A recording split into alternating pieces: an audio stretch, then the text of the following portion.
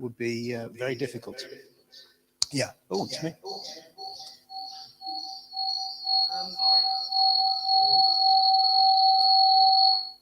Okay, we gone? Right. Okay, right. Do you want to put that in full screen? If you... This, I'm not sure how we make it full screen. Okay, well, it'll be fine. It'll be fine. They can see. Right. Okay, let's see if it's going to work, if it's going to behave itself. Yes, there you go. Okay, so I'm going to be talking to you about something I've been working on for a long time, which is genetic engineering. And really, that's something that has come to dominate our world over the last 50 years. And it's not mainly going to be about the science.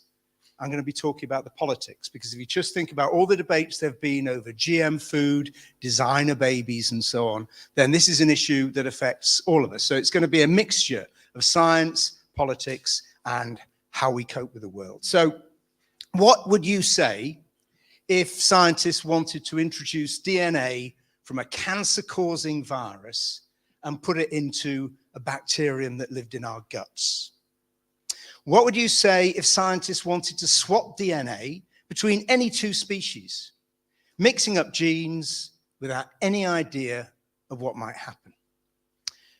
What would you think if scientists wanted to make highly pathogenic viruses even more transmissible and dangerous? And what would you think if scientists wanted to edit human embryos and then implant them? Now, as you probably know, all of these things have happened. These things are real. They're not the stuff of science fiction. These are things that scientists have done. And to slightly reassure you, genetics, the science that's produced this, has actually done something quite remarkable. In that, unlike any other part of science, when each of these things have happened, the scientists have actually stopped work on them. In 1971, in 1974, in 2012, and then most recently in 2019, scientists have actually said this is so dangerous, we need to stop doing it, at least until we're confident that it can be done safely. And you'll notice there that there's a focus on safety, on whether we can do it, rather than whether we should do it. And I'll explore that more later on. So this is completely different, say, from physics, right? So during the Manhattan Project, after the defeat of Nazi Germany, there was a lot of debate amongst the scientists there, should they carry on building the bomb? Because the Japanese didn't have a bomb, it was only ever going to be the Germans were defeated, why would you want to do it? But although they had a lot of argument, and indeed they even wrote a letter to Roosevelt, which mysteriously was never delivered to him, they carried on working. So even in the most terrifying part of science that we've ever done, scientists have still carried on working. Genetics is different and unique in that respect. So I'm going to go through those 4 events and talk about what they meant. And then after a break, so there'll be a little break in the middle because I know we all fall asleep. Normally, I'd have music. We'll see what it was going to be. We can't do that because it's on a Acrobat. But then I'll really scare you with where we're going in the future. So in 1971, before genetic engineering was a reality, chap on the left here with a beard, Bob Pollack, he was in his early 30s. He picks up the phone and talks to Paul Berg, who was a big shot at Stanford on the other side of America, and said, I heard you're going to do this crazy experiment. What on earth do you think you're doing? Because Berg was planning to do those. The first of the examples I gave you, he was planning to get a virus called SV40, which produces cancer in mammalian cell lines, and put some of the genes from that into E. coli, this bacterium that lives in our guts. And Pollack said, well, this is kind of crazy. Why would you want to do this? And to be honest, Berg didn't really want to do that. He was interested in doing the opposite experiment. He was interested in getting a gene he understood, stuff from E. coli, into a mammalian cell so he could then see how it worked, see how mammalian cells work, because it was completely unknown at the time. So Berg and Pollack had a bit of an argument. Berg told him to get lost in no uncertain terms, but then put the phone down and thought about it, talked to people, and decided, well, the risk is incredibly low, but I'm not actually interested in that side of the experiment. It's the other thing I want to do, so I won't do it. So the first pause in research, don't do this because it's dangerous, happened without anybody knowing about it, before it was even a reality. And it's just an idea in Paul Berg's head. Somebody else in the community phoned him up and said, don't do this, mate. It's really, really stupid. So that's the first one, 1971. Berg did do the experiment he was interested in, and this, in 1972, was published, and this heralded the development of genetic engineering 50 years ago. This paper, which led to Berg getting the Nobel Prize in 1980. So what he's done is he's mixed up the DNA from a virus and a bacterium. He's put the DNA from the bacterium into the virus, which can then go into a mammalian cell, and he can see, well, how do mammalian cells process genes? A year later, this process was simplified much more to what we call cloning. And Stan Cohen, and Herbert Boyer produced a way basically of enabling you to do anything, as Berg put it. This technique, which underlay the whole development of genetic engineering, changed everything. It also terrified people. As soon as people heard that basically you could mix up DNA from any two species, from anything, and stick it in a bacterium, people started to worry that this could be really, really dangerous. And in 1974, a year later, there was a big debate that began with a letter that was published in Science and Nature from Berg and others saying, look, this technique is so dangerous, we need to stop working on it until we are sure that it can be done safely. Again, it's the can, not should, they were discussing. And in 1974, this letter was published. There was a moratorium agreed. This word that was used, in fact, they imported it from nuclear testing. There was a test ban. It was called a moratorium. So they recognized the danger of the technology they were using. And in 1975, some of you may know this, and biologists in the audience, there was a big conference at a place called Asilomar, which is on the California coast. And the scientists, about 200 of them, got together with about 20 members of the press. So the press were there. And they debated how they could actually do things safely. But they did not discuss any of the ethical issues. They were all ruled out, and we'll see why that was significant later on. All they were wanting to think about is how they could do the experiment safely, how they could stop the moratorium. They did this, and geneticists are pretty proud of this event. If in many genetics textbooks, it comes quite early on, because it shows that scientists can self-regulate. They can decide how things should be done safely, and you can trust us. Don't need to worry your little heads. We understand all the technology. It'll all be fine. The biosecurity measures that they came up with, in fact, only applied to the National Institutes of Health in the USA, because the only power they had was to say to the NIH, you shouldn't fund any research that doesn't have these biosafety protocols. The private sector, which was just starting to kick off, could do what it liked because there was no regulation at a national level in the USA. In the UK, there was a similar kind of debate, and we did and still do have national level regulations that control this kind of science in any laboratory. As I said, there was no discussion of three areas: gene therapy, so changing human genes, biological warfare, or potential environmental effects. They were all ruled out of order. We're not going to talk about that. We're not bioethicists. We don't know about that stuff. We just know about containment protocols. The public weren't actually there. Okay, so there were 20 journalists who wrote newspaper articles in the days that followed. There was no Twitter, obviously, but above all, the public wasn't involved directly in this debate. The whole proceedings were recorded, then put under embargo for 50 years. So in 2 years' time, you won't be able to move articles and stuff about Asilomar, because it's all going to be coming out and people are going to be exploring this in greater detail.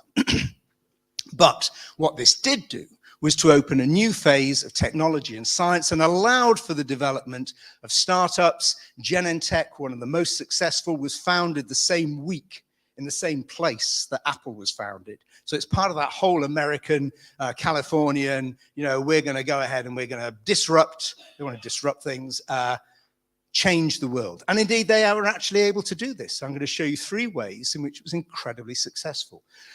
there were three dreams that people had, apart from just trying to understand how genes work: producing new drugs, improving agriculture, and curing genetic diseases. So I'm going to go over those three things that we were able to do, and we still do today.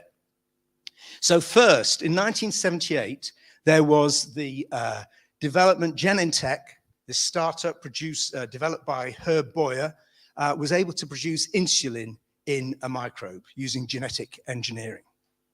And this changed everything. So any of you who use insulin today, that's what you use. You cannot actually get the old way we had of producing insulin, which was from animal pancreases. You can't get it anymore. This insulin produced in the bacterium was better because it was actually exactly the same as the sequence, the amino acid sequence of our insulin. So it was a better, more safe form of insulin that you could produce much more cheaply. Now, as some of you will know, in the USA, things went slightly awry. Although that it costs nothing to produce insulin, the actual prices for it, because of the crazy health system they have in the US, is incredibly expensive. But in Europe and in the UK, it is very, very cheap because of this way of producing it. To give you an example of how this is still going on today, 50 years later, the paper I can show you here, it just came out in Nature last year, an international team tried to produce vinblastine, which is a cancer drug which is very hard to synthesize for complicated chemical reasons I don't understand. But they were able to develop not actually the drug, but to get a bacterium or a yeast to produce a precursor of this, to enable industrial level production of this drug by introducing 56 different genetic edits, including 34 genes from plants. And that will now mean that we can produce a cancer curing drug in yeast in a big vat and actually save lives. So the same technique, but on an incredibly more complex level, has been applied. So this is something that is actually real, that has changed lives, has been immensely successful. Then, of course, there's been GM plants. Monsanto has got a lot of bad press, quite rightly, for a lot of bad things that it did. Doesn't actually exist anymore. It's been taken over by Bayer. But I just want to show you the ideas that they had. Okay, so Monsanto, which everybody wants to hate, their starting point was what they were doing in the 60s. So this was a chemical company, and it did everything you could imagine kind of horrific from the 60s. They produced AstroTurf, so plastic grass, which bizarrely is making a comeback. But anyway, AstroTurf, DDT, Agent Orange, the defoliant that was used in Vietnam. That's what Monsanto was doing. And their CEO said at the beginning of the 1970s, he literally said, this is not sustainable. We cannot carry on producing this stuff and chucking it all over the planet. The world won't like it. The public won't like it. We've got to get out of chemicals. So the whole decision to start producing GM plants was predicated on stopping producing sites. Instead, what they wanted to do, rather than producing DDT, they had this very clever idea of taking a gene from a bacterium, and this bacterium produces a natural insecticide by accident. I mean, bacteria don't get eaten by insects, but the substance that this bacterium produces stops caterpillars from growing. It kills them. And at the time, and still now, I think, organic farmers are allowed to spray the bacterium on their plants to stop caterpillars from eating them. So they said, okay, what we'll do is we'll get the gene that produces this weird chemical, put it into a plant, and the plant will produce its own insecticide, which is only going to affect caterpillars that try and eat it, and we mean that we won't be chucking chemicals all over the place. This was the clever idea they had, and it succeeded. It actually worked. This is part of the whole project we have. It's called BT crops, and if you're wearing cotton, then virtually certainly the crop that produced that cotton was BT, had a BT gene in it, which stops cotton boll weevils and stuff like that from munching away at it. So this has been remarkably successful. But they also did two things that were very bad. Well, for a start, even just doing that, any biologists here will know, wait a minute, evolution's smarter than we are.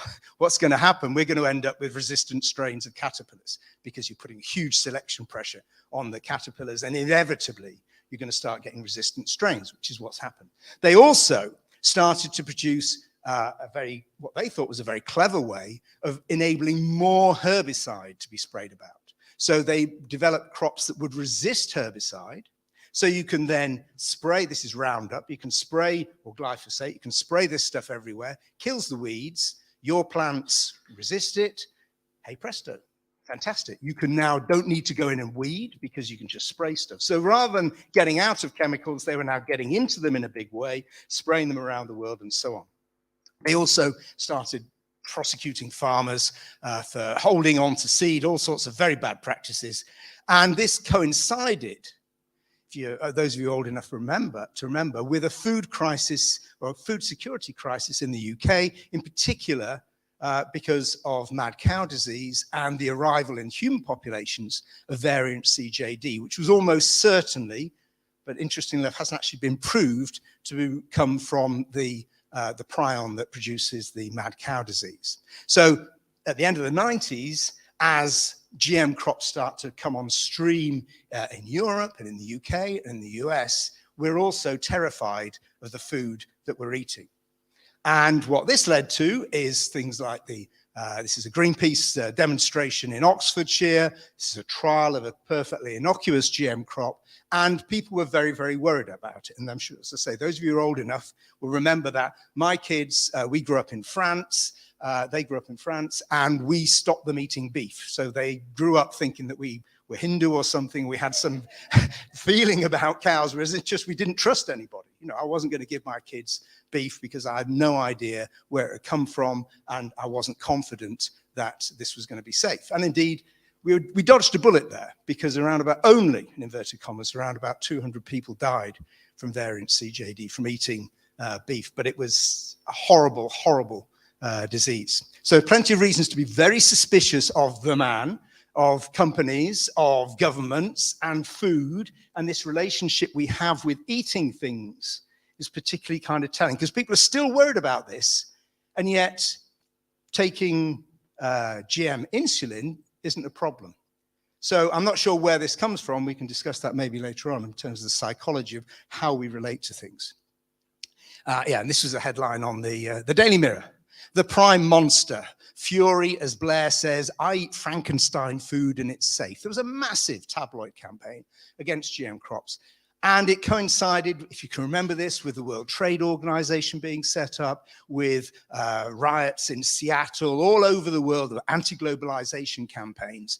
And the result was that in Europe, and we were then part of Europe, the GM crops were not part of the human food chain. We still feed them to animals. And if you go to America and you have maize chips, you're eating GM food, and you'll be absolutely fine. Okay, so 40 years on, what's very striking is, on the one hand, there's a huge take-up by farmers. Farmers like this for all sorts of reasons, and in particular in the USA, where you're not allowed to label stuff. You're not allowed to say it's GM-free. The most that Obama was prepared to do is to say there's going to be a QR code on the product, so you can actually get your phone out and say, okay, has this got, it'll take you to a website which will then explain in very small letters what proportion of your food is actually GM. So the US has got very strange laws, but in the US, basically, if you eat anything which has got what we would call maize in it, they call corn, you've eaten GM food. And you're going to be absolutely fine, because it's quite safe to eat. The issues don't lie there. BT crops, that insecticide business, led to a reduction of 750 million kilos less of insecticide. And that's got to be a good thing. I've got very little problem with that. That seems to me a good thing that has resulted from GM crops. But most bizarre fact, all this cleverness, all this intelligence has not led to an increase in productivity. You're getting the same amount of corn or whatever out of a particular hectare of farmland as you were before the development of GM crops. And this is because the crops that have been altered are very, very specific. If you think about it, you've got to choose which strain to carry out your manipulation on. It's not necessarily going to be the most productive one or the one that fits all ecosystems. So all the dreams they've been rather condescending about, oh, well, we're going to feed Africa, turn out to be a complete failure. So to give you one example, Burkina Faso produces some of the world's finest cotton. At the beginning of the century, the government said, right, we're spending a lot of money on insecticides because of the caterpillars that are eating the cotton. We don't want that. It's bad for the environment. It's expensive. We're all going to go into BT cotton. The farmers say, great. They start producing this cotton, and they couldn't sell it because the strain of cotton plant that had been manipulated was not the same as the one that they were using to sell the world's finest cotton. So their buyers said, why do we want to buy this from you? This is crap. We can get this anywhere. So the market collapsed. So the farmer said, okay, we'd rather deal with the insects, thank you very much. And there's now no BT cotton produced in Burkina Faso. And this is consistent everywhere you look around the world. A system that works on the large scale of the American prairies doesn't necessarily work on the multifarious, often small farmers, smallholders. This technology is not appropriate for them. And we're getting resistance because, as I say, that's the way life works. If you start doing something consistently, the plants and the insects will evolve. You'll produce changes. So all of these things show that the type of the GM, the crop strains, and the method of growth are really very, very specific to a particular kind of agriculture, not necessarily one you'd want to encourage. But we've still got this terrible suspicion. Still, even in America, where people don't have any choice really, or they can't find out, people are still very concerned. Okay, so that's the impact, huge impact of GM crops. We'll see what happens in the future with new forms of gene technology that I'm going to talk about. Next, gene therapy. So this is the possibility of curing people with genetic diseases. So it's not talking about changing genes forever, changing the egg and the sperm, so changing every gene in the body, but rather focusing on the particular cells that have got a defect because of a genetic defect and introducing a new gene to alter them. This first was done in the late 1980s. The first attempts to do this seriously were developed, but very rapidly. There was a huge hype about it. I mean, unbelievable nonsense written in the magazines, you know, the Time, in the newspapers all over the world. And 6 years later, NIH had this big review because they were spending vast sums of money on it, going, well, actually, this is a load of nonsense. There's a lot of hype being talked, but there's actually not any decisive advances being made. And then in 1999, a volunteer who had a genetic disease which was under control, he had a very mild version of it, he was volunteering to be in an experiment for one of these new protocols, and he died. He died because the vector, the virus, which was introducing these new versions of the DNA into his cells, caused a massive reaction that wasn't expected. And that, as you might expect, rather put a damper on the whole field. And then a few years later, this picture you can see here, I don't know if you can see it, it's a very happy baby kissing a baby in a bubble.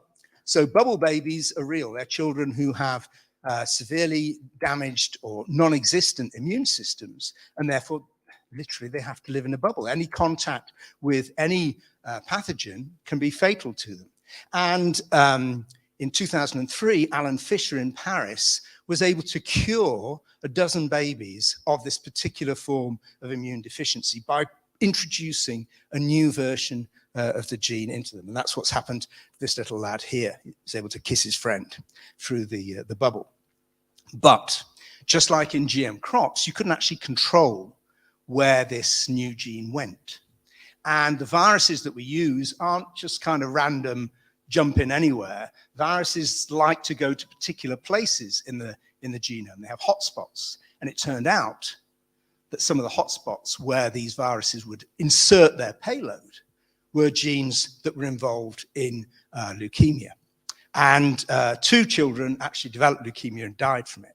So that, again, put quite a damper on the whole process. But people are trying to use this technology to save lives. So the problem in both these fields is that you can't actually control where the stuff's going, which is kind of alarming. So the actual process can produce mutations, which isn't much of a problem in a plant, although it might mean somebody doesn't want to eat it because they might be worried about other stuff that's in there. But clearly, if you're dealing with a human being, that can be catastrophic. You can't have that. So this was a major issue at the turn of the century for all the applications for multicellular organisms to change them, be they plants or humans or animals, was that you weren't certain what was going to happen.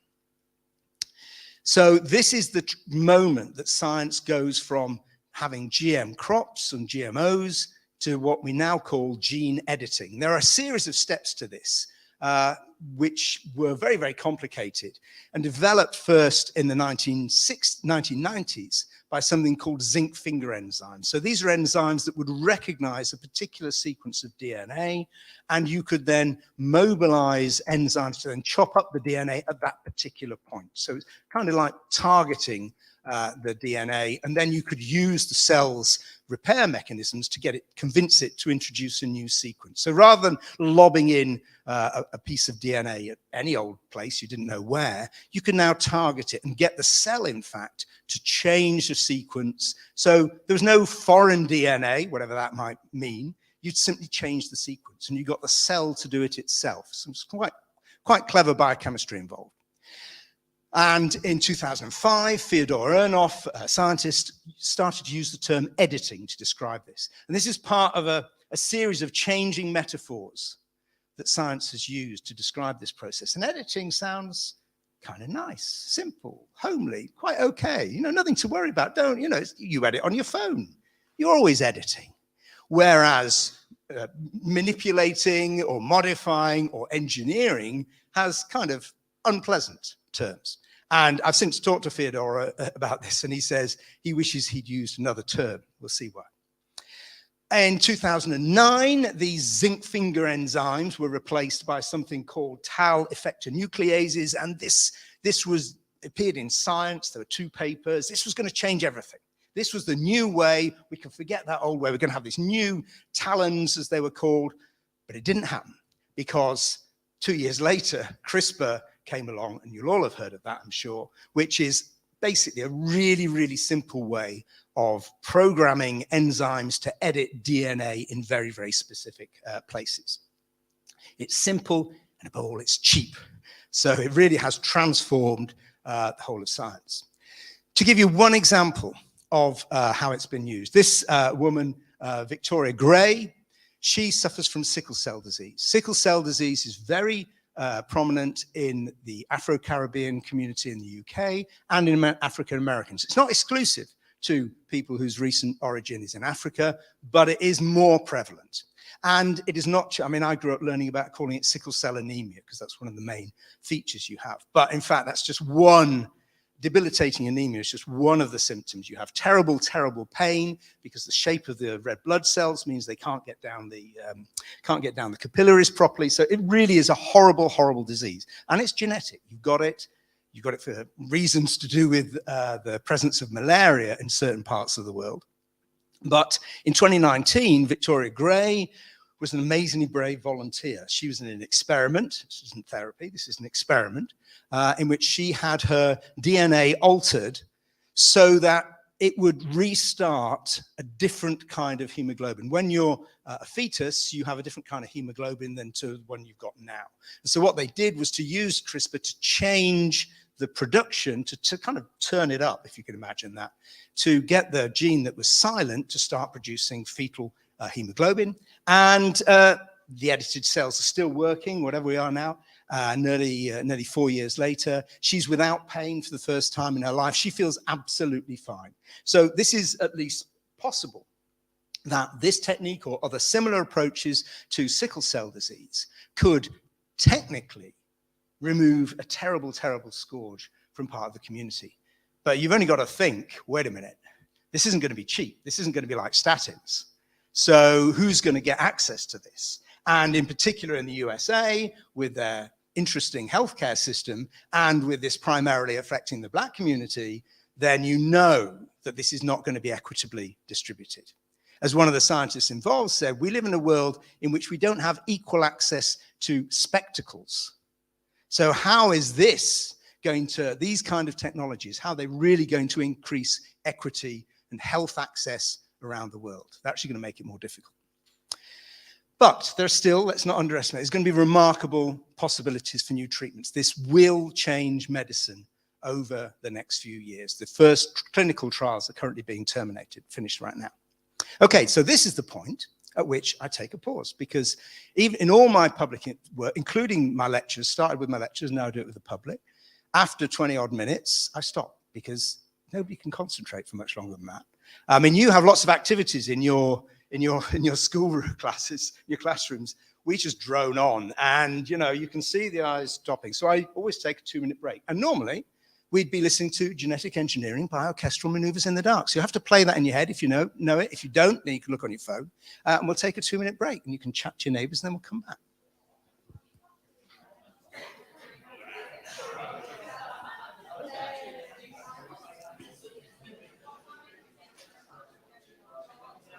Very good so far.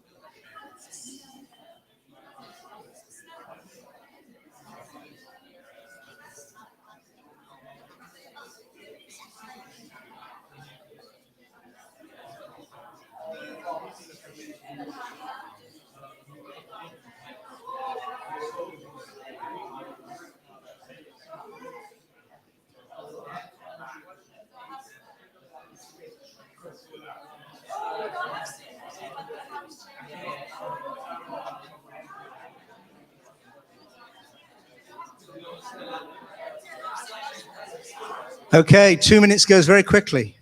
Now, this is the difficulty, is getting everybody back, and you're all very disciplined, so it's okay. But with 600 students, it's sometimes a bit chaotic.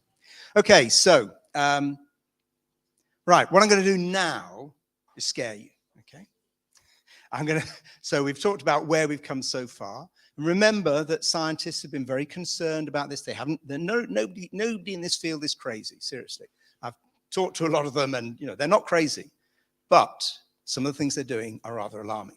I'm going to talk about pathogen manipulation. I'm going to talk about heritable editing, and I'm going to talk about environmental manipulation. And those are the 3 things that they refuse to discuss at Asilomar. And indeed, scientists are generally not discussed. They've just talked about the safety aspects, not the ethics.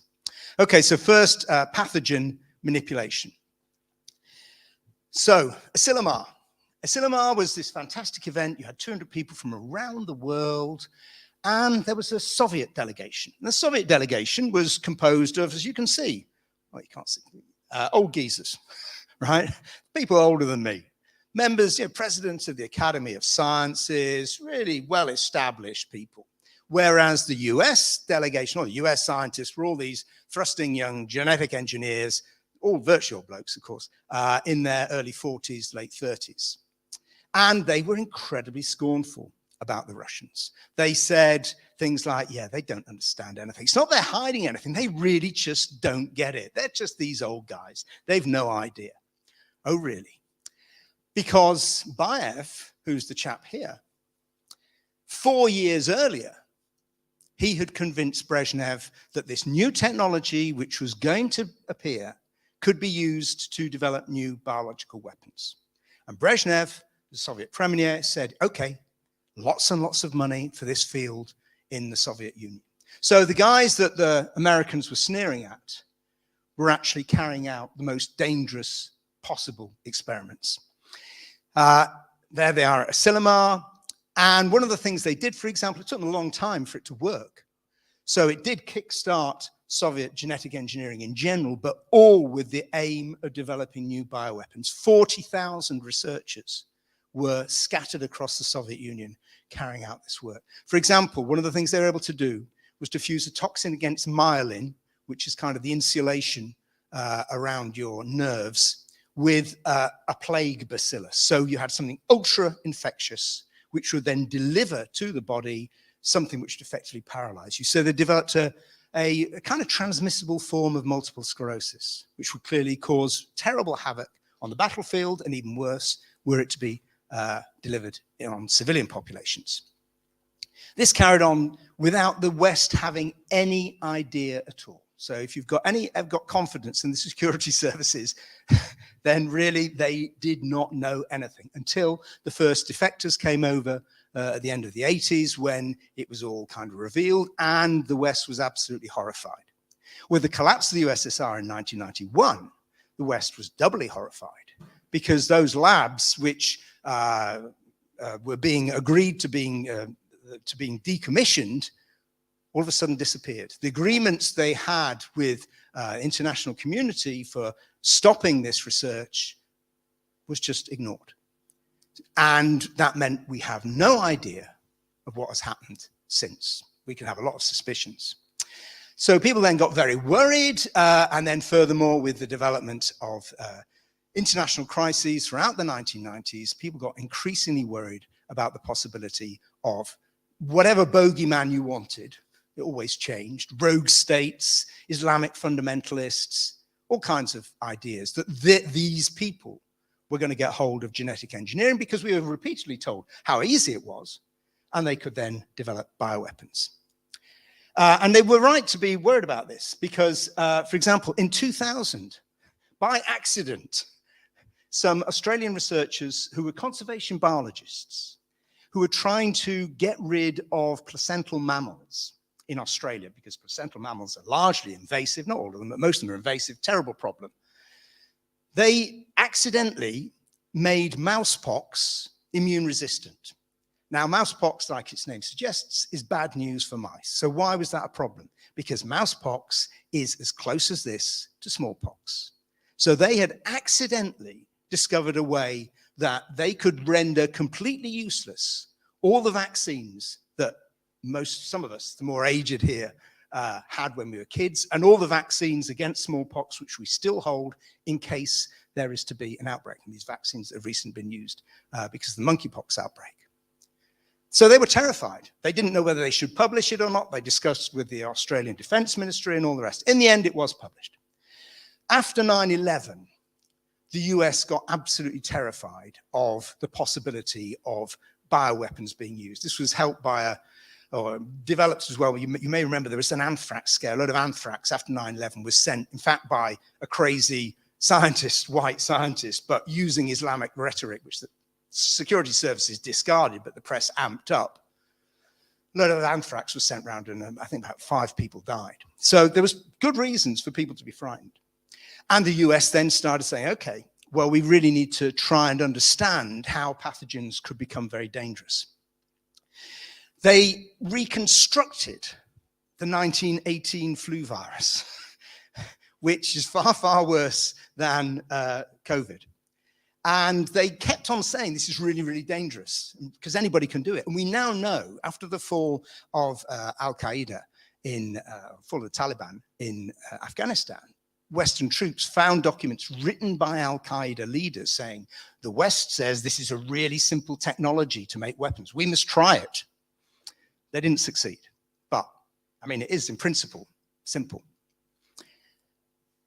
The development of SARS, the first of the pandemics which we've seen this century, which is very similar in many respects to COVID, except much, much nastier, in that it came from bats. COVID almost certainly did.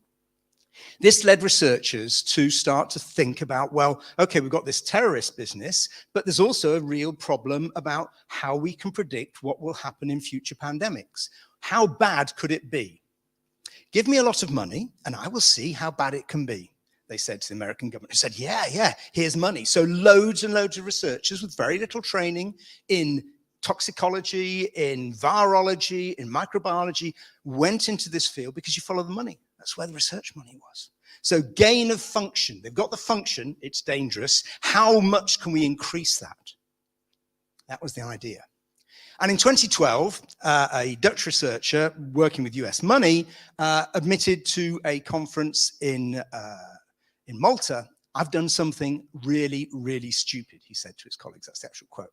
He had, as he put it, mutated the hell out of H5N1. H5N1 is bird flu. the bird flu we've got at the moment in the UK. And it is really, really nasty in humans. But it is very difficult to be transmitted. You can only transmit it by touch. So if you find any dead birds or dying birds, do not touch them, right? Because they may well have H5N1. You don't want to get it. What Fouchier had done was now made it transmissible through the air, like COVID-19. Okay, so this is be absolutely terrifying. COVID, I'm not sure what the case death rate is. It's very, very low, less than 1%. As far as we can tell, with H5N1, it's about 50%. So it would be like the Black Death or something like that. It'd be really, really nasty. So they wrote a letter, which is here, to Nature saying, we've got to have a pause, folks. So Fouchier is one of the first signatories on this. So he's, he recognizes he's done something really crazy. We want a pause on this. And this lasted, they wanted it to last for 60 days. In fact, it lasted for about 9 months. But again, they didn't say, should we be doing this? They just said, how can we do it safely? There were then various biosecurity problems, leaks from labs, because accidents happen in the US and China. And that led to a pause in funding in the US in particular. But this is still being argued about. There are still some gain-of-function studies that are going on. Now, I must finish by saying there's no evidence at all that COVID-19 was genetically engineered. It is just possible that it was being grown in a lab and then escaped, but all the evidence we have at the moment suggests that it was a natural spillover event like SARS, like MERS, which is still rumbling on in the Middle East, from animals to humans. It took 15 years to identify the bat species from where we got SARS. So the fact that we haven't been able to work out where COVID-19 comes from is perhaps not surprising. So that's what gain of function is. Pretty scary. Okay, heritable gene editing. In 2019, there was a call for a moratorium. This is the final one, a moratorium on gene editing of human genomes that will be passed on down the generations. But not everybody agreed. For example, the two winners of the Nobel Prize for Chemistry in 2020 for inventing CRISPR were Jennifer Doudna and Emmanuel Charpentier. Charpentier signed this call for a pause. Doudna's refused. So there is no unanimity. So if there's not unanimity, there's no moratorium.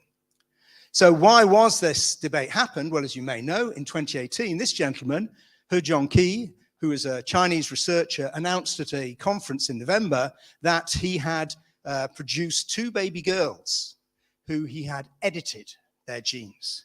I'm not going to go into this very much because I'll get very cross, but you've got to remember the embryos were normal before he got his hands on. There's nothing, these girls had no, or these embryos, these single cells, had no genetic defects that he knew about. He was doing an experiment on them. And he deliberately mutated them, and it all went horribly wrong. So the wrong mutations were introduced. They are not, those mutations, some of them have not been seen in any other human being. The girls are, not all their genes are the same. Our genes are supposed to be the same in every cell. They're mosaic, they're a mixture. Some of their cells have the mutations, others don't. We don't know what might have gone on elsewhere in their genome, because we now know that manipulation of primate embryos, and in particular human embryos, is very, very risky indeed. All sorts of bad things can happen. So we don't know about the state of these girls. And third one has since been revealed. And who knows how many mutated embryos are sitting in liquid nitrogen somewhere in Chinese labs. I hope they've all been destroyed. The 3 girls, they're not quite rightly being turned into a circus. The Chinese government has been very, very quiet about this. And we can only hope they're going to be okay. And if they're not okay, that they get all the health and support, healthcare and support that they deserve. But of course, remember, this is forever. If they have any babies, those genes will be transmitted to them. So this is, as I said, now a whole series of papers appeared in 2018, 2019, showing that in mammals, in particular in primates, you can lose whole chromosomes when you're doing CRISPR. So this editing, which sounds kind of nice, or a gene surgery, as He Jiankui put it in a video that accompanied his announcement. You can still see his video on YouTube. It's not gene surgery. This is kind of gene butchery. This isn't a scalpel. This is a chainsaw that's kind of gone run amok. And whilst this might not be, I mean, I talk about this to my students and they go, well, wait a minute, your colleague told us how marvelous CRISPR was and how it worked in his mice and all the rest of it. I said, yeah, but he doesn't care if the mouse embryo dies. He doesn't even notice. If it's mutated, then they'll simply put it down. But a human? So this is a really serious issue for any application of this technology to humans. Never mind about the ethical issues. But I want to deal with those very briefly. Why would you want to edit the germline? Because I think this is always pretty dramatic when we get to this point. So at the moment in the UK, if you have a genetic disease, you know about this, and it's in your family, then you can have an unaffected child by going through IVF, which is no joke. Just remember, all this technology is predicated on IVF. So any of you who've been through it, who've got friends who've been through it, or family members, you know that this is not going to be the desired way of producing humans. So all this nonsense, transhumanist stuff about, putting people on Mars who've had their genes altered, it won't happen for all sorts of reasons, but not the least of which, it's always blokes who are talking about it, and women go through hell for IVF. Anyway, you can have an unaffected baby through IVF and what's called pre-implantation screening. So basically, you make lots of embryos, and you then screen them. You take out some DNA, and you see which ones have got the affected gene. The ones that don't, you implant. The rest you discard. That's allowed in the UK. So how many people couldn't have an unaffected baby this way? Because that's the question you're asking, right? If you want to cure genetic diseases, inherited diseases, Huntington's disease, horrible, horrible disease, get rid of it. So who can't this help? The only people who could not use this technique, which exists at the moment, is quite safe, are those where both parents are homozygous for a recessive disease, so you need 2 copies of the gene. So whatever embryo you create is going to have 2 copies, so it's going to be affected. Or if one parent is homozygous for a dominant disease. Dominant diseases are much more rare for kind of obvious reasons, because people die. So if you had 2 copies of the Huntington's disease gene, then all your offspring would be affected. So you couldn't use that technique. So how many couples around the world wish to have non-affected babies and would have to do gene editing? 100, 200? That's the kind of estimate from the people who work in assisted reproduction. So whenever people talk about, oh, well, we could cure genetic diseases, we can get rid of genetic diseases right now, except for a few hundred couples around the world. So what you're actually talking about, you're not talking about curing anybody, because nobody exists until you've actually done the experiment. Until you've actually done the procedure, there isn't anybody. Right? You are allowing a particular kind of human to come in existence, and you are allowing that in order to meet the understandable desires of parents to have their own biological offspring, and that offspring should be as healthy as possible. But isn't it worth it for those few hundred couples? As we all know, not everybody can have babies, and that's miserable if they want to have them. There are also lots and lots of babies and not so babies around the world who need adopting. Many of them are healthy, some of them aren't. Maybe that's the solution. Rather than using this incredibly dangerous technology, which opens up ethical cans of worms of all kinds to satisfy the desires, because that's what we're talking about. We're not treating the baby, it doesn't exist. We're treating the desires of people. And we know who those people are going to be, because not everybody's going to get access to this. So again, in terms of the equality of the distribution of this technology, this is going to be only for certain people around the world and certain classes in certain countries. Is that right? Okay, and Fyodor Ernov, he said to me rather glibly, but absolutely rightly, so he works on gene therapy, curing diseases in adult humans and children.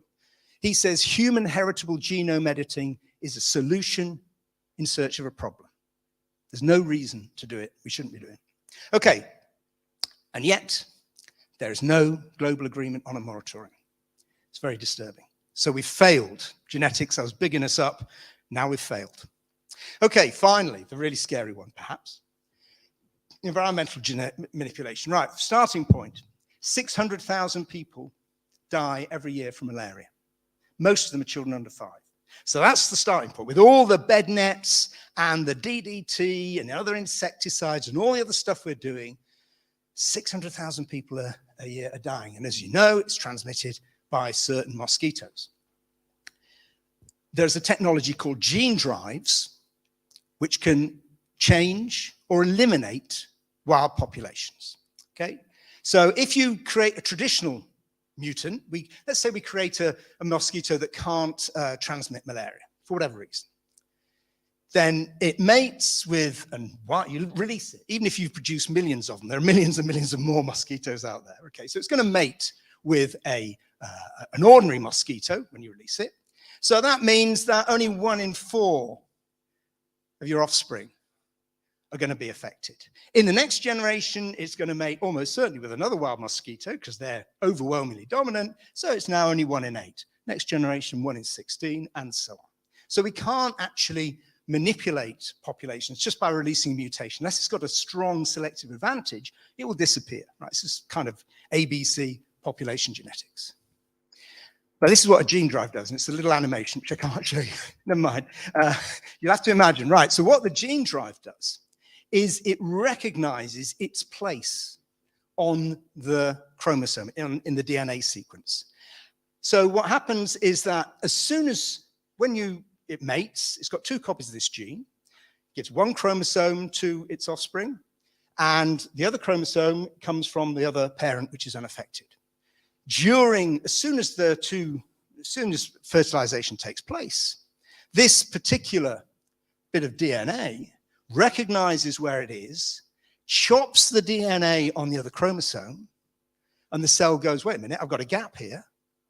Oh, I'll use this stuff here on the other chromosome to repair it. That's how CRISPR works, really. You convince the cell to use another piece of DNA to replace the damage you've done. So what that means is that now all of the offspring of this mosquito have 2 copies of that gene. And then that means that in the next generation, it will double again and double again and double again. And so therefore, both in mathematics, but also in the lab, this actually works. You can actually make populations sterile, change their behavior completely by releasing one of these things. Now, the people who worked on this are terrified. This character here, Kevin Esfelt, he thought it up. He realized how the idea had been developed in the early 2000s, but they couldn't see how to do it. Esfelt realized how he could do it. He said, I was pretty elated on the first day, thinking this is the answer to malaria and to so many other ecological problems. And then the next day, I woke up and I was absolutely terrified. So I didn't actually tell anyone, not even my supervisor, for over a month.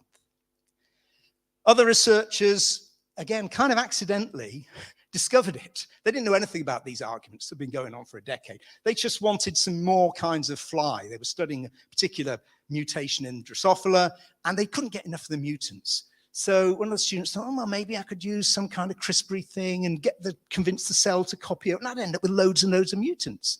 So they did it, and it worked. And the whole population of flies ended up with yellow eyes. They just did a kind of proof of principle. And then they thought, wait a minute, what have we just done? And this is the paper they produced. It's got mutagenic chain reaction. They produced a genetic bomb.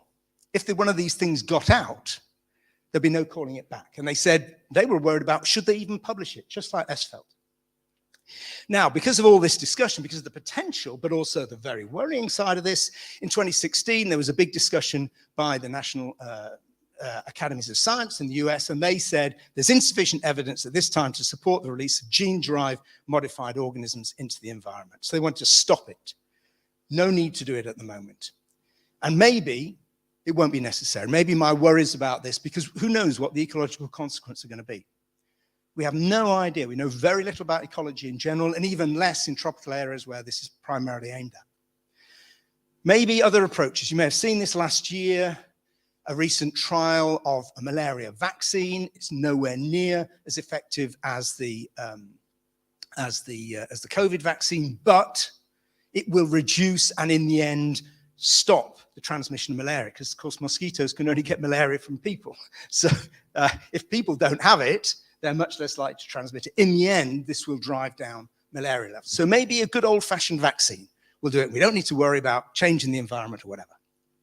Okay, so I've tried to show you how it's transformed science. You can think of the cultural applications of this from Jurassic Park, the first one of which is very much about the morality of genetic engineering. If you don't remember it, Jeff Goldblum's character says your scientist was too busy thinking about whether they could do something, they didn't bother thinking about whether they should. And that encapsulates the whole morality of this, the ethics that we have.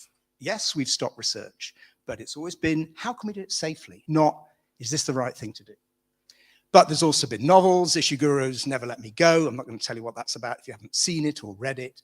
DNA is part of our DNA. It's changed the world over the last half century, and there are astonishing possibilities for science and medicine. Don't get me wrong. I'm a user of this technology and very much in favor of it, but the applications are worrying.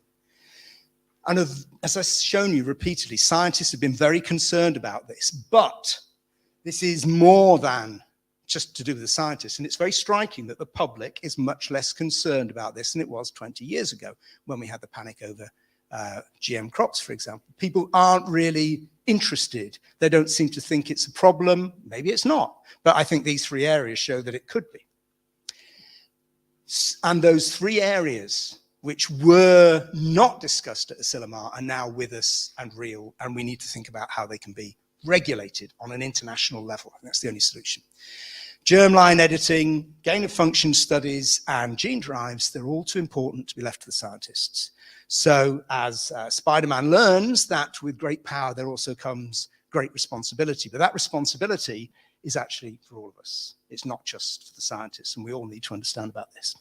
Okay, so if you want to know more, then goodness me, there's a book. Who'd have thought it? There's a book about this which goes over it all. And if you can't be bothered with a book, then for free, there's BBC, well, it's a radio program, but I've learned that people under the age of 20 look blank when you say radio program. So a podcast, if you wish, which is on Sounds podcast app. It's called Genetic Dreams, Genetic Nightmares. There's 3 episodes to it. And like the book, I actually did it in lockdown. I was rubbish in lockdown. I was a complete wreck. But somehow I was able to work on this topic. And we interviewed all of the key people I've talked about in each of these areas, going over the history. So if you're at all interested in this, there's 3 half-hour episodes available on BBC Sounds. And that's it. Thank you.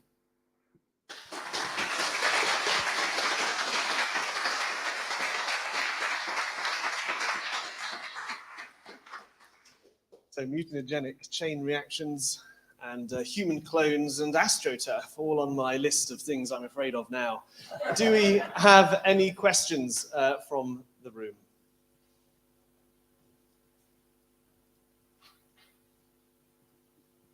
It's not a question, comment. I hate that, don't you? It's not a question, but comment.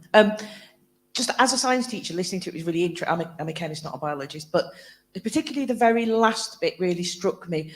As science teachers, like, why do I need to know this? I'm not going to be.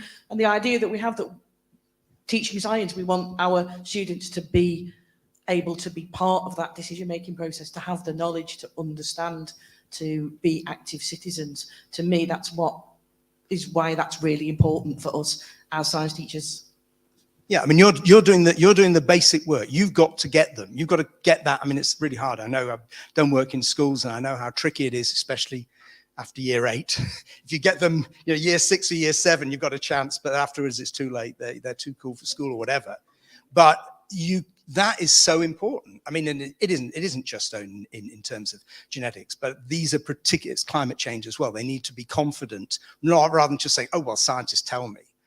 Because you know the contradiction. On the one hand, you get very cross when people challenge you. On the other hand, it's essential that people do challenge us over things like climate change or whatever, but also that we have the basic arguments, vaccines, about why this is actually the case.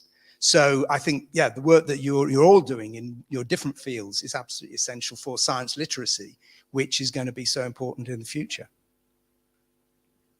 Any more questions from the room? Might not be so relevant, but when we were doing DNA extraction, I got lots of questions about warfare. Oh, really? Gosh. And I was surprised how, I don't know what they're watching and what they're talking about on videos, online or whatever, but they're fascinated, the children are fascinated about how the genetic age is going to change warfare. And I know you just talked about biological warfare, and I was trying to contain it. But I'm not a biologist, Yeah. I'm a physicist. I didn't know what to say. What do you normally say? Because they're excited, like the scientists who are researching. Well, it's exciting. Some of the things, it's the excitement of the people who discussed the gene drives. They said they were very concerned about the technological thrill, which is something that Oppenheimer talked about, that you get so excited by seeing this solution that you don't think about, well, what are the consequences?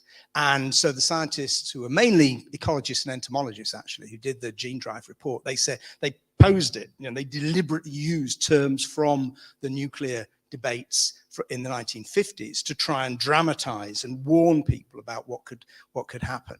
I think one of the issues to try and reassure people is that, yes, any of your A-level students could do this in their garage, right? They could carry out these kind of experiments because the technology, if they had the money, right, it's not that complicated. But doing something in a test tube is rather different from actually turning it into a weapon and releasing it. And whilst the protocols and the explanations for how you do the experiments are part of everyday biology, they have to be. The rest of it, how you turn something into a weapon, how you weaponize it, how you could volatilize it, how you could integrate it into a small particle, blah, blah, blah, and all the rest of it. That, I'm very glad to say, we don't know about. Now, we have to therefore trust people like the researchers at Porton Down, which is the UK's Bacteriological Warfare Centre, that they know what they're doing.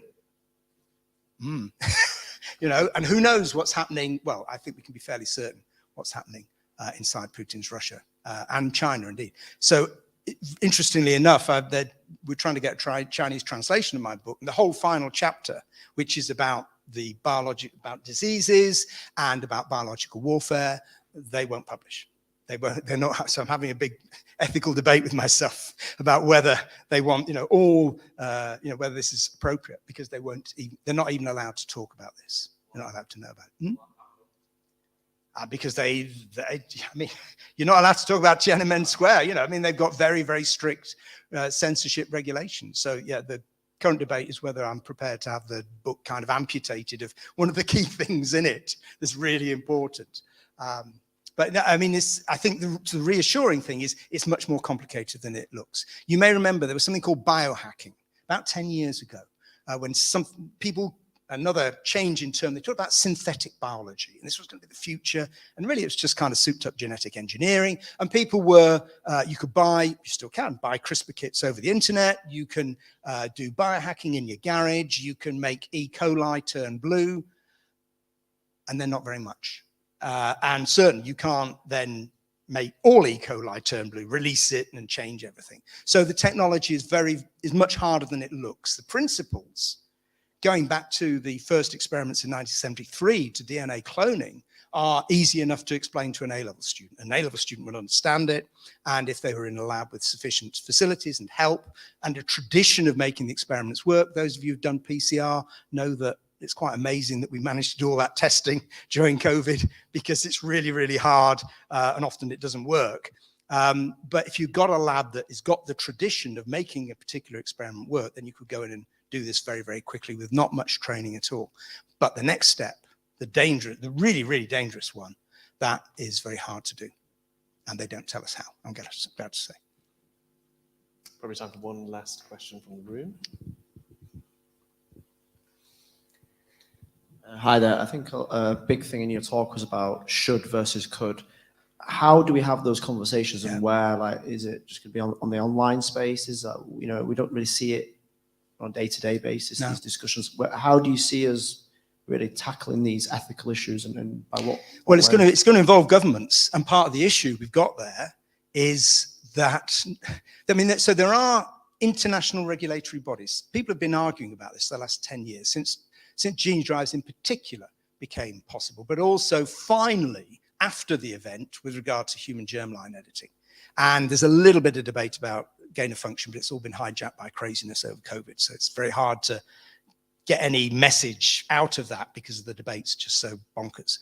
But one of the issues that people have talked about is, well, we need international regulation. So there are two very dangerous technologies we have, one of which you will all have used, which we have international regulation of. And these are really lethal technologies. So one is atomic energy. We have the International Atomic Energy Authority, organization, I can never remember, agency.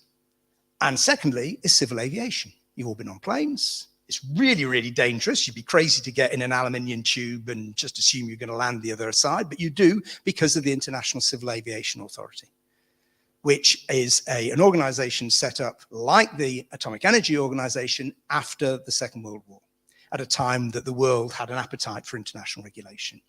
And they were very worried by these new technologies and thought, okay, we can actually do this safely by having these kind of structures. And it's those kind of structures we need for gene drives in particular.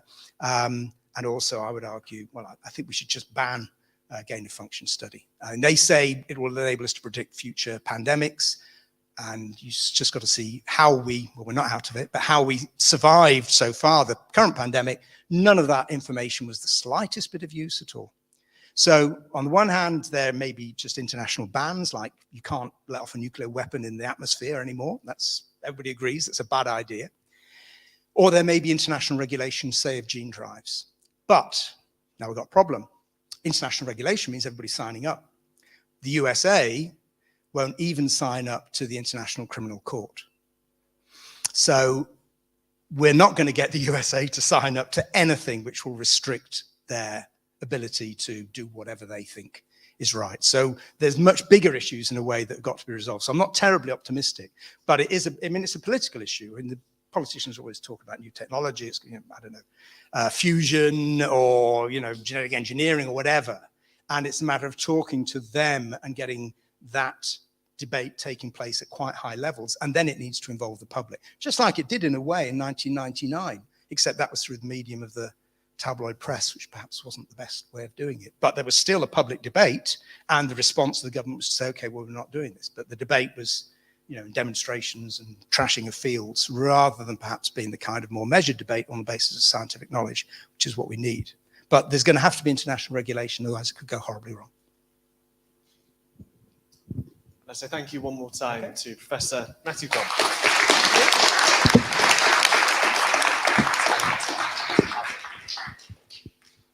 Wow, amazing. We're going to have like a 10-minute comfort break now. So in here, you've got like the free bar. So we've got Bucks Fizz ready if anyone wants that, like genuinely. And tea, coffees, loads of food. It's all available in here for everyone. So please tuck in 10 minutes. We're going to have a longer break. And we've got Medical Mavericks coming next after that. So see you in a bit.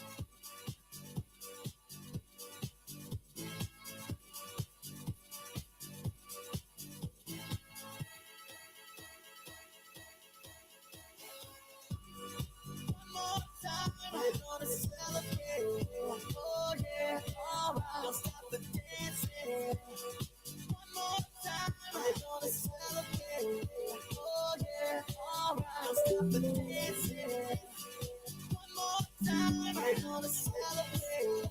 Oh yeah, alright. Don't stop the dancing. One more time, we're gonna celebrate. Oh yeah. One more time. One more time. One more time.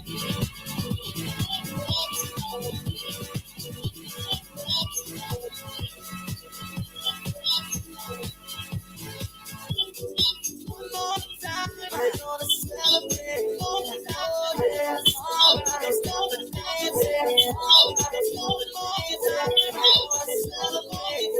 Oh yeah.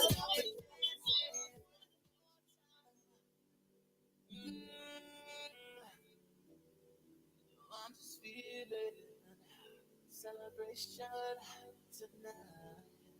Celebrate, don't wait too late. No, you don't stop.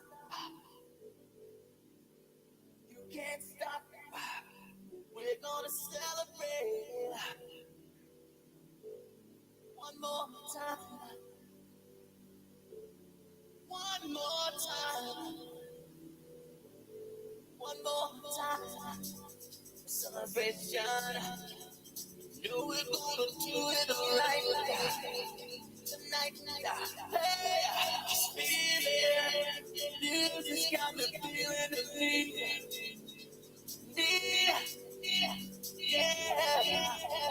Come on. All right. We're gonna celebrate one more time. Celebrate and dance so free. Music's got me feeling so free. Celebrate and dance so free. One more time. Music's got me feeling so free. We're gonna celebrate and dance so free. One more time. Music's got me feeling so free. We're gonna celebrate and dance so free. One more time. Music's got me feeling so free. We're gonna celebrate and dance so free. Hello everyone at the Teachmeet Scienceicons event. My name is Tom Rogers, giving you a from Mavericks. And apologies, I can't be with you this morning. When I booked us to attend this event, and all the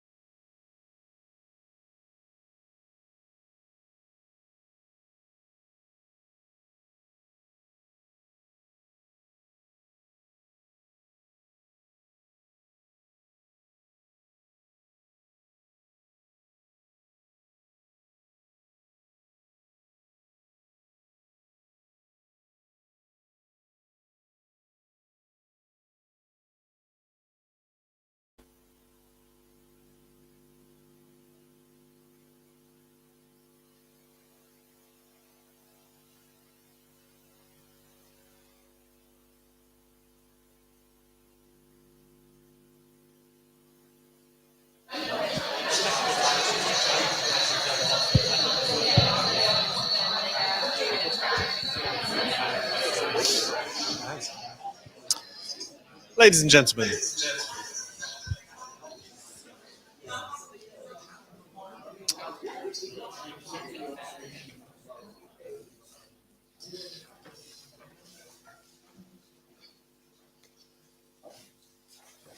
We're just trying to get the sound level.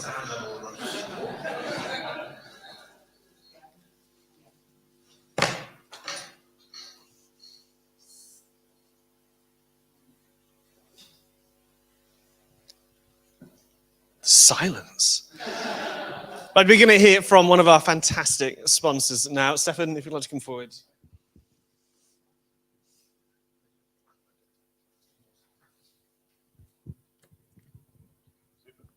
Can everyone hear me? Oh, that's lovely.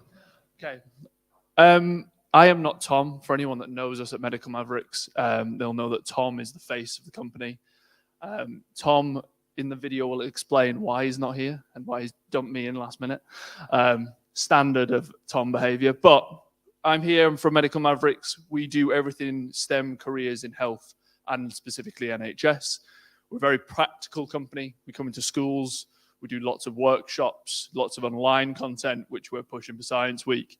And Tom created the company about 15 years ago, for those that don't know us that well, and sort of has gradually built the company. COVID happened like a lot of companies, and we had to adapt very quickly. And we're now hopefully on the rebuild. Depends on how much the media keep bashing the NHS, how much life it makes it a little bit more difficult. But on the back of that, we're trying to push forward with more work, trying to get into more schools, hopefully inspire more children to have the opportunity to take on a health career and actually understand what they want to go into, rather than hearing some of the stories that we get of going in, choosing the right career and dropping out possibly in the second year of uni, which I don't think any teacher wants to hear from their students. So hopefully we're trying to change that. Next slide, please. Now, hopefully you can hear him, because there is quite a few.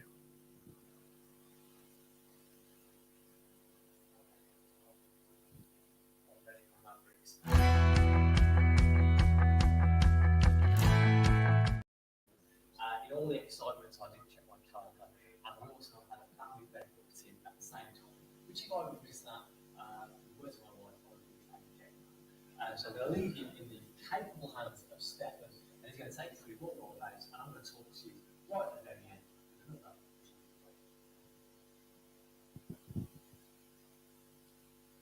So what I'm going to talk about in a very quick detail, because Tom's got some videos throughout, but I'm going to talk to you about healthcare science. Now, those that don't know the NHS in large amounts of details or health as a whole and what the career situation is, we've got roughly 50 plus careers in healthcare science. So I'm going to target this specifically just for this talk. 85% of diagnostic tests in the NHS are done by 5% of people that work there. And that is your healthcare scientists.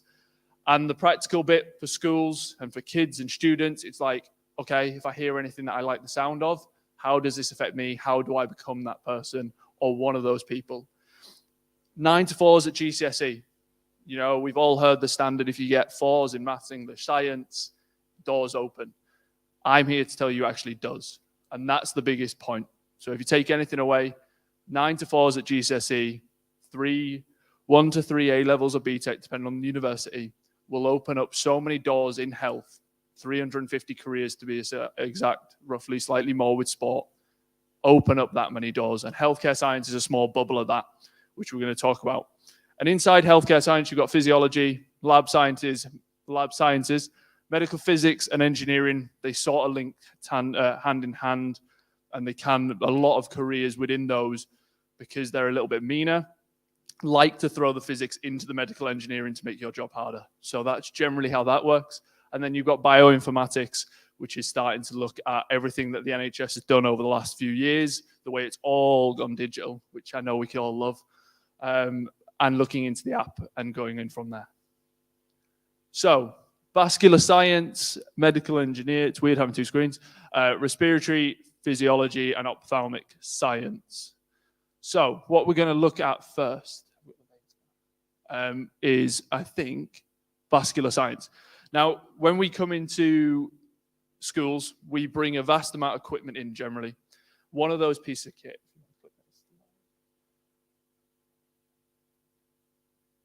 there we go, is an ultrasound. Now, we have 5 as company. Sadly, I don't have one with me, conveniently. They are in schools around the country and have been away all week. But ultrasound, for those that have possibly had the opportunity to have a go or play with one, a really cool piece of kit. And we bring them in schools and we let the kids have a go with them, even though they're very expensive. We like to show them what you can actually use in a career in these jobs, and hopefully starts to make them get excited about the science behind it. Vascular science is looking at everything: veins, bloods, everything that you can see in our body, okay? And an ultrasound allows you to do some really cool stuff with that. Tom, being Tom, has done a little bit of a funnier video on what he has been using an ultrasound for. Don't worry, it's the reason I don't have it with me on this next slide.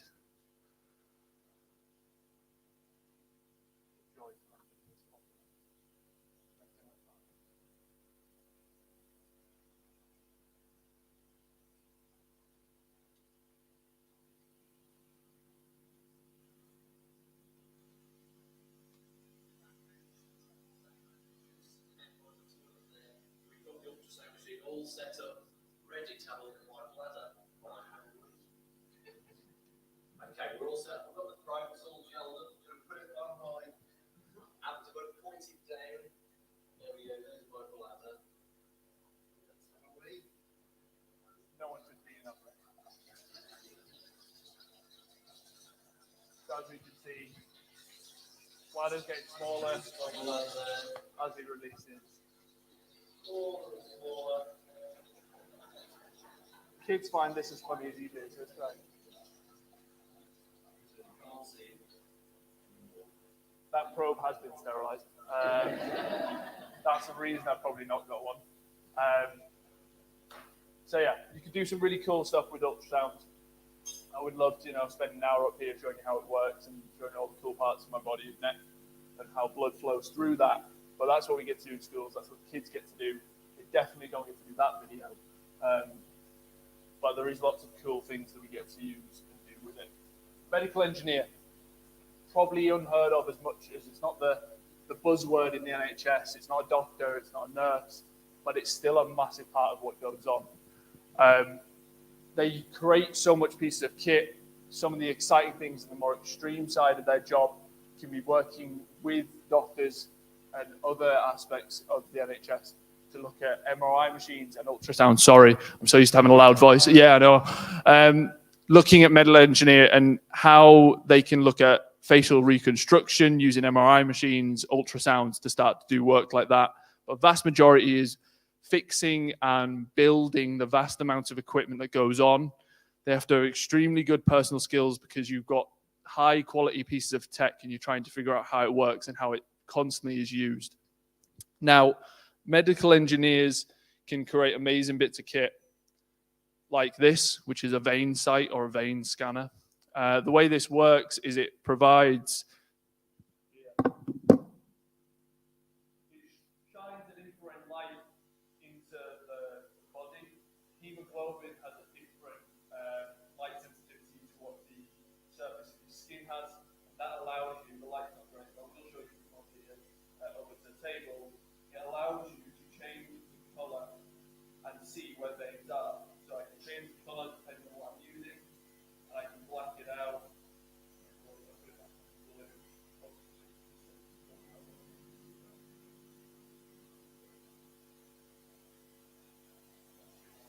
You can see in people's hands, veins in my hand, and where that sits. Here, and then there's more veins. A really cool piece of kit.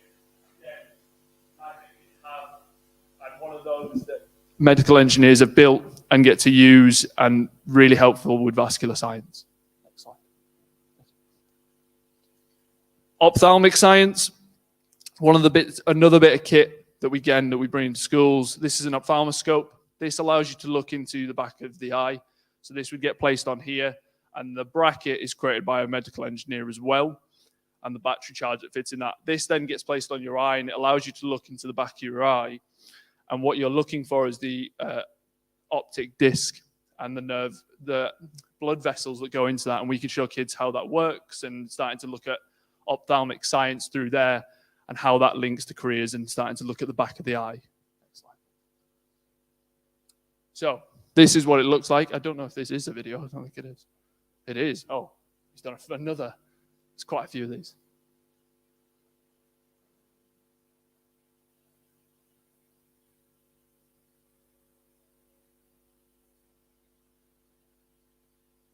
So we can see that it's looking, use the camera, using the iPhone as the image.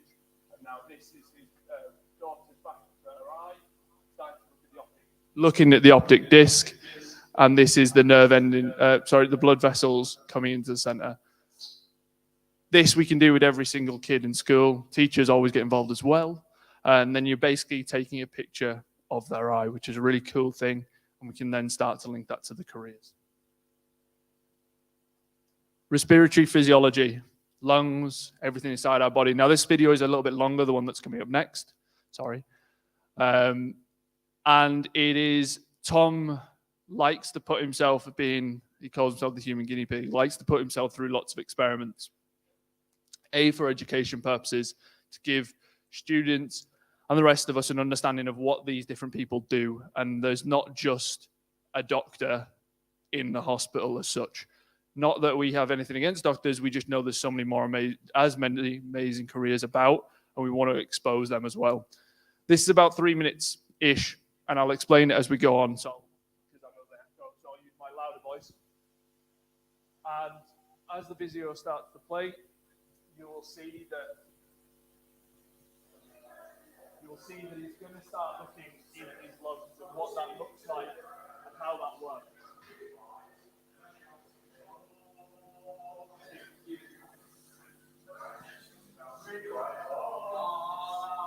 That's an antiseptic spray numbing the back of your throat, almost like an extremely strong throat spray. Numbs the center, so then when they start to put the cable down his nose, the camera, it doesn't give him any sort of pain or problem. The gel is an antiseptic gel that runs in there. Think of like a horrible sort of water-soluble gel. So this is the camera. It's going to run down. We've got a doctor here, the nurse, and we've got. So we're going to start going down through his nasal cavity, start to work down. He said when he had it done, he was through his nose there. But we're starting to work our way down, and here we go. Any ideas of that? Anyone? What is this?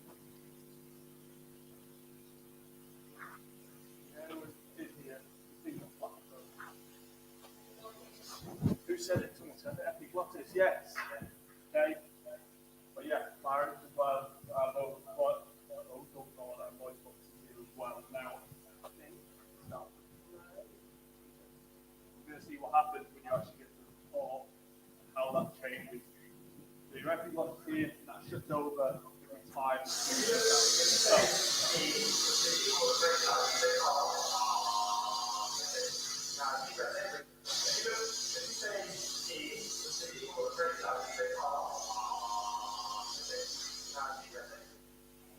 Talking sounds a lot more disgusting now, isn't it? Like such a weird thought. So I move down his throat, down into here. You can see everyone's like, oh, it's got ridges, it's bubbled. You can see how intricate that actually looks down the throat, and how much more there is, and how many more ridges there are than what it seems like quite a smooth section. We'll then start to move down into the very top of the lung, brachial, then you'll start to see the fluid is just the bubbles from the antiseptic. So you'll see two sides. And what the whole point of this sort of experiment was to take a biopsy of one. So you can see this is the point of identified. You can now start to see the lungs. The bubbles are just from the water soluble stuff. And what we're going to do is we're going to make some scrubbing. It looks a lot worse than it is. And looks like everyone.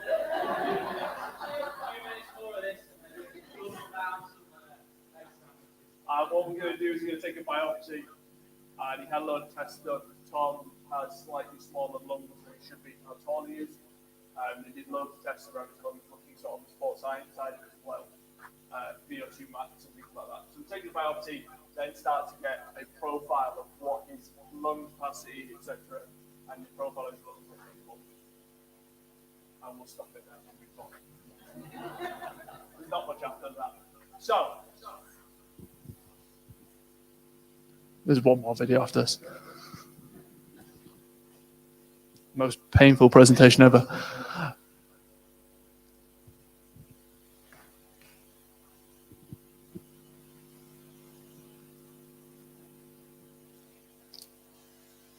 So that gives you an oversight of what we do to a point. You know, we come in, we scare the life out of kids, we show them all the amazing careers they can go into. But we do lots of online content because of COVID. We had to, and we had to adapt.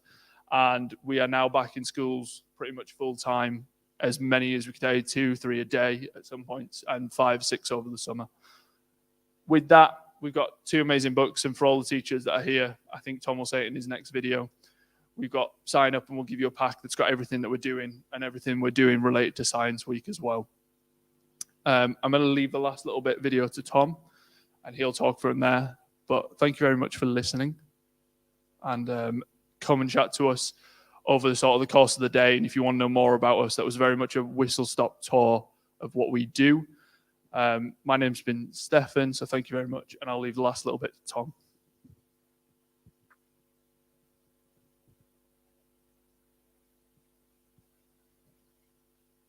Again, everyone, as Stefan just said, you can all get access to a free copy of Classroom Clinic, as well as the big book of body experiments for your school. As well as giving you those free today.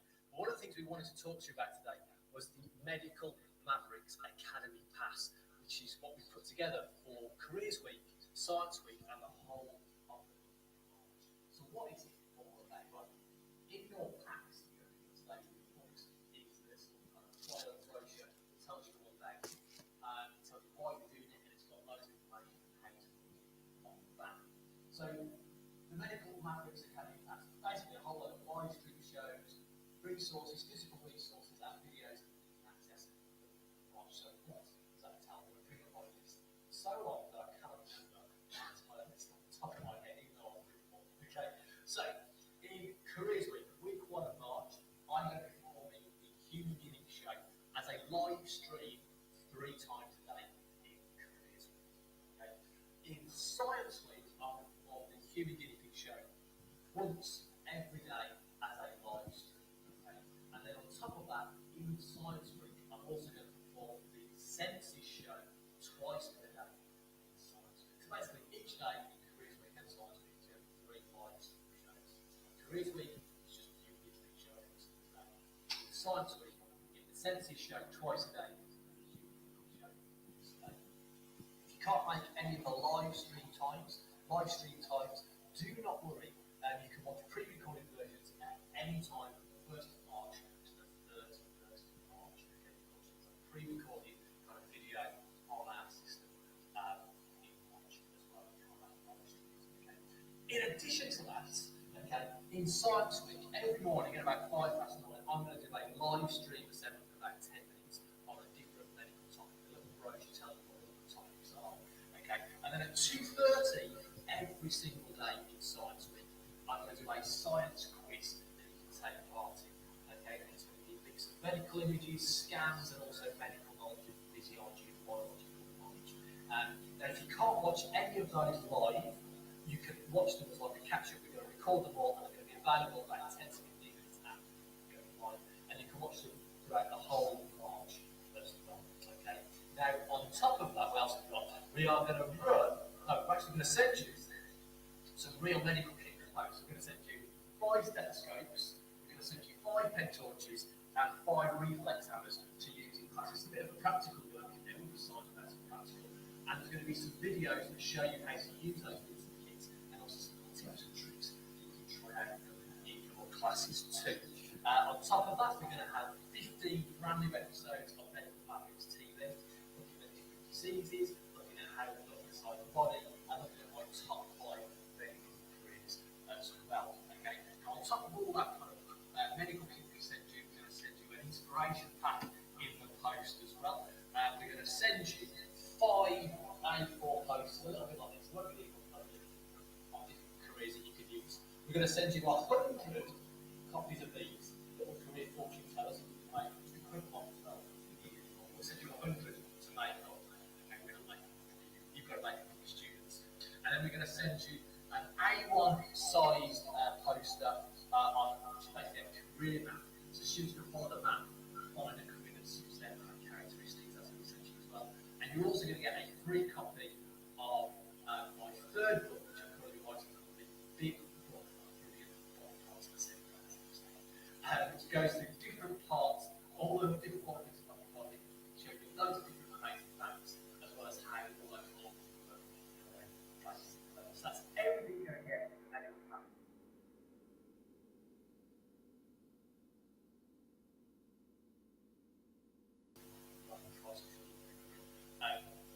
One live stream show is worth £295. One pre-recorded video is worth £195. We're giving you all of that stuff for £195 plus VAT. I know budgets are tight in every school, but I think that's a pretty reasonable price for everything that you're getting. So take a look in your pack. Take a look at the little brochure. If you want a book, all the links on the back. I look forward to seeing you. And one last thing, if you're watching this on the live stream, you go to this link below, fill in the form, we'll send you your books and all the information that came passed to your email address as well. So yeah, like Tom said, we're trying to do as much as we possibly can during a couple of weeks of Science Week and Careers Week that can become stressful for you guys. And at times they're either left to the last minute or not, trying to take all that out of it, but also show you all the amazing stuff. Kids have had it, as so have teachers, and many others had it quite hard over the last few years. And the idea that people possibly are going to get to their A-level stage, come out with results and go, what the heck do I do? Hopefully we can start changing and showing these young people make better choices than possibly some of us did make. I know I didn't get this many different choices when I did, when I was at school, and it's something we talk about loads. There is more careers than just your 5 buzzwords of paramedics, doctors, nurses, physiotherapists. There are so many more amazing careers that can be patient-facing, non-patient facing, research-based. You know, the gentleman before us, the professor, that talked amazingly about genetics, how many kids know how to get to where he is now. And that's what inspires me. How many young people that are excited by biology, physics, chemistry, sport, even know where to start. And hopefully us as a company can start changing those mindsets, giving you guys the ammunition to go out there and go, look, this is what you can do with a simple 9 to 4s and 1 to 3 A levels of BTEC. Thank you very much.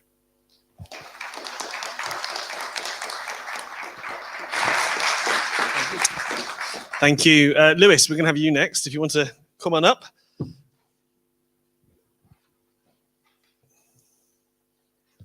Just while Lewis is getting ready, just to say a massive thanks to the guys from Medical Mavericks for sponsoring us. I know I mentioned it at the beginning, but without their support, these events wouldn't be possible. So thank you very much.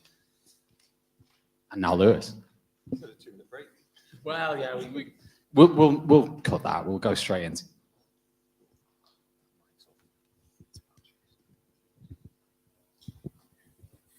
Can you hear me? Yeah, this mic works.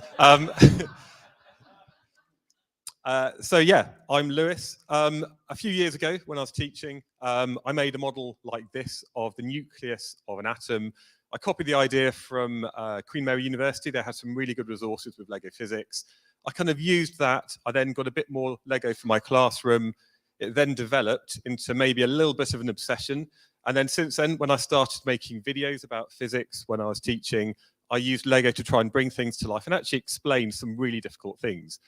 Trying to look at how lasers work with, different levels of photons and things. I found I could actually do that quite nicely using very simple things that students got hold of. So yeah, some of you might recognize my hands. I've made a couple of videos, about 1,500 so far. A lot of them are on YouTube, and I've got some on my websites as well. And I've tried to cover every possible aspect of physics. And there's a few more to make. Now, the talk I'm giving today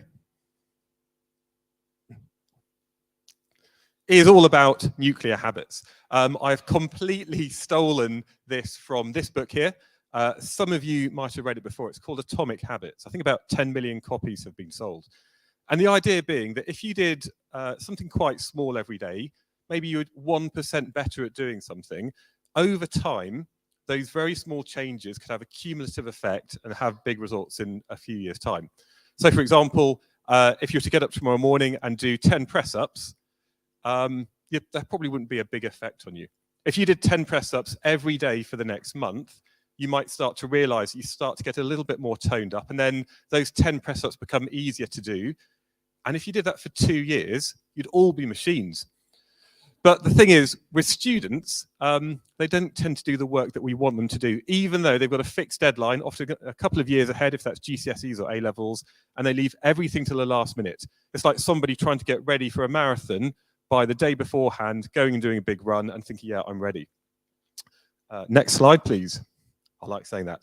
So yeah, today I'm going to talk about the problem with people, the problem all of you have. We're going to talk about some habits that you could do to make stick for yourself, but also how we can get students thinking about good habits that they get into without you having to prompt them every time. And then also I've got some ideas that you could maybe use with your students. So I'd say, looking around at this room, most of you are logical people. You're qualified, you're professional, and I suppose having a scientific audience, it means that you look at data, you look at facts, and you make the best decision compared to the rest of the population. But the thing with people is that we tend to overestimate what's going to happen in the future. And the choices that we make on a day-by-day basis don't tie in with the future version that we have of ourselves. So we eat too much processed food. We don't do our 10,000 steps a day. We probably don't put enough money into savings. We spend it because that instant gratification is more fun. But yet all of us want to be fitter. All of us want to be healthier. All of us want to be able to retire early so we don't have to spend all that time telling the kids to shut up. So there's all this kind of the future you, and then there's what you're doing day by day. And I say you, I mean, this is me. I think all of us are guilty of this. I know that I went straight to the croissants rather than the fruit. There's still plenty of fruit left there, even though the fruit is a better option for us. Now, if we're logical people and we make bad decisions on a day-by-day basis, think about the students. Their brains are an absolute mess. Their hormones are doing all sorts to them. And even though they know that they want to do well in their exams because they maybe want to go to university, they want to get a good job to earn a decent salary so they can have a nice lifestyle, day by day, they're not doing the right things. And what is it that we can do to help build good habits in the classroom and outside of the classroom as well? So what can we do? The first thing is we can maybe think about trying to change their identity. For example, am I somebody who just goes for a run, or am I a runner? And there might be things that you do, and that's part of your personality. A runner just goes running because it's just what they do, as opposed to somebody who has to make that conscious decision. And what we want to do is try and get students thinking positively about themselves, so they're not somebody who's bad at physics or they don't understand the maths. Maybe they see themselves and their identity as there's somebody who can change, who can learn stuff, who can study well. And we want to try and change the identity of those students in a more positive way. And this has, there are some studies to back this up. There's a study done with some boys and girls who did a maths test. And half of the group just did the test and they got their results. The other half had to just tick a box at the start saying if they're male or female. And when they did that, they found that the girls performed worse in those assessments because the girls, by having to identify with what they thought a girl should be which is maybe not as good at maths as some of the boys because the boys are better at that logical reasoning, that actually affected their performance. It's the same when we've had A-star students and you've been told that they're really brilliant, they're an A-star student. The kids know that. They come in, they're the top of the class, and they believe they're going to be an A-star student. So maybe we respond to them slightly differently. We give them more challenging work, we talk up to them, whereas there's somebody else who's maybe come in as quite disruptive, and that label sticks with them. Now, for the A-star students, it's brilliant because they've got those high expectations, they tend to match that. But for those students who maybe have a less positive label, they tend to fare worse in the future. So the first thing we need to do is actually get students identifying as good learners who can change. But how can we do that? Well, if they develop good habits, it's this kind of self-fulfilling prophecy. So the kind of habits that we want to do are things that are obvious, they're attractive, they're easy to do, and they're satisfying. And it is so difficult to start a new good habit. Did anybody have any January resolutions? Right, we are 14 days into January. I suspect some people might have started very well on the 1st. Maybe you're not doing it every day at the moment, but by getting into good habits and trying to build something new, you can have big effects in the long term. So the first one is making it obvious. Okay, what is a habit that you want those students to do? This book here talked about habit stacking, which basically means that often if you do one thing, you do something else afterwards. Every morning, I brush my teeth and then I have a wee. Then I leave the house. Okay, but I don't even have to think about going to the toilet. It's just what I do. It's just these things that once you've done one thing, that triggers the next thing. Now, maybe a better scenario might be what you're doing with your students in maybe a GCSE physics lesson. There are going to be questions to do with calculations. And one of the habits you could try and get your students to do is every time they see a numerical calculation, they just get a highlighter and they just highlight the numbers in that question. It takes a few seconds to do. It might help them identify the numbers that they then need to think about how that fits into an equation. So maybe the first thing they could do is just get into a habit of they read the question, highlight a couple of numbers. Okay, there's no problem at all with that. It's not particularly groundbreaking. It's not like just highlighting stuff when you're revising, which doesn't really have a big effect. But it might be that this is a visual cue that gets the students to do something else. Because what you've got to have is a cue that makes somebody do that habit. Now, something that maybe students who aren't so good at rearranging equations could benefit from is using FIFA. Some of you might have seen this on Twitter. It's basically a way of just substituting numbers into an equation. So rather than rearranging stuff, which some students might find a bit difficult, you first of all write down the formula, which will be given to them in the exam this year anyway. So they write down the formula, they insert the numbers, they fiddle around with it, and they fine-tune that, and then they write down the answer. Okay, it's just a very simple mnemonic that you might have something similar for the way that you approach calculations with your students. So maybe the cue is you write FIFA on big letters on the board when the students are doing an assessment or they're doing their own work in class. So the first habit is highlight the numbers. When they know they've highlighted that, the next thing they just do is just write down the word FIFA, and that's just the start of that little habit. You want to make the habits attractive. You want it to be part of the culture and the learning environment. And to be honest, sometimes peer pressure can be a good thing. If they see that everybody else in the class is doing that work, then actually they're more likely to do it themselves. They're not going to be the one who's left out. They can see it's just the standard thing. So have a good culture with the students in your room. I mean, this is hypothetical. This is like the ideal situation, isn't it? But also, you want to think about how you can maybe make it more attractive, maybe by giving them extra marks. When you're doing these mock exams, you are in charge of the mark scheme. Although there's one provided by the exam board, why not give somebody an extra 1 mark once they've got the right answer if they've actually followed the FIFA approach? So they know that they can get easy marks just by doing this method. Now, I've taught some students, incredibly annoying students, who will not do what I tell them to do. They will not show they're working out, and they will still always get the right answers, infuriating people. However, even if they just put down the bold number, they got the mark for that, they lose out that extra bonus mark you're giving. And therefore, there's this incentive to follow your method or whatever you decide to do with those students. But also, you need to make habits really, really easy to do. And that means you need to reduce friction. Now, again, maybe go back to the kind of fitness health thing quite a lot, because I'm still trying to do that myself. But if I decide I want to go to the gym every morning, then the best thing I can do is the night before have my gym kit laid out maybe at the bottom of the bed. So when I get dressed in the morning, I put on my shorts, my t-shirt, and I'm all dressed and ready to go. Maybe I have a towel, a bottle of water, my gym pass already in the car. So in the morning, I don't have to do that extra thing to find it. Maybe I've already booked a place, so I don't have to think about if there's any availability. So I'm thinking about all the things that can make something easier and to reduce that friction. Now, for the students, it might be that you just scatter liberally around the classroom lots of highlighters. So as soon as they get to that first question, there's no excuse that there's not a highlighter they can use. They don't have to have their own one. It hasn't run out.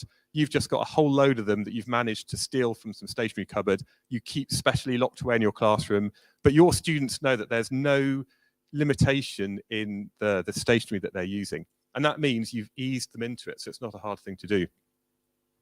The other thing to make things easy is to just do it for 2 minutes. Now, I think there's lots of studies that show that meditation is good for you. How many people wake up half an hour earlier to do some meditation?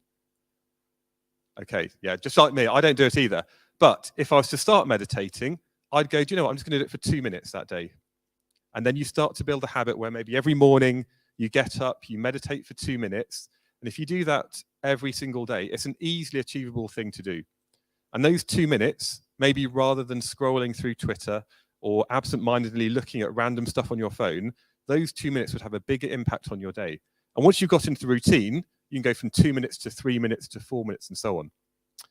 Now, something that I have seen that students really struggle with are the 6-marker questions, you know, where there's a massive open page of doom, where there is basically a lot of space. There's a question saying, write down the method for this. And I know that some really clever students, at A-level as well, just completely ignore those questions and they lose easy marks. So rather than framing it as, here's a big 6-marker, you've got to write down loads of stuff, you might say, well, tell you what, every time you get to one of those, just spend a couple of minutes on it and then move on and come back to it later. Now, in those 2 minutes, they could easily gain maybe 3 marks by just writing down the apparatus, talking about the measurements they're going to take, actually thinking about some of the health and safety aspects and the hazards. Now, that's 3 marks out of 6. It's not perfect, but it's an easier thing to do.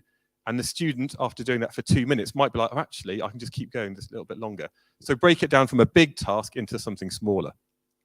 So start with your 10 press-ups in the morning. Don't aim for 100 press-ups on day number 1. And then you've got to make it satisfying. There's got to be the reward for the habits that these students are developing, or maybe the things that you're doing yourself. Maybe in the morning, when you do your meditation, you've done that 2 minutes of meditation, and then you go downstairs and have a nice cup of coffee. And it may be that little reward that's the treat for you actually maybe making that habit for yourself, or the reward for the student to do that work. So lots and lots of praise.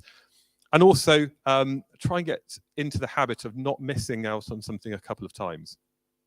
So if you don't do the meditation tomorrow, don't keep leaving it. If you skipped one day, it doesn't matter. It's a bit like when you're on a diet, you eat a load of cake and you think, well, I've had one slice, I may as well finish the rest of the cake. That's my thing. If there's crisps at home, no matter how big the bag is, I will eat them all. Okay, if it's a snack bag, if it's a massive thing, once I've opened it, I have to eat them until they are finished. Now, the thing is, that doesn't mean that your diet is ruined. It just means you just had a blip. The problem is when you do that, and then the next day you think, well, I had crisps yesterday, I've got the taste, I've got the cravings again, and you keep doing it. So maybe there's that thing with the habits. If a student has missed out writing down FIFA 1 week, that's not the end of it. It just means they can do it again next time. Equally, of course, it's really difficult to break bad habits. If you want to break a bad habit, anybody got any bad habits? Wow, somebody's lying in here. Okay, I've got loads. I used to drop my daughter off at school, and then I'd go and buy like some Diet Coke, and it often came like a 1 litre bottle, and I could easily drink that on the drive from dropping my daughter off to go into my office. Now that's bad. It's not good for me. I know that. But how can I stop that? Well, first of all, maybe I don't go into the shop at all and buy anything at all. But that's hard to do because it's breaking a habit. Maybe when I go into the shop, I buy like a litre of fizzy water, and then I've still got that kind of carbonated thing to do, but it's not as bad for me. And maybe it's breaking the habit or replacing it with something else. And I think I've just got used to eating in the car. So you can imagine the state of crumbs and bottles in the back seat and things. So if you want to break a bad habit, try and make it invisible, try and make it difficult, and make it unsatisfying. So rather than having crisps in the cupboard at home, we don't have them now because I cannot control myself. Okay, I've made it invisible. I've made it difficult. If I want some crisps, I have to put on my shoes, walk up to the shops, 10 minutes, walk back 10 minutes, and then it's just not worth it. And make it unsatisfactory. You know, have an accountability partner.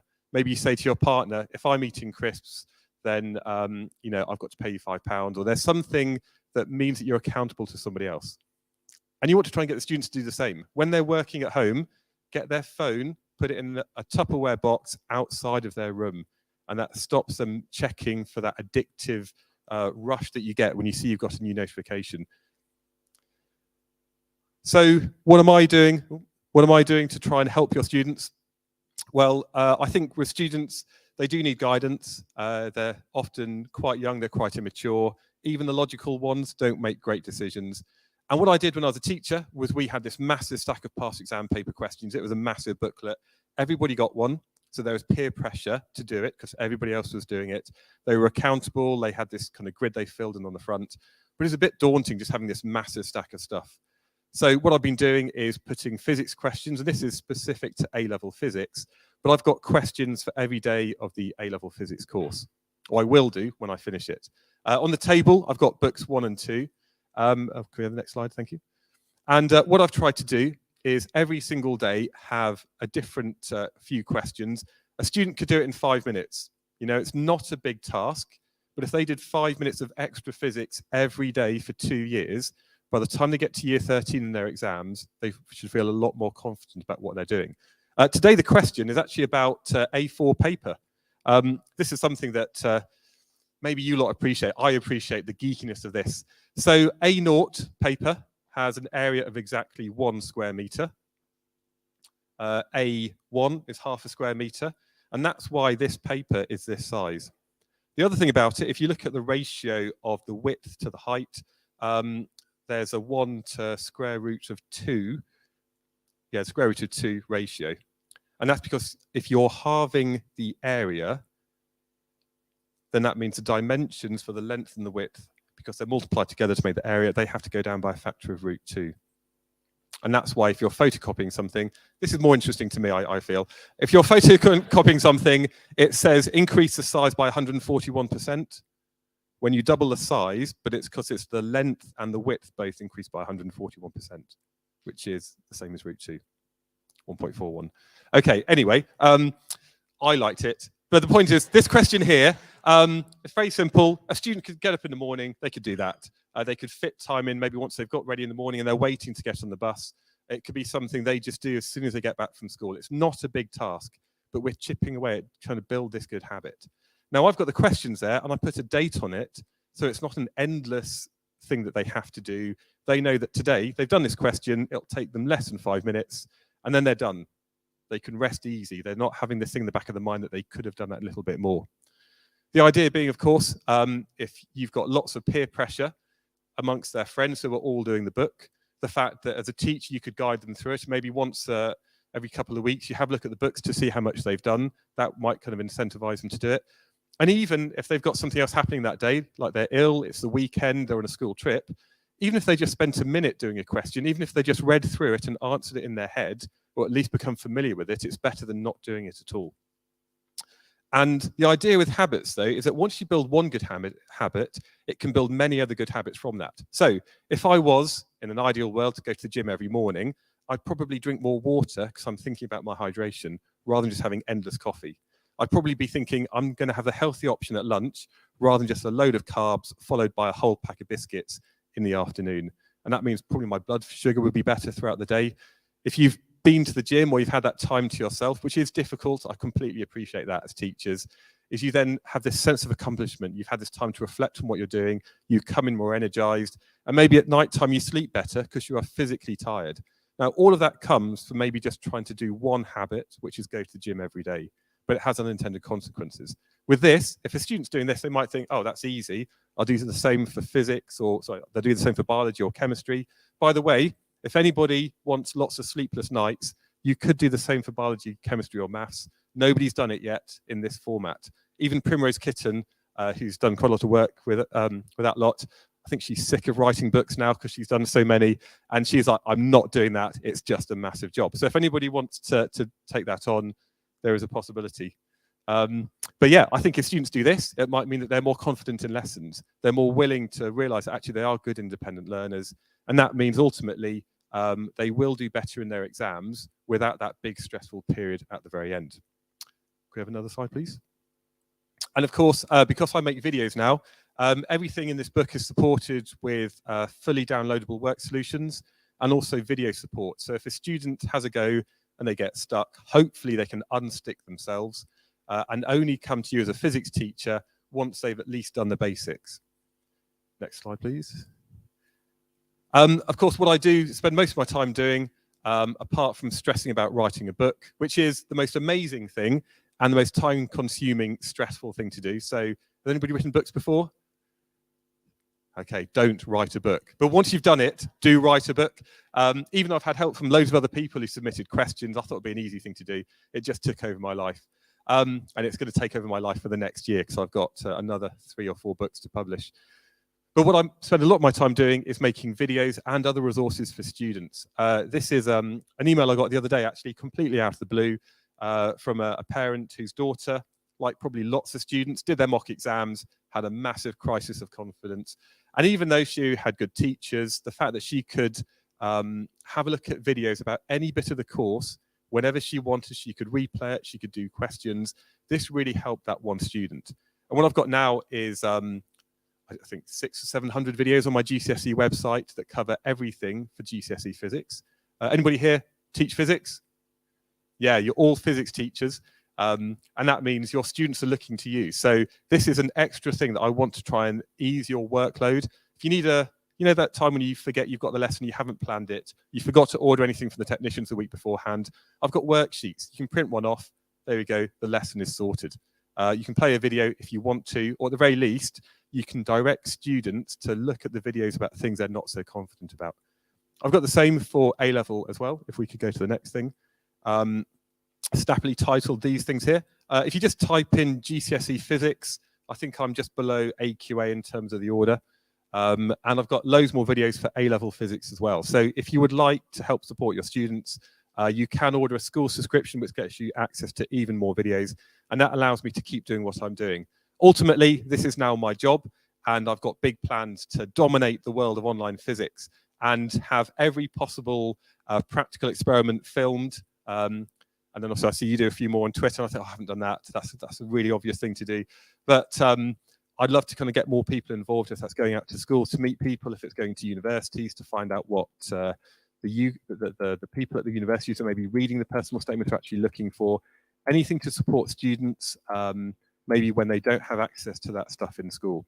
So if you would like to have a look at what I do, there's bits of paper on the table, just like this. It's old-fashioned, but if you want to put in your details, I will send you a free login. I know some people here are at schools that currently use my stuff, and I think people tend to like it. I think because the kids like it, so it's not a hard sell.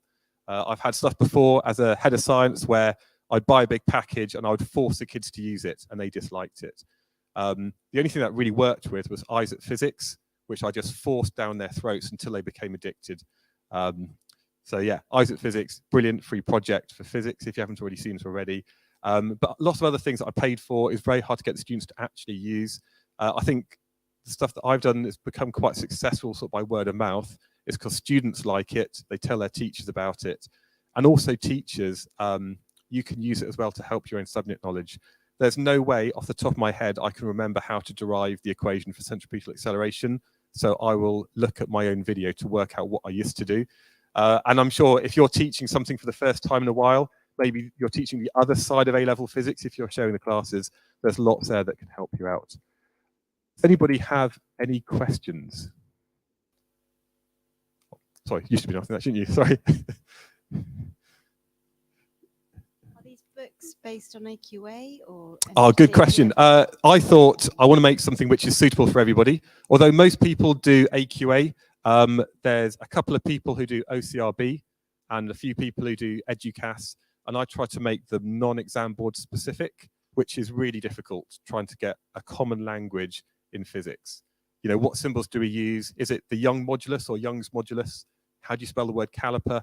All of these things, which I didn't even know were things, I've discovered since writing this. So the books work for everybody, and they kind of cover like the kind of core 80% of the physics that students need to do. On the tables, just have a fight for the books which are there. There's like, you know, one of each on each table. There's some pin badges, there's some stickers you can take away and stick to everything. And there will be some more books in a raffle at the end as well. So if you want a stack of them, if you're lucky enough, you can get a load of those if you can carry them back. Any further questions? Nope. Right, I have to. Oh yes, a clap right there. Thank you. Thank you. Before we move on, I just want to absolutely pay tribute to Lewis. 144,000 subscribers on YouTube. That's right. That's right. Yeah, it's weird having that number of people, because a lot of the people who subscribe, and I know when there's other videos that I watch and I don't actually subscribe to the channel, but these people I sort of see all the time. And I suppose when you get like the testimonial that I had there, where it's that one person, how it's affected them, in a way, that's kind of more powerful than seeing the big number. It's why charities focus on one person when they're trying to get you to donate. They don't say 600,000 people have died of malaria. They say, look at this poor person in this village, and this is what's happened to them. And I think that's a bit more powerful sometimes. But yeah, lots of people on YouTube. I don't have as many people on Twitter, but TikTok is quite it's a weird thing. If you're not using it, all of your students are. And I did some live streams this summer and I had 15,000 people watch it. So the kids are out there and they're actually looking for educational content. There are stars of TikTok who are 15, 16 years old. They're kind of study tubers and they are doing stuff that thousands of other students are watching. And I think that's really powerful. I never had that when I was at school. You know, I like maths. You know, I wasn't in the cool gang. So I didn't see other people around in my school, but lots of kids now, they can see other people working hard, revising, talking about active recall, talking about the kind of the stuff that, you know, not lots of teachers aren't even mentioning, and students are taking that on and they're sharing that message with other people. So TikTok, it's a weird thing. It's super addictive. If you have it on your phone, you will waste hours, which is why you've got to put your phone outside of the room in a box so you don't get addicted. But yeah, thank you. Lewis Matheson, thank you very much. Should we clap or not? That was awkward. Right, okay. Yeah, one last clap. Okay. We're going to have just a 10-minute break while we sort out the technology for Christy. If you want to come forth with your stuff, then we'll do that. 10-minute break, people, and then we'll reconvene.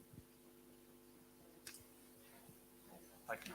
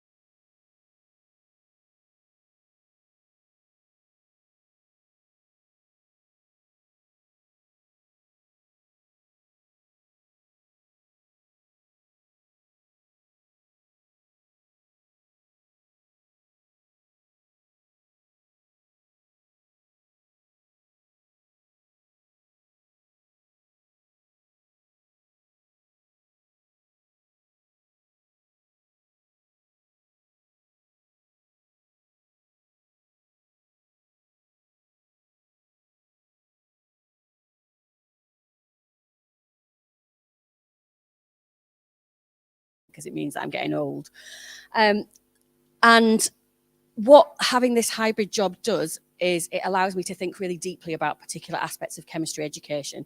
So within my university role, I am a chemistry education researcher. So those of you that have done a science degree, remember in your final year, or maybe for us, it's actually in both of our final years, so in the third year and the fourth year, you do a research project. Well, what I do is I host chemistry education research projects.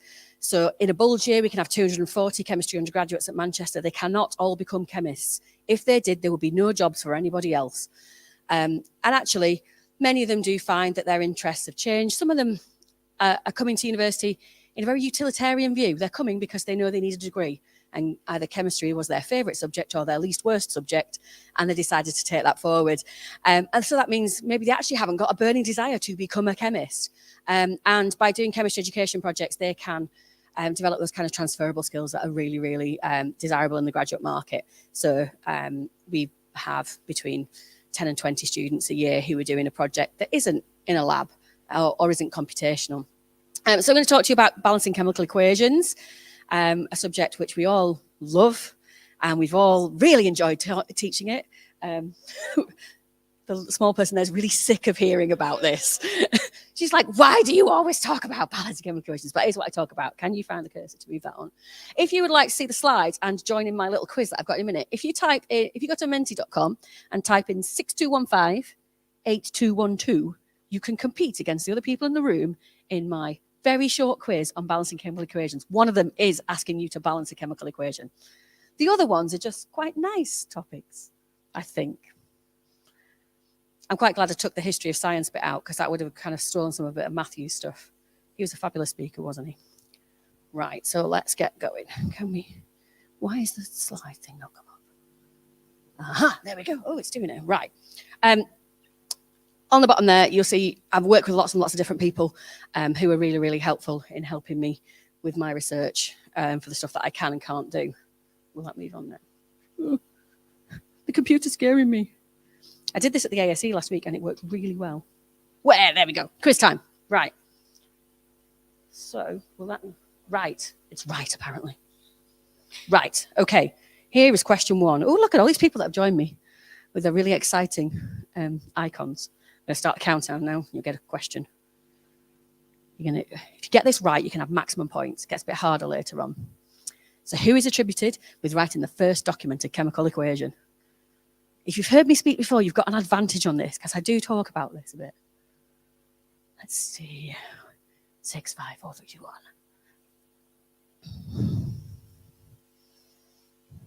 1. Ooh, quite a lot of people who were right there. Excellent. Next question coming up. Again, on the historical subject of balancing chemical equations. Who introduced the first symbols to the representation of equations?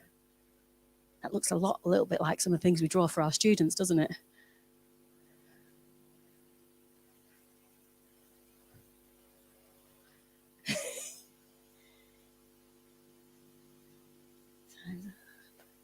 Very good. This is when we go, the history of chemistry is essentially Mancunian. We are claiming these atoms for ourselves. Oh, I put a leaderboard in this one. Oh, Boaty McBoatface is in there again. Okay, it's going to get more difficult after this. Question 3. I say that, I can't remember what question 3 is. When did we replace the equal sign? Because you've noticed those early ones have got equal signs. When did we replace it with an arrow? Officially.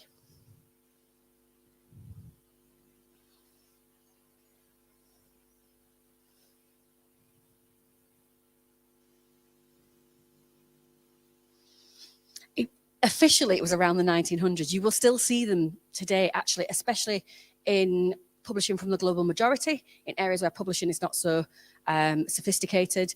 You will still see where they're using typeset, using equal signs. And we know that it doesn't quite mean the same, does it, an equal sign? Right, the crab is winning. Is the crab winning? Right, we'll move that on quickly. Now, the fastest finger first. This is the thing I hate about Kahoot, anybody that uses Kahoot in school. So I call them big balancing numbers. To get our big balancing numbers right, what are they actually properly called? What's their official name? What's the word we probably should use instead of big balancing numbers?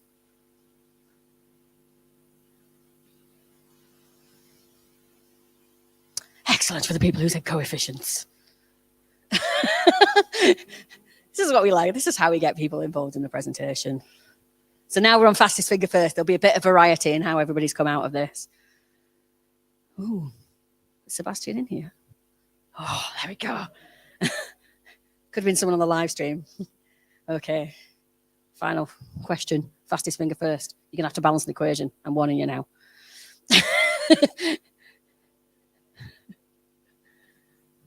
Sorry. So you'll just do what the lads do and they'll just guess. That's what Kahoot encourages. Fastest finger first encourages that behavior, doesn't it? I hate it. I hate the music. If I walk down a corridor and hear it, I'm like, no. Oh, well done. See? Speed balancing, you're really good at. That was just to waken you all up a bit, to be honest. Should we see if Sebastian's still winning? Oh, I think it might be. Whoa. Well done. Champion. I haven't got a prize. I should have planned it to have a prize, but that was excellent. Okay, so I got rid of the bits of the history of science on this. It's actually really, really interesting. Obviously started with Antoine Lavoisier, who got his head chopped off in the French Revolution when somebody put him up on some jumped up tax charges, and the fact that he was an amazing scientist didn't save him. They still chopped his head off. They didn't care. They were like, not bothered about that. To be fair, his wife did a lot of the work. We also know this. Through a whole lot of people who were depressed and stuff like that. And John Donaldson, Mancunian, bringing the symbols in. But balancing symbol equations does cause us issues in schools. We know that. But if you look at the components of a balanced symbol equation, it's probably not surprising. And the thing is, like, to all of you guys, that's got actually quite a lot of meaning. To some of our kids, it's hieroglyphics. They look at that and it doesn't have any meaning at all. And in your head, I bet you're thinking, well, that's a neutralization equation.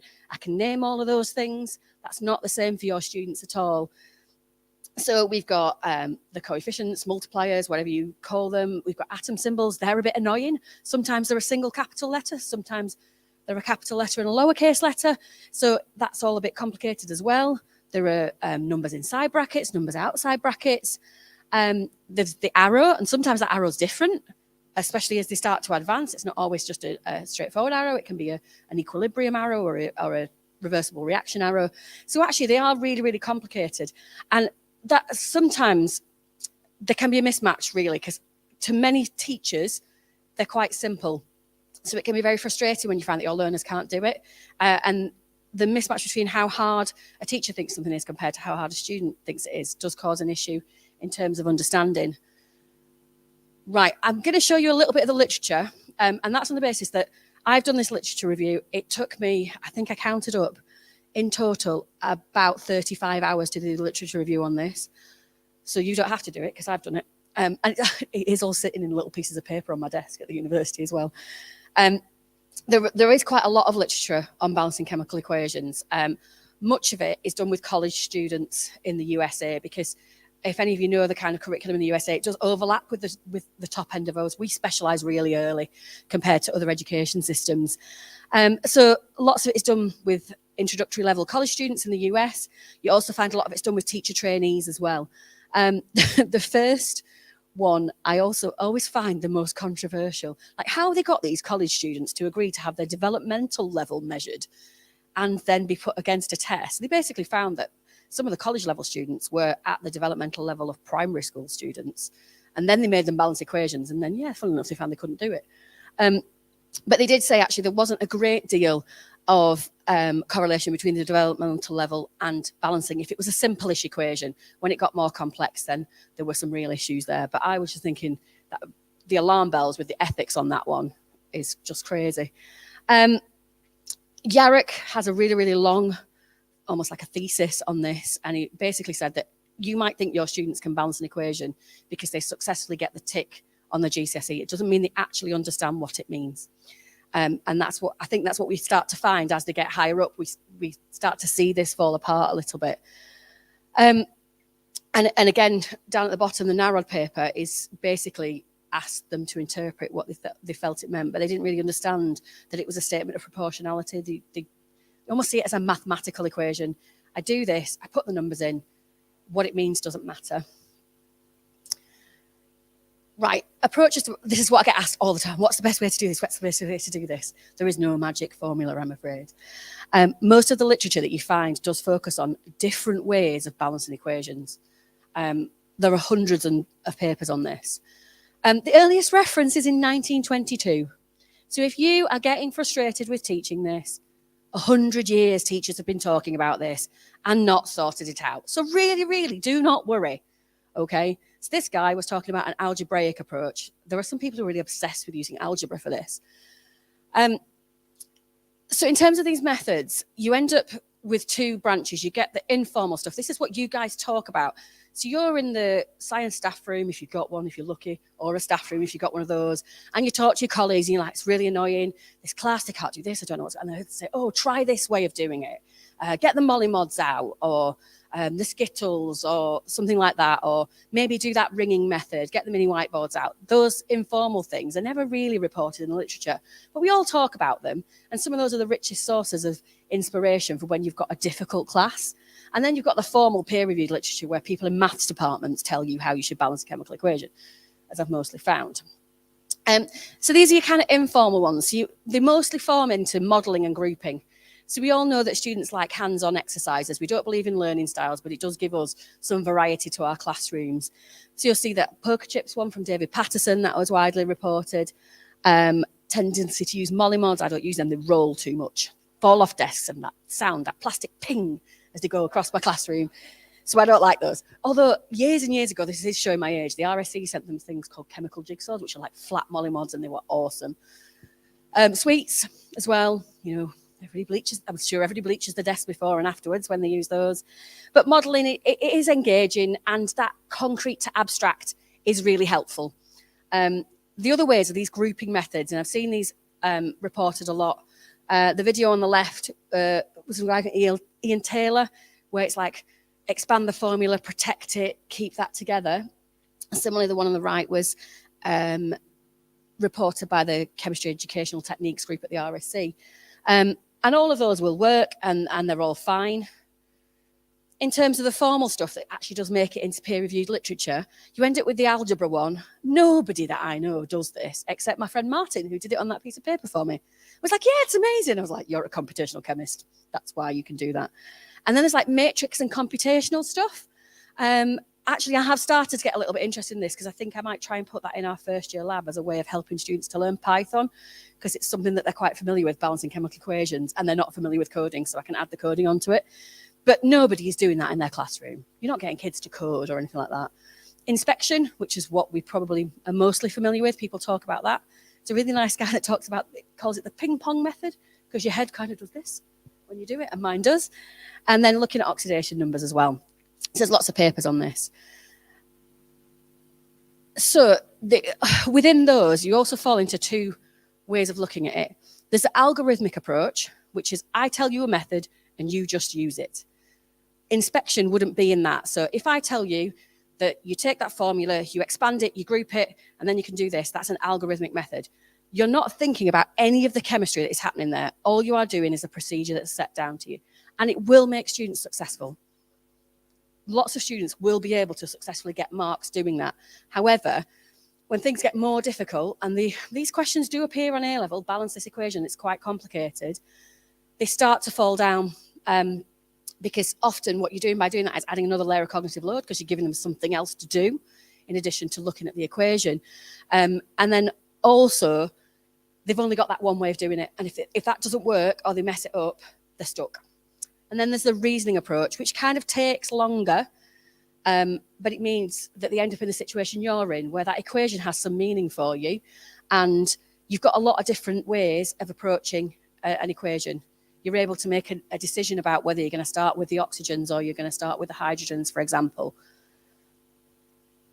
Okay, I'm going to talk to you about my research, which has been ongoing for a little while on this. So I'm very practice-focused in my research because I am in a school teaching this stuff, and I'm also in a university thinking about this stuff. So these are these are actually not all my research questions, but here are 6 of my research questions. The reason I started on this was that we had a little project in school because we wanted to know if the lads forgot how to do this over the summer. So we did a little trial in school to find that out, and then everything else fell on from there. So there were a lot of things in the start. I had to develop some sort of test instrument to find this out about our lads. I did it with lads who in the first year have been taught how to do this, so they were in year 8. It's a selective independent school, which is why I'll say that they were in year 8. I gave the same test to the boys before and after the summer break, and I did a paired t-test, which is some very simple statistics. All you biologists will be like, oh, yay, t-tests, chi-squared. This is the test instrument, and it's still in use now. There were some things we really had to think about. So there are things like the accessibility factors. Yes, it's Comic Sans, sorry. These are mixed, not ramped, so you know that GCSE questions get harder as they go through. These didn't. These were very much mixed. They didn't get harder towards the end. Any accessibility factors, so if you had a student that has to have it on green paper, then we will provide that as well. And we had this confidence rating with a smiley face, and that was appalling. Like none of them. They all ticked between the smiley faces, which made me really cross. The results. So these were lads in year 8 going through to year 9. We actually found that, no, they didn't forget how to do it. And I can guarantee none of those lads were balancing equations over the summer. They were all playing cricket and Xbox. So we found that they didn't have any loss of learning on this, which is great. However, there's a caveat on that, which is my students in the very best of circumstances. They are in an independent school. They've got supportive parents. They're generally very able. So I can't really publish that because I can't extend what I found out to your cohorts. That wouldn't be fair. So that was the start of my journey on balanced chemical equations. So I started to try and find out why are some equations more difficult than others? What makes them particularly difficult? So I recruited a whole lot of people, mainly through Twitter, who would do this test with their students in the first year that they were taught how to balance equations. And this was primarily in England and Scotland. I did get one from an international school, but I've excluded that from the sample because I think it might weaken my sample a little bit. They were all in the first year of being taught this. It didn't matter what year that was. It didn't have to match the year that I did it in. I looked at a list of things that might make it difficult by talking to lots of teachers, because you know lots of things about this. So we ended up with factors that were just general factors about equations generally, factors that were related to the kind of species that were in there, and then the factors related to the actual coefficients themselves when they were doing the balancing process. So what I did was that test instrument, I took each of those and I basically counted how many of these things that I think makes it look difficult do each of those equations have. And then I put the student responses to that against that. So at the moment, everything's got a difficulty. It gets a point of 1 for having any of those things that I thought might be. So that's where I've got to refine it. So the results, you could probably guess the easiest ones out of there. There's one that doesn't need balancing. Some people could not spot that though, necessarily. There's one that's only got 1 element in, so that's actually relatively easy as well. And then the 2 most difficult, you could probably guess that this one was most difficult. It looks a bit fiendish, actually. I wouldn't be surprised if some kids just left it out and thought, I'm not having a go at that. This one surprised me. That is unusually difficult for what it's got in it. I'll show you in a minute. So the difficulty factors and results. There was a really strong negative statistically significant relationship between the difficulty score that I'd given it and how well the students did. However, I wish I'd never drawn the graph because I could have just reported that. It would have been great. But then I drew the graph, which is why we say to students, draw the graph, isn't it? Because you can see in the middle, I've got some noise. So it's great up here and it's great down here. But for these things where I'd counted them as having 9 or 10 difficulty factors, there was actually quite a lot of variation. I had some that felt unusually easy and some that felt unusually hard. And that's where the work is happening now. So what I'm doing with this is doing some more statistics on it, because essentially what I need to do is to change it so that those factors I came up with don't necessarily have a count of 1 in terms of difficulty. I'm getting some help from my friend Martin, who is really good at statistics.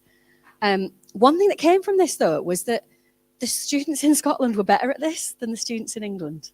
And I'm actually investigating that with my current Chem Ed student in 4th year.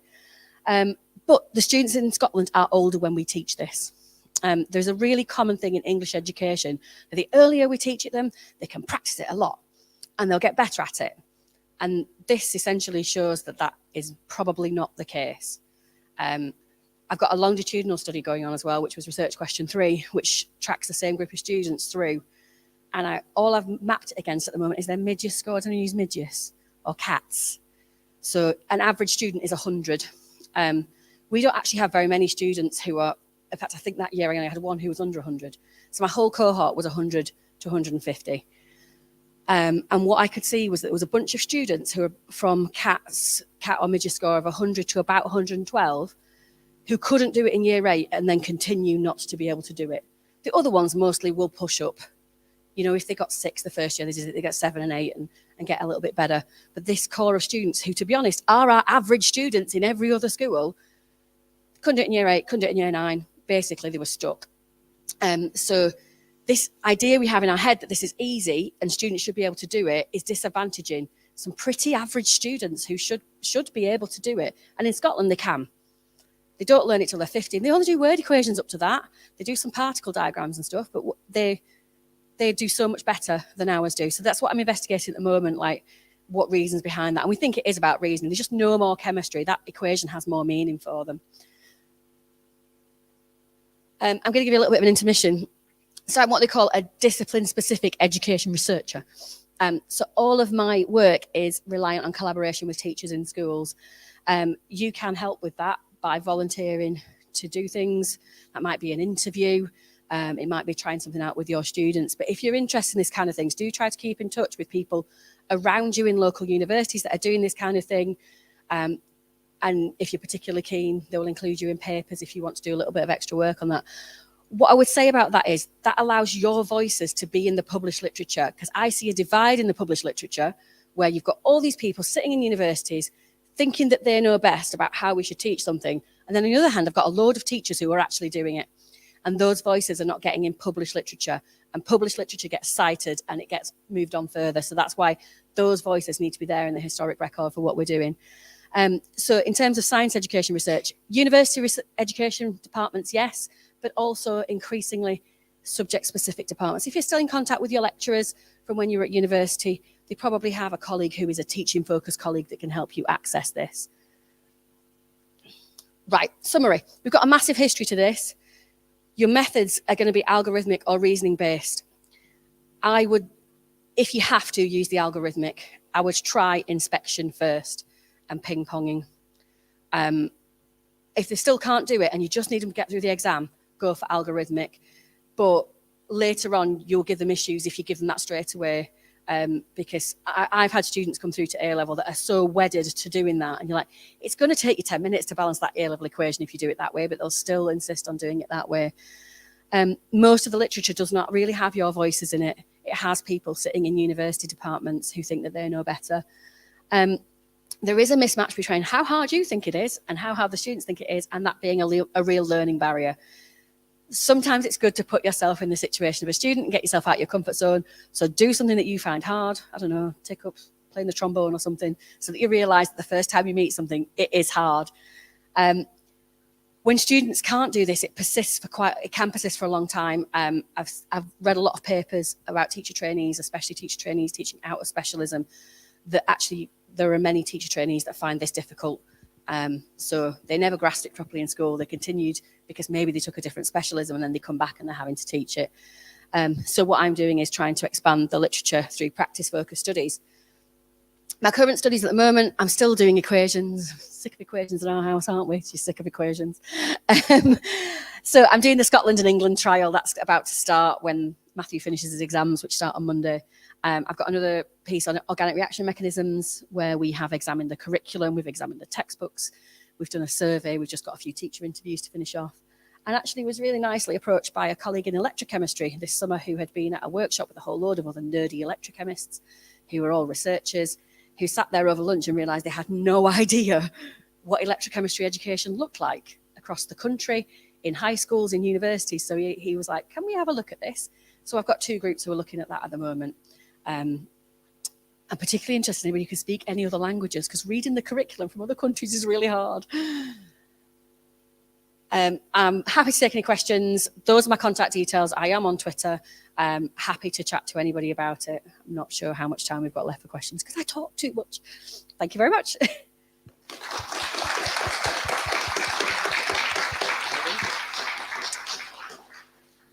Questions?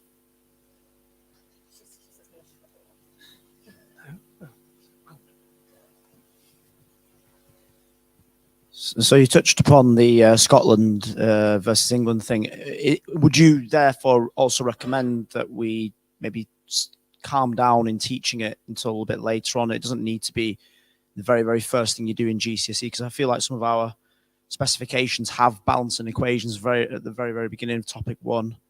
Yeah, Would it be- absolutely. yeah. So I would say when I first started teaching, it was taught at the end of year 10.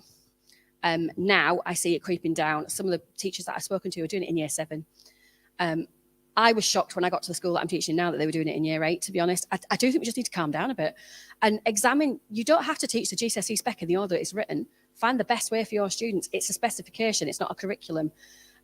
So I know it feels easy to do the topics 1, 2, 3, because these are going to be on the exam paper that way. Ours is mishmashed all over the place to make a better map for us. So you are experts. Examine your curriculum and put it in the order that works for you and your students. It won't be the same as the school down the road, or dare I say it, that other school in your multi-academy trust.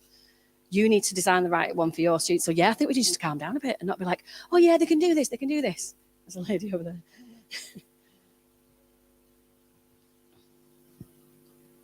Just follows on from that, really, about whether you think, and then you're probably going to say, well, I don't know, because nobody else has done any research. There are other aspects of the science curriculum that have the same idea, that we rush to bring them in too early, because they find this really difficult. So let's start doing it early on, which has been the push. Things go down and down and down. Because I've heard you speak about this at an earlier stage in your research, and that evidence from Scotland. So I started saying to people in my department, maybe the answer isn't to start teaching things earlier. Maybe it's to wait till they're later and they've got a more solid foundation. I think it would be an interesting thing to look wider at if it applies to. There are other things as well. Like I say, in our rush they found that difficult, so that if we start teaching earlier, they'll get it better. And that it wouldn't surprise me. Some of the mathematical things that you do in physics might be in the surface area to volume ratio in biology, I suspect. Yeah, I mean, I've got so stuck in balancing chemical equations that I don't know, everything else passes me by. But yeah, I suspect there probably are, but we've just not quite found them yet. But anything where you're thinking like these kids are stuck and I'm having to repeatedly intervene over the years that follow, maybe that should be shifted later. It's that Key Stage 3 wilderness, isn't it?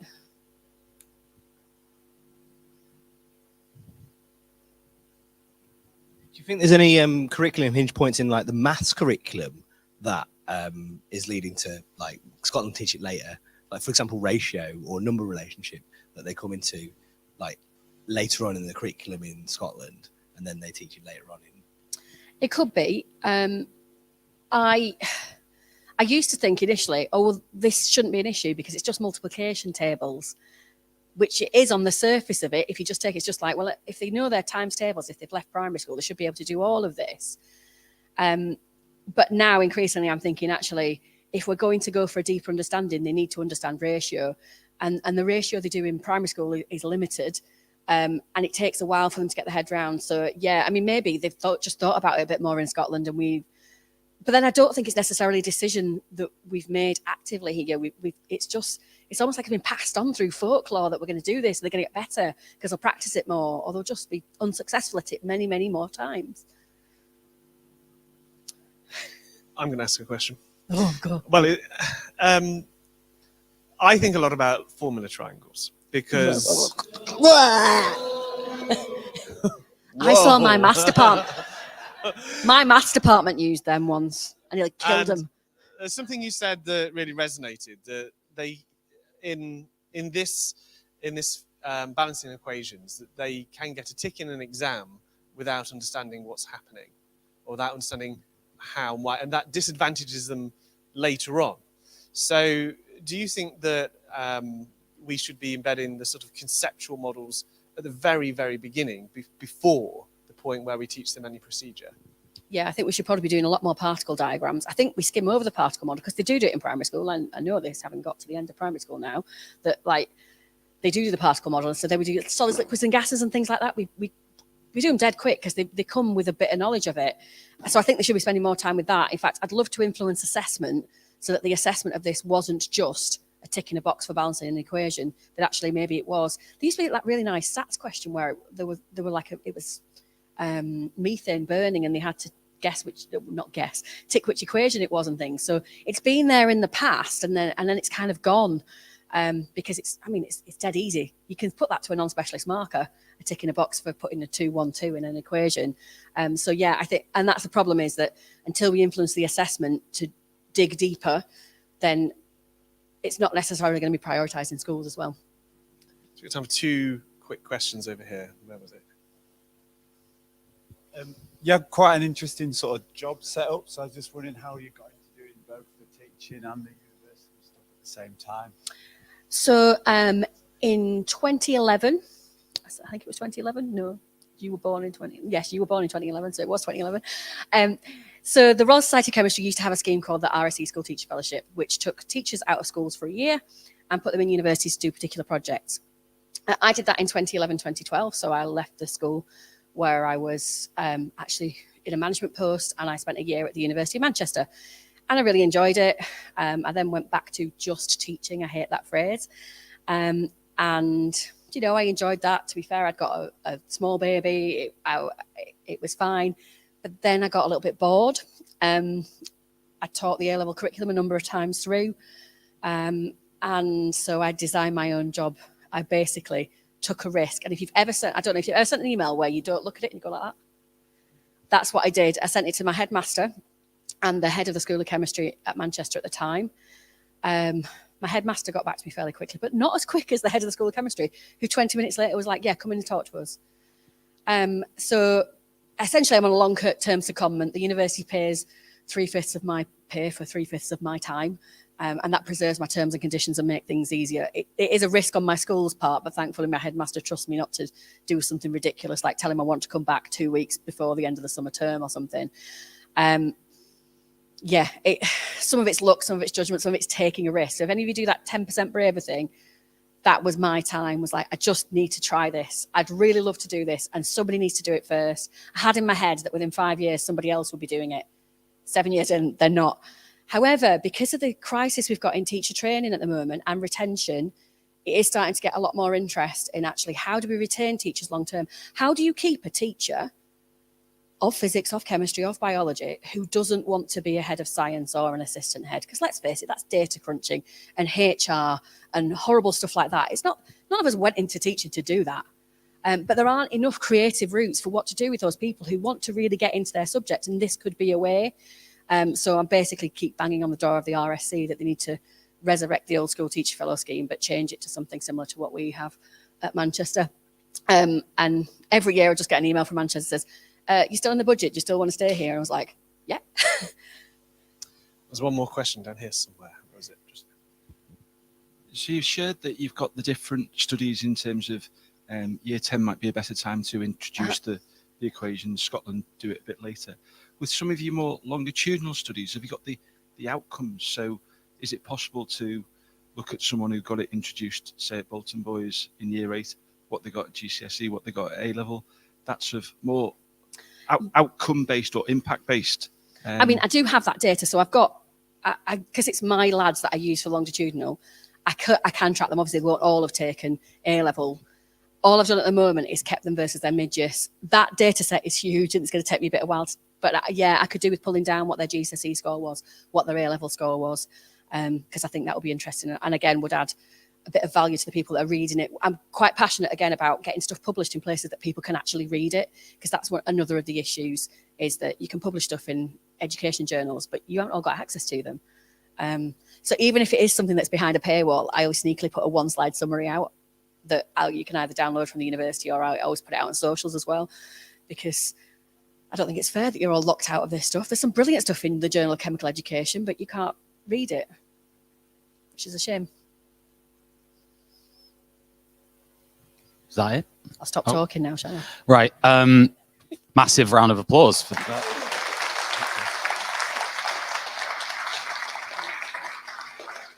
What we're going to do now is we're going to break for lunch. So speakers, sponsors, and those who have ordered lunch with us, you are welcome to come into this room, and the lunch is just on to the right here. We're just going to sign you in for that. Anyone else who obviously you've brought your own lunch, straight ahead of you and to the left is all those refreshments, the alcohol, the free bar, all that stuff that no one's touched yet. So definitely try it. You know, you never know. It could be revolutionary. Try it. That's there. 2 o'clock, we're going to finish lunch.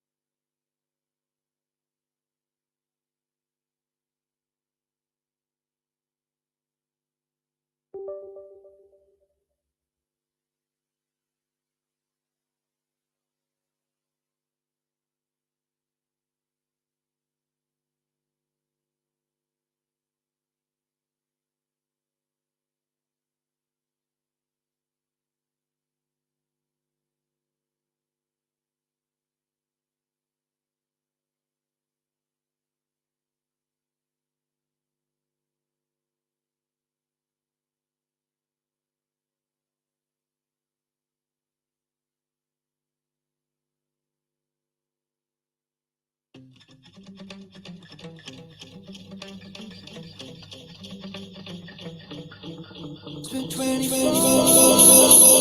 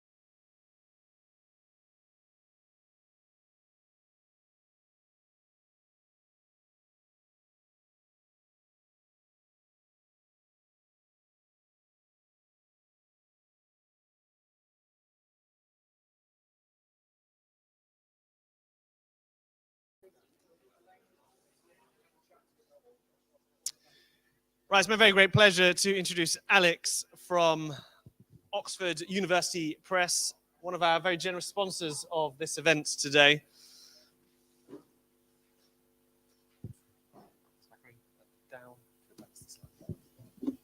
Hello. Hello, everybody. Thank you for listening. I hope you're having a good day. I am not a science specialist, so I won't be telling you anything wonderful and wowing you with science. I've got an English background, so I'm a little bit rabbit in headlights already with what I've heard today. But what I can talk to you about is a couple of new curriculum and revision products that we now have at OUP. Just to introduce my role, I'm the regional manager for OUP in the Northwest. Elaine covers Liverpool, Manchester, and the surrounding areas. Some of you from different regions, we can put you in touch with your local consultant who can come in and talk to you about all things science. You might see one of these on your table. This is a way to get an appointment with one of our consultants, or just to get more information, get some inspection copies, scan it with your phone, fill in your details, and it will go through to the relevant person. We've also got these guides to Oxford Smart Activate, which I'll be talking about in a second. Please do have a look through it. And again, there's a QR code on there to get you signed up to the Digital Taster, which is a bunch of free resources to give you an idea of what Oxford Smart Activate is all about. Okay. So, Oxford Smart Curriculum Service. Last school year, this was trialed by 29 schools as pioneers, and it went live for first teaching September just gone. It's a full curriculum service based on 6 pillars: coherence, high expectations, responsive teaching and learning, metacognitive learning, learner identity, and ultimately with the aim of giving students awe and wonder in your subject. It is being rolled out for English and maths as well. It's not just science, but science is a year ahead. This is an evidence-based curriculum. It's supposed to provide you, using these pillars, with everything you need to teach, from curriculum to resources, to assessment, next steps, data and insights, which we all need in schools these days, and then teacher CPD. So providing you with ways of running your CPD training. And it all flows together to build Oxford Smart Curriculum Service. It's a combination of print resource, Caboodle resource, and then CPD mini site. And that's professional development schedule for the year that will be updated, many webinars, podcasts, things that you can do as your teaching group. So, what is in Oxford Smart Activate?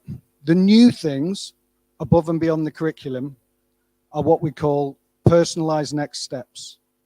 Throughout Oxford Smart Activate, there are mini checkpoints and checkpoints at the end of every unit and midway through units. A student will undertake the tasks which is set by you, and then they will receive a result. You know, they will receive a score, but ultimately it will be developing, secure, and extend. And that's what we're interested in rather than the actual number.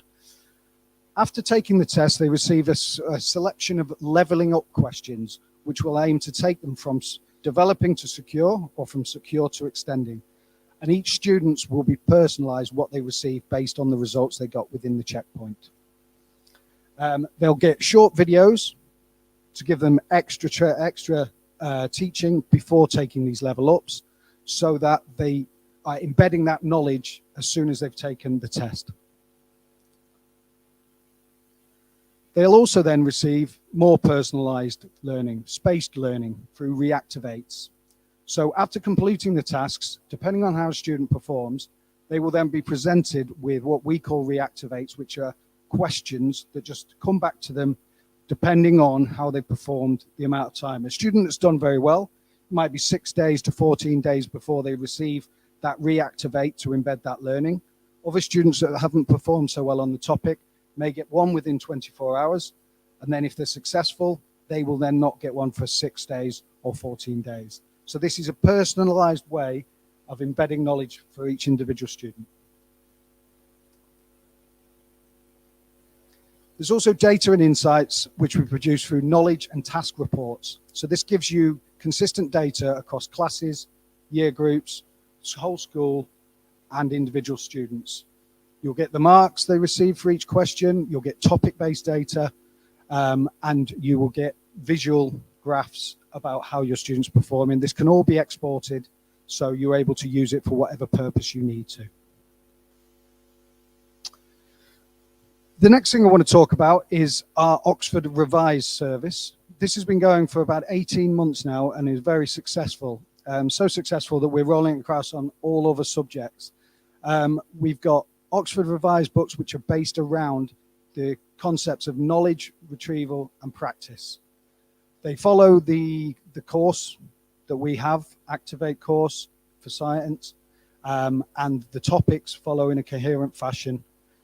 There's lots of questions, practice questions, with the answers to the questions are all online, so you're able to view it. We think it's a viable alternative to CGP, and the feedback that we've had has been really, really positive. So please come and have a look. There'll be some books in the raffle. Obviously, you're not going to win all 9 books for GCSE, but what you might do is you might get one of the books, have a look through it, because they're all based on the same theory, knowledge, retrieval, practice, and the same structure throughout. That's for A-level and GCSE. Coming soon, I've been told March, so therefore I'll say April. We have Oxford Revise for Key Stage 3. So this is a way to embed those revision techniques in students at a younger age. This has nothing to do with GCSE questions. We will not be putting GCSE style questions in front of Key Stage 3 students. It's just a revision book to embed the learning that they already have through Key Stage 3. We've got a lot of interest in this. Please have a look at it. If you come over and speak to Elaine or myself, we can get you signed up so a consultant can get an inspection copy out to you to have a look at, to come in, talk through it, look at all the other products we've got. And on the website, please visit the science area of the website, where you'll find so much CPD, webinars, podcasts, upcoming events, online events, free webinars that you can attend and try and embed that within your school. We've obviously got the research backing of Oxford University behind us, so we're able to produce these resources and share them with everyone. So thank you very much. Enjoy your day. Please come and see us, and yeah, good luck.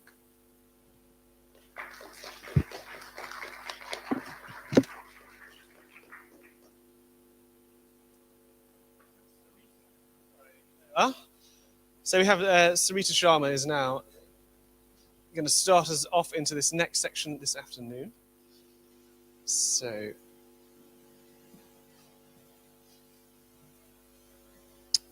one second. We're down here somewhere.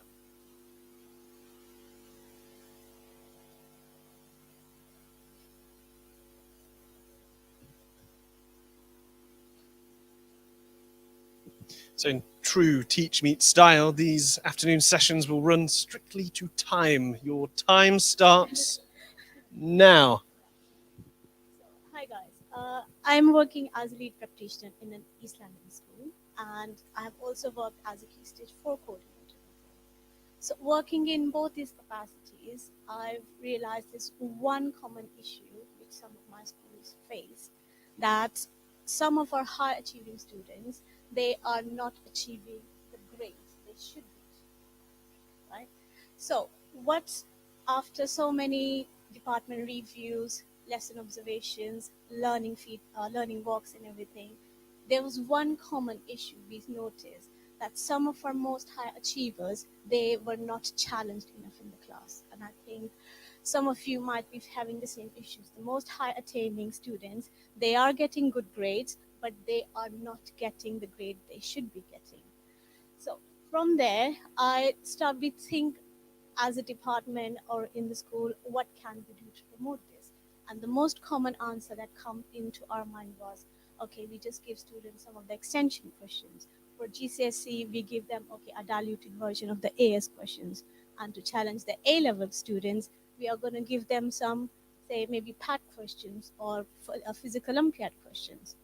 That got me thinking that there certainly has to be something else we can do in the lessons to stretch and challenge some of our most able students. And having gone through that, I came across research by Dr. Bjork and Bjork on desirable difficulties in science. So, as everyone in the school, and I'm sure in your schools as well, you probably have all your CPD structure and you all embed the rows and shines or starters or retrieval or feedback and everything going. Same in us. But what do we do normally in class?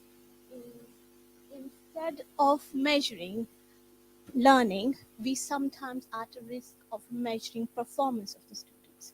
We end up giving the worksheets, started with the easier questions, and by the end of the lessons, the students should be finishing with the hard questions. And that's it. We think, okay, our job here is done. Although they have performed well in the class, that doesn't necessarily mean they're going to be able to perform that better in the exam. So what the research says, according to the Dr. Bjork, we need to separate performance from learning, and to challenge the student, we are going to introduce desirable difficulties in the class. What do we mean by desirable difficulties? These are some of the strategic strategies used by the teachers which slow down the learning of the learner, and so that they can perform better when it counts, for example, in their exam. So we are going to learn some of the strategies or adapt it into our daily lessons, which can impede their learning, not let them perform as well as they should be in the class, and then so they perform better when it counts. And his study includes these strategies.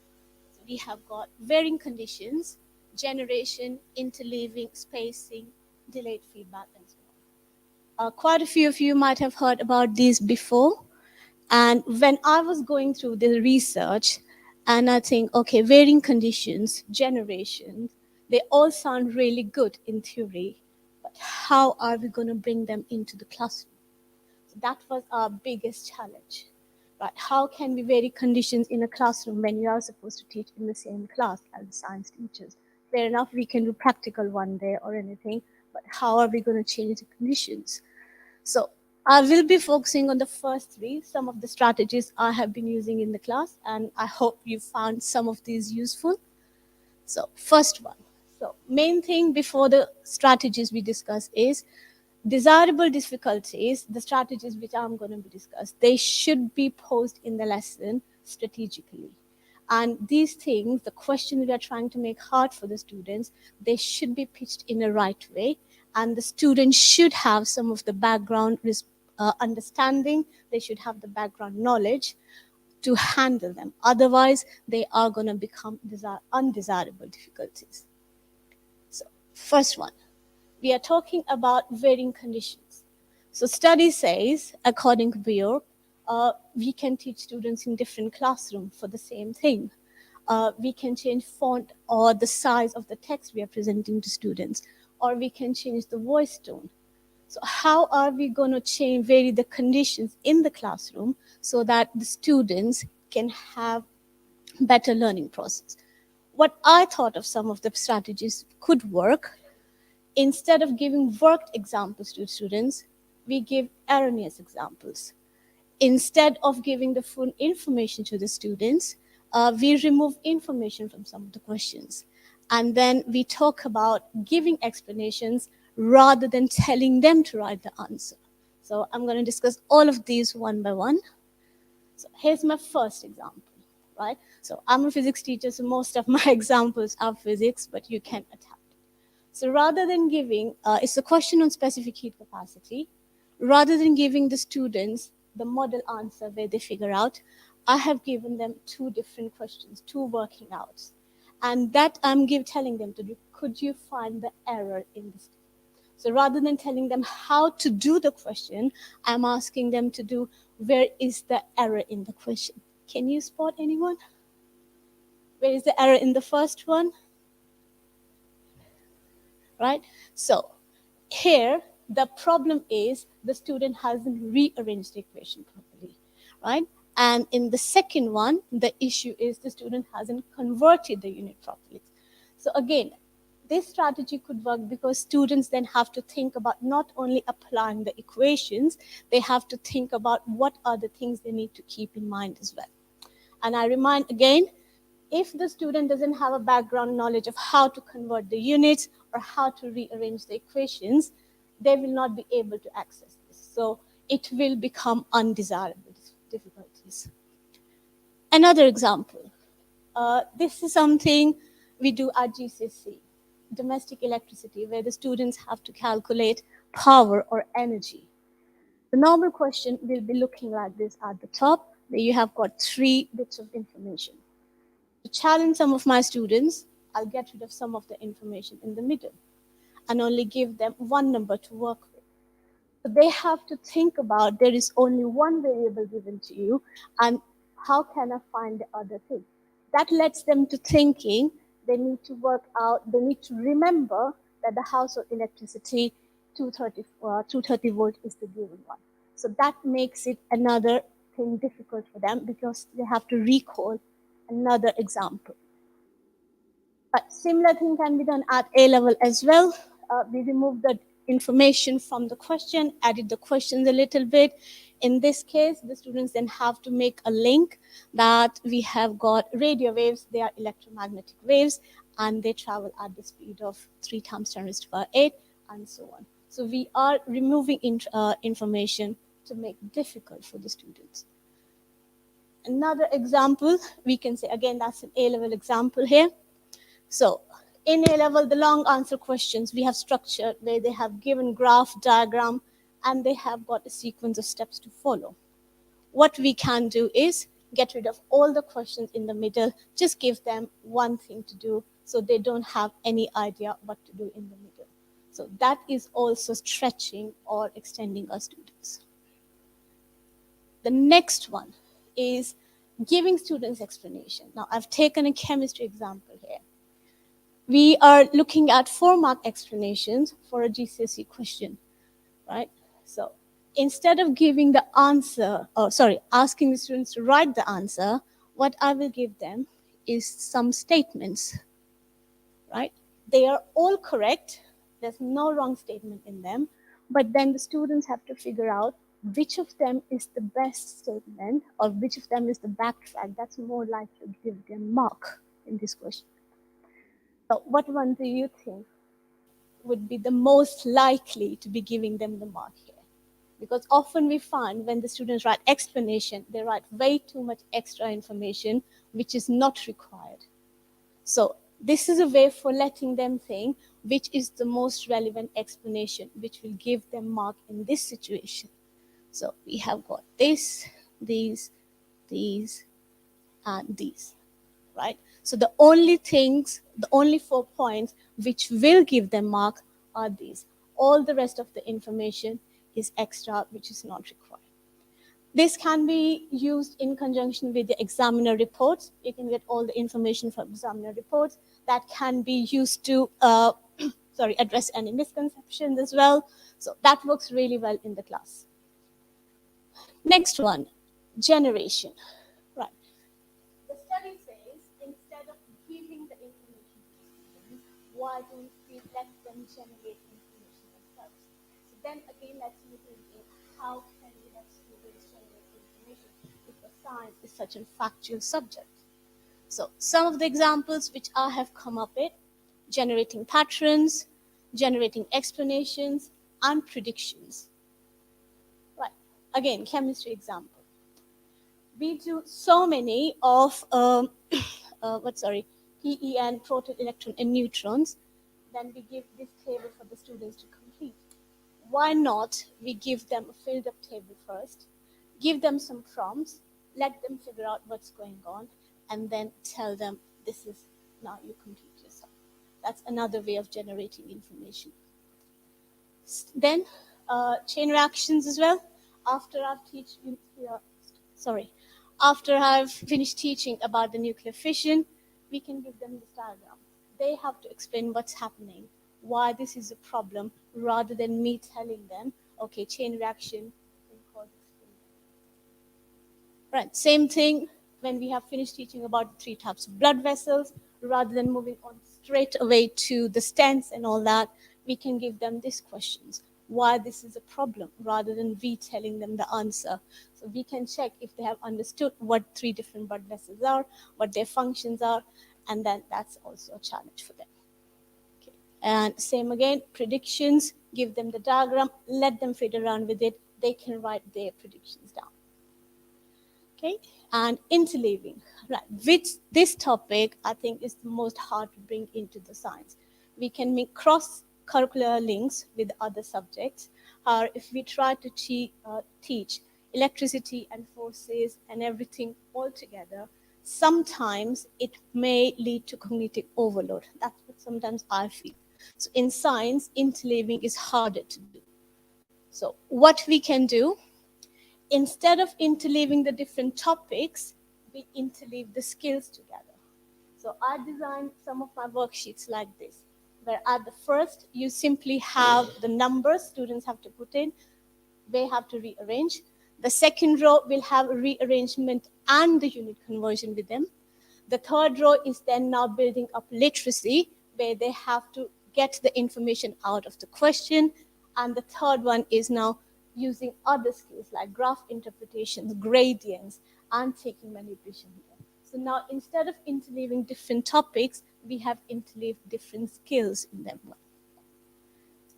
Another example, I'm a big fan of Frey model, and I use a lot in the science. So we can talk about comparison using the DT graph and VT graphs. So after teaching them, they can have this comparison for both of them.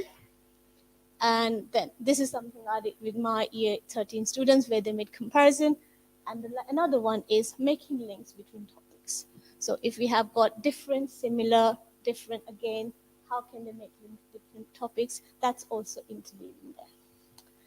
And then, yes, I'm running short of time here, I think. So spacing as well. A lot of about spacing have been said in different retrieval practice questions. We do quizzes and all that. So I'm just going to leave that from here and finish off with the delayed feedback.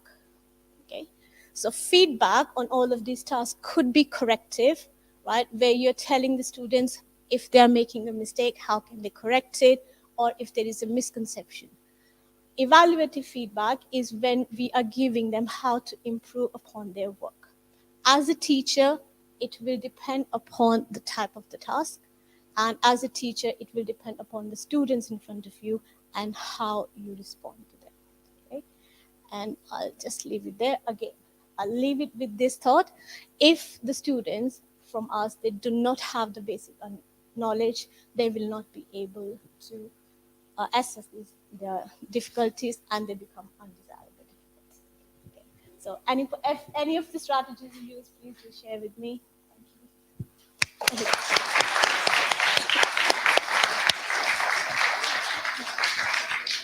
Questions for Sarita? Thank you. That was excellent. I can really see how I can apply that. I'm taking some of the stuff I learned from Bob Pritchard's and worked examples, some of the stuff Peter Edmund makes, where he leaves gaps in the answer to the questions. And now I can see how I can take it further with some of my top end students. So well done, TM Scienceicons and CogSci-Sci. But on that note, here's my question. When you said about the undesirable difficulties, so for the E equals MC theta equation, would they have used that equation before or just known the maths and then applied it?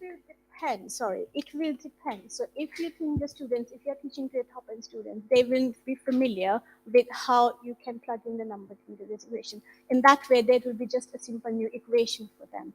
If you think they don't know that equation or how to plug in the number equation, then you might have to teach it before. But you can use a different topic and a different language. Thank you. Other questions?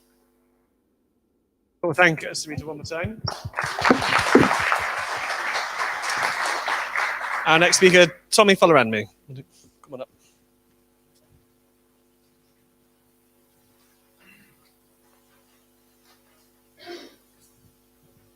Should be off, I think. It's downwards to slides. Thank you very much. Thank you very much. That was a powerful one to follow on with. So my name is Tommy Folaranmi, and today I'm going to be talking to you about why you should bookletize your science curriculum can I say hands up if you've already done that, if you work with booklets in your school? All right, so I've got a lot of people to preach to and convert to the good side. So my first experience with a science booklet was actually about 3 years ago when we got a new HOD and he said we're moving towards that direction. And I was just flooded with so many questions. I had never seen one before. I had no idea what I'll do when we actually got started. And so sorry, thank you. The point of my presentation today then is to, first of all, convert you, bring you to the booklet side, and then go through how you might design one and deliver a really, really good lesson from one. I'd like you to take a moment to have a pause. Think about what the most important part of your job is as a science teacher. Now, this is besides keeping children safe, having a safe space in your classroom. What's the most important thing, the most important part of your job? Have a chat. Have a chat if anything comes to mind. Thank you for that, Tom.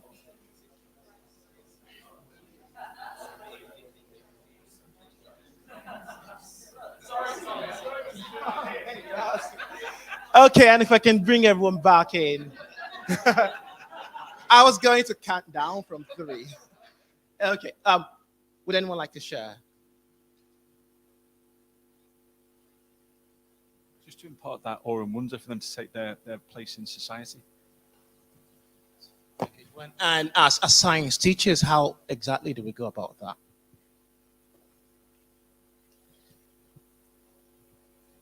This, in my opinion, is the most popular paper by John Sweller, 1988. And it kicks off with this.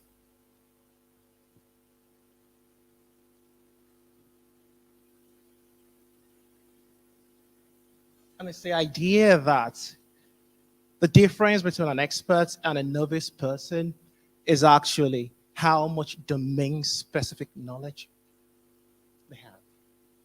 And I think as science teachers, we should always be aware of that.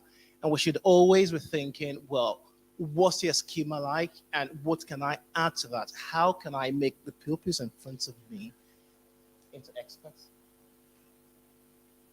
Now, this is where booklets comes into it and why you should be bothered about it. For consistency, there's a huge shortage of science teachers across the country. And there's a need for consistency within our schools. There's a need for consistency within our departments. And when I think about it in my head, I would like to go into someone who has been teaching for 20 years, their class, and see the same quality being delivered in an ECTS class. It provides an opportunity to have high quality resource for everyone. You can catch up easily with your pupils. It makes revision really, really simple and straightforward. It enhances your pedagogical content knowledge too, because it's an in-house thing. It forces you to think about how you explain stuff. It forces you to think about what you think of your subject knowledge.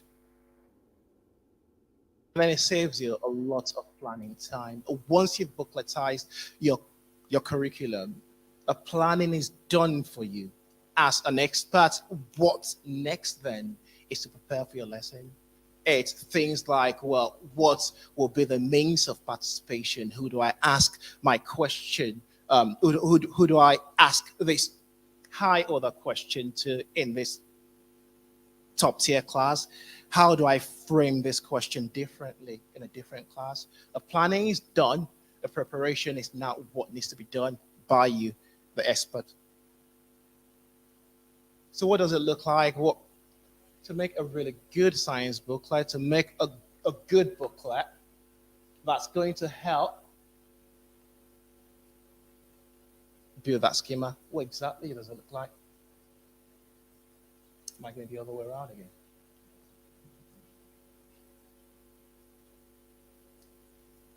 The education inspection framework has this to say.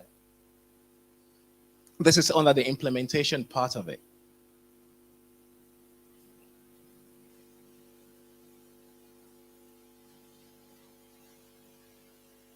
And it's the expectation that we're presenting our key knowledge clearly.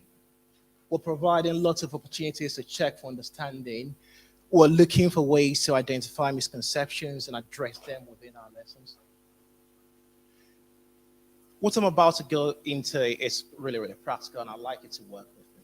Okay, we're going to design a topic within a booklet with an assumption that you have a well laid out curriculum map. It's been well thought of.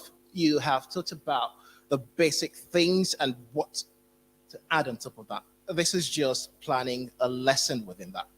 This is how we would kick it off. It will be with an activate knowledge question. So if you're my year 7 class, I would want to know what you've come with.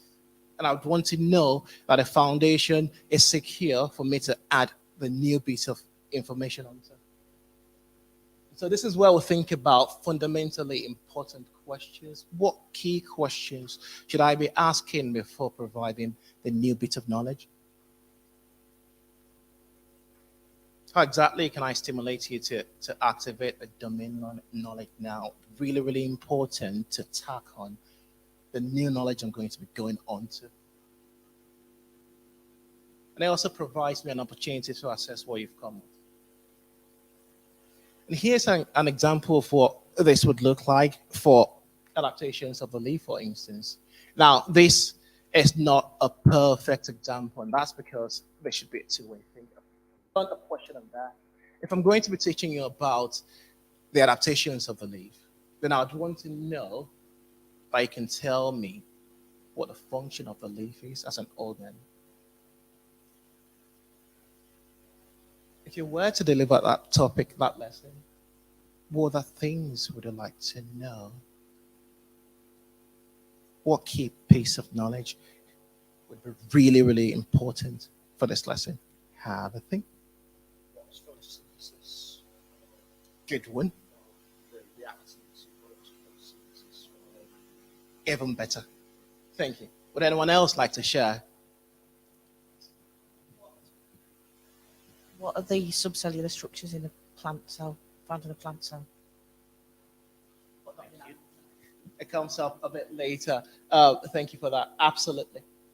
All right, okay. So this is where it's a practical section. What I'd like you to do then is to have a think about something you're teaching next week, a topic you're really, really confident in delivering. What is it? And what questions are really, really important to check for first? What are the fundamental things to have well secured before you're able to deliver that lesson? Once you've got it, I like you to think about turning those things into questions and take the next minute to write them down for me, please.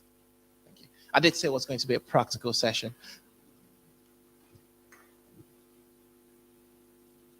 If you want me to come round to have a look, I'll happily do.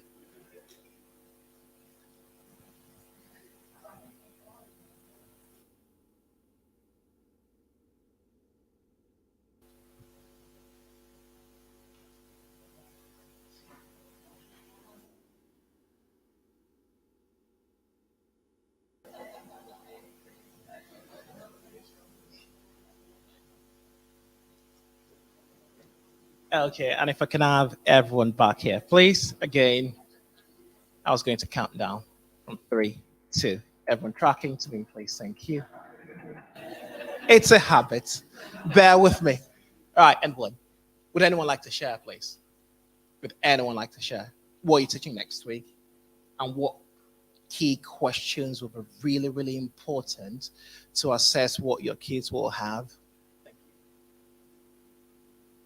Hi, so I'm teaching electricity. The assumption is they've done energy. So it's what energy is stored in a battery.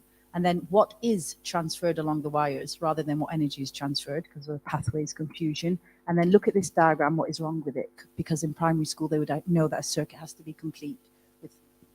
Brilliant, thank you. And I like that you've built on what you know they would have done in primary school. This is how I'd start a design of a topic within a really good booklet. Then I'll go on to the new knowledge, and this is what we do at my school, by the way. I'd move on to the new knowledge part of the lesson. This is where we have well-scripted explanations. I was stumbling my words earlier. I should have come with well-prepared explanations. The most important part, the most important key bit is what you write here with zero fluff, because we don't want any extraneous load here. And then this is how I'll deliver it. So say I've got a booklet in front of me with well-scripted explanations. And I have my visualizer right on the section, have a ruler down, have everyone's attention. Yourself is having a ruler down, exactly where I'm at. 5, 4, 3, 2, 1. Everyone is focused on that, and then we'll read together. And we'll find out my school actually that's really, really helped with our literacy. It's gone up massively, significantly. I can summarize it as an expert, go from tangible things to intangible things, go from concrete things to abstract ideas. Or I can just do blank canvas modeling where I have everyone's attention on me and I'm just modeling with a mini whiteboard, modeling on the booklet itself. And this is an example that lends itself to it. So I would have this under my visualizer, have everyone tracking to me. Then I'd go with the top part is the waxy cuticle. The important bit is this. I'd go on to the next bit of it, have it labeled, and then without getting carried away, I'll check for understanding as I go through, never saying more than 3 things before I check for those key knowledge. And the way to do it with the booklet is to leverage turn and talk. All right, so I've told you about the waxy cuticle. I've told you about the upper epidermis. Number 1s, tell number 2s why the waxy cuticle is important. Number 2s, return the favor and tell number 1s what the function of the upper epidermis is. I can cold call, have everyone think about it. So how do we craft a good knowledge organizer, not new knowledge part of the booklet, for example? You can have everyone think, so what things have I said about how to craft a key bit of knowledge in the knowledge organizer? And then I might go, tell one. Thorough chanting, really, really important, especially with science, having lots of tier 3 vocabularies. And then you can do mini whiteboards. Take a moment to think about the function of the upper epidermis. Think about why the waxy cuticle is really important. Write them down on your mini whiteboards. Be ready to share in 20 seconds. A reflection point then, we're building lots of booklets in the room. And so here is an expert. Think back to that lesson for me, please.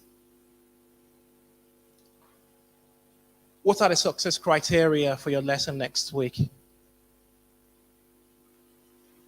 And how can you script the information so you have no fluff? So it's exactly what your students need. Have a think about it. And could you maybe make a draft for me in a minute? Go. So we're thinking about that same lesson. How would you craft your explanation? What bits will go into your new knowledge part of your booklets? Take a minute, think about it, and maybe write something down. It's an exercise that I'm hoping will bring you to the side of maybe bookletizing your curriculum. And if not, it'll hopefully help rethink how we plan and deliver our lessons.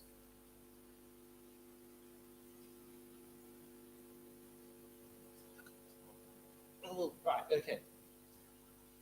I don't have the luxury of time, but I thought I'd follow on with the processing knowledge part. And this is where we create an opportunity for the students to engage with what you've just taught them. It's where they consolidate the knowledge. And then you're also, as the teacher, able to assess their understanding, identify misconceptions. It'll look a bit like this, increasing in demand as you go down. And then depends on the lesson, sometimes just finish off with independent practice where you can slot in some exam type questions, standardized questions with a mark scheme to go with. And then you can also sometimes leave that space as opportunities to practice higher order thinking questions. In summary, here's what I've said. To create a really good booklet, and this is one of the things that works. I'm not saying it's the only way to go about it, but it's what we do when we're delivering our lessons anyways. We activate knowledge, we script and write down new bits of information, new knowledge. We allow them to consolidate it by processing the knowledge with questions increasing in demand.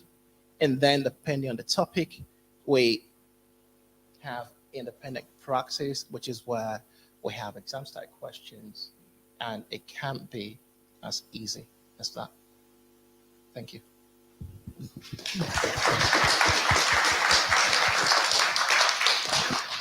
Questions for Tommy?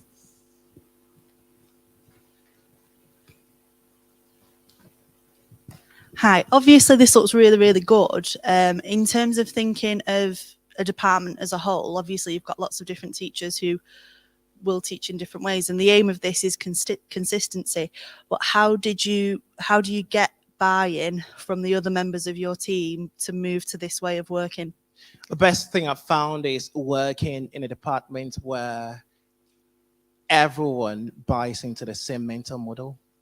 Yeah. And so I'm just really, really passionate about not seeing great practice in well-experienced teachers' rooms, and then it's a bit different in other people's. First thing to say will be to have everyone on board have the same mental model for what a good lesson looks like, and then think about how you can put that in front of every student in your school. It's all right. It's all right. Yeah. But it's a difficult one if you're having to be the evangelist, and that's why I'm here today. Brilliant, thank you. Apologies again for that. I can see the advantages, but I can't get past, so perhaps you can convince me, why we have hundreds of teachers in hundreds of schools rewriting what the textbook companies have paid experts a lot of money to spend a lot of time writing. They have great explanations, they have questions, they have practice. I'm not sold on the advantage of particularly the explanations part of me sitting and rewriting that. And every school in the country, it just seems they're there. We can buy them. All right, so this is nothing against the the book company, but I think it gives you an opportunity to contextualize what you're teaching, and that's really, really important. It also provides you the opportunity to leverage the skills of your colleagues.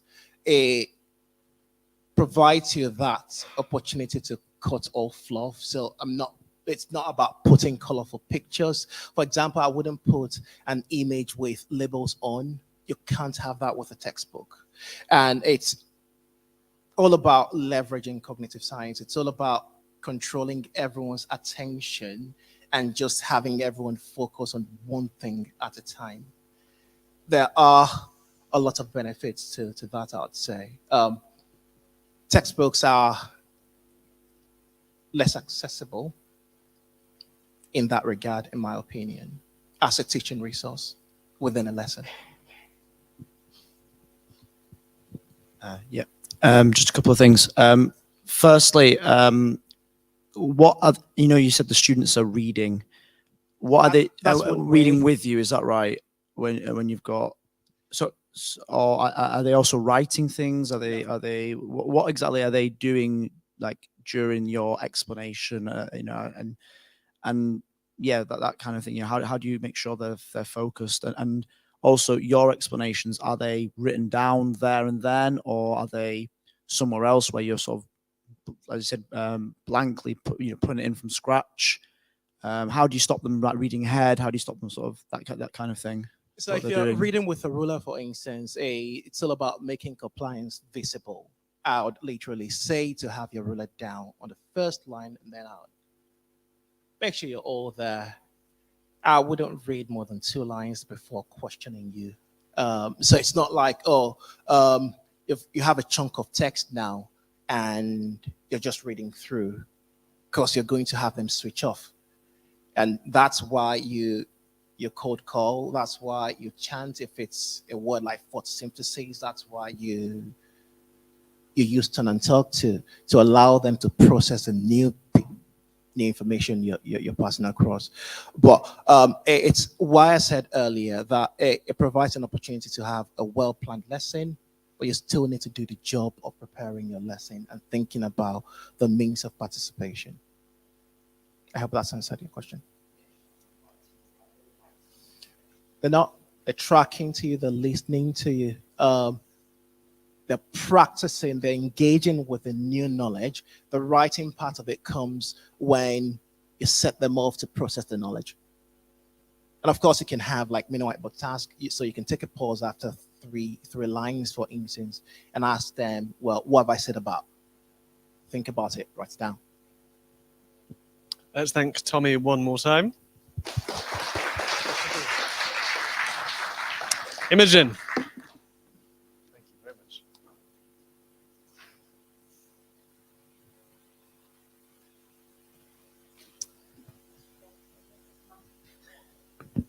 Okay, I'm just going to go straight into it. Sorry if I forget to use the microphone.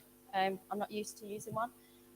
My name is Imogen Staley. I'm going to talk to you about developing a culture of retrieval practice and it not just necessarily being a quiz and how we've done it in our school.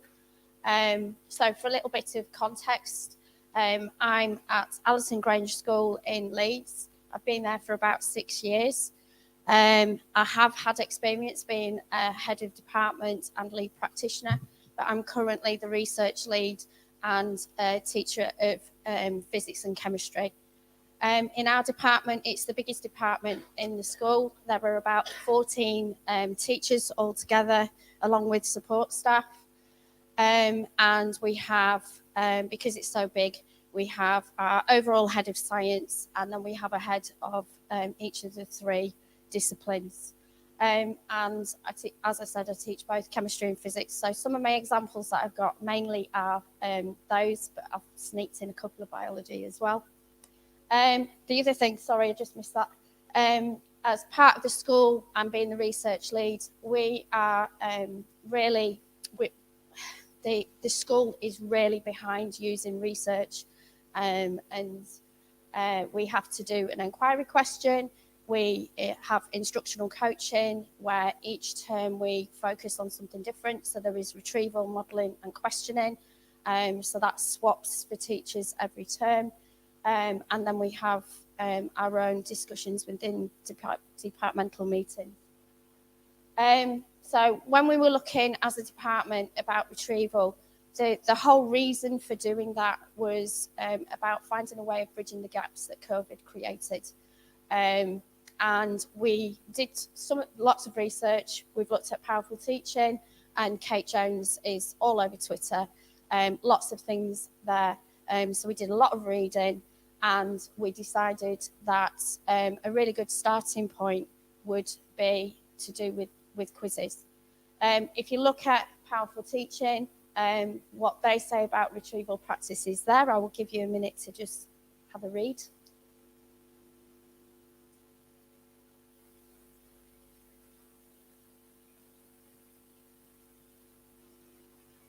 Okay, and then again from there are all the benefits of retrieval practice, which we felt were a really good reason as to why we needed to include it. within our lessons. So there's 5 there, which I'll give you a minute to have a quick look at.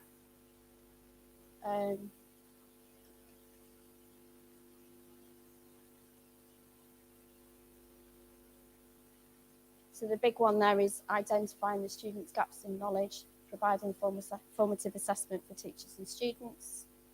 And then we've got another 5 here again.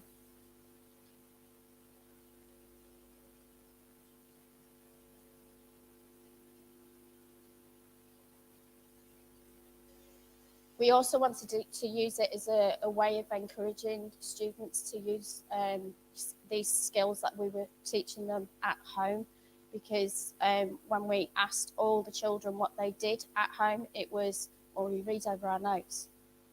Okay, anything else? No. And we all know that reading isn't a really great way of retrieving information. So we started with quizzes. Something like this. This is a really typical one that we would do in chemistry. We are in different places, so it is not perfect. And a little bit of a caveat with that is that this works for us, it may not work for you. So all these are just little ideas that maybe you could take away with you, and they might work for you. And if they don't, it doesn't matter. You just try something else. Okay? So we'd give them a few minutes to go through the questions, and then afterwards we would give them the feedback. Okay. The downside of this is if you are just giving them feedback, get a green pen, tick it off, and then you just move on into the lesson.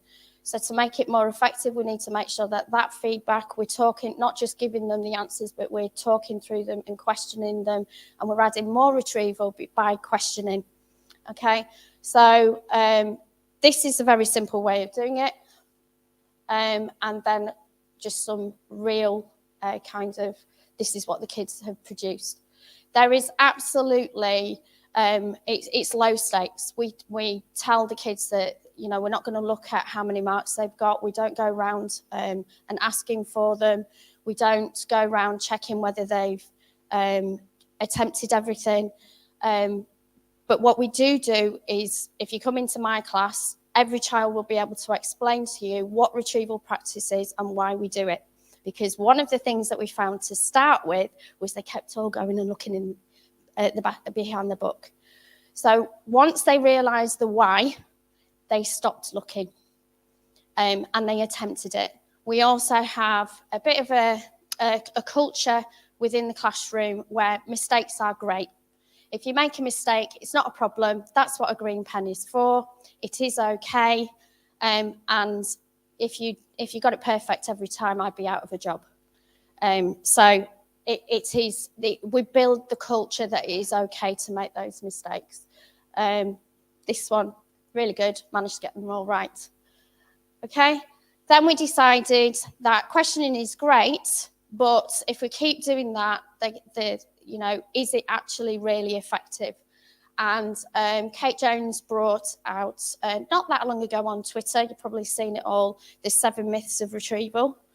And one of the points that she made was about varying the retrieval. So that's what we've been looking at. And there are loads and loads of different ways that you can do this, but this was one of them. So here we've got a grid where each different colour gives you a different point. So the most recent is 1 point, 2 points for a bit before, 3 points for a while ago. So you might have the 1 point for last lesson, 2 points for last week, 3 points for a couple of weeks ago, and then 4 points for either last term or even last year.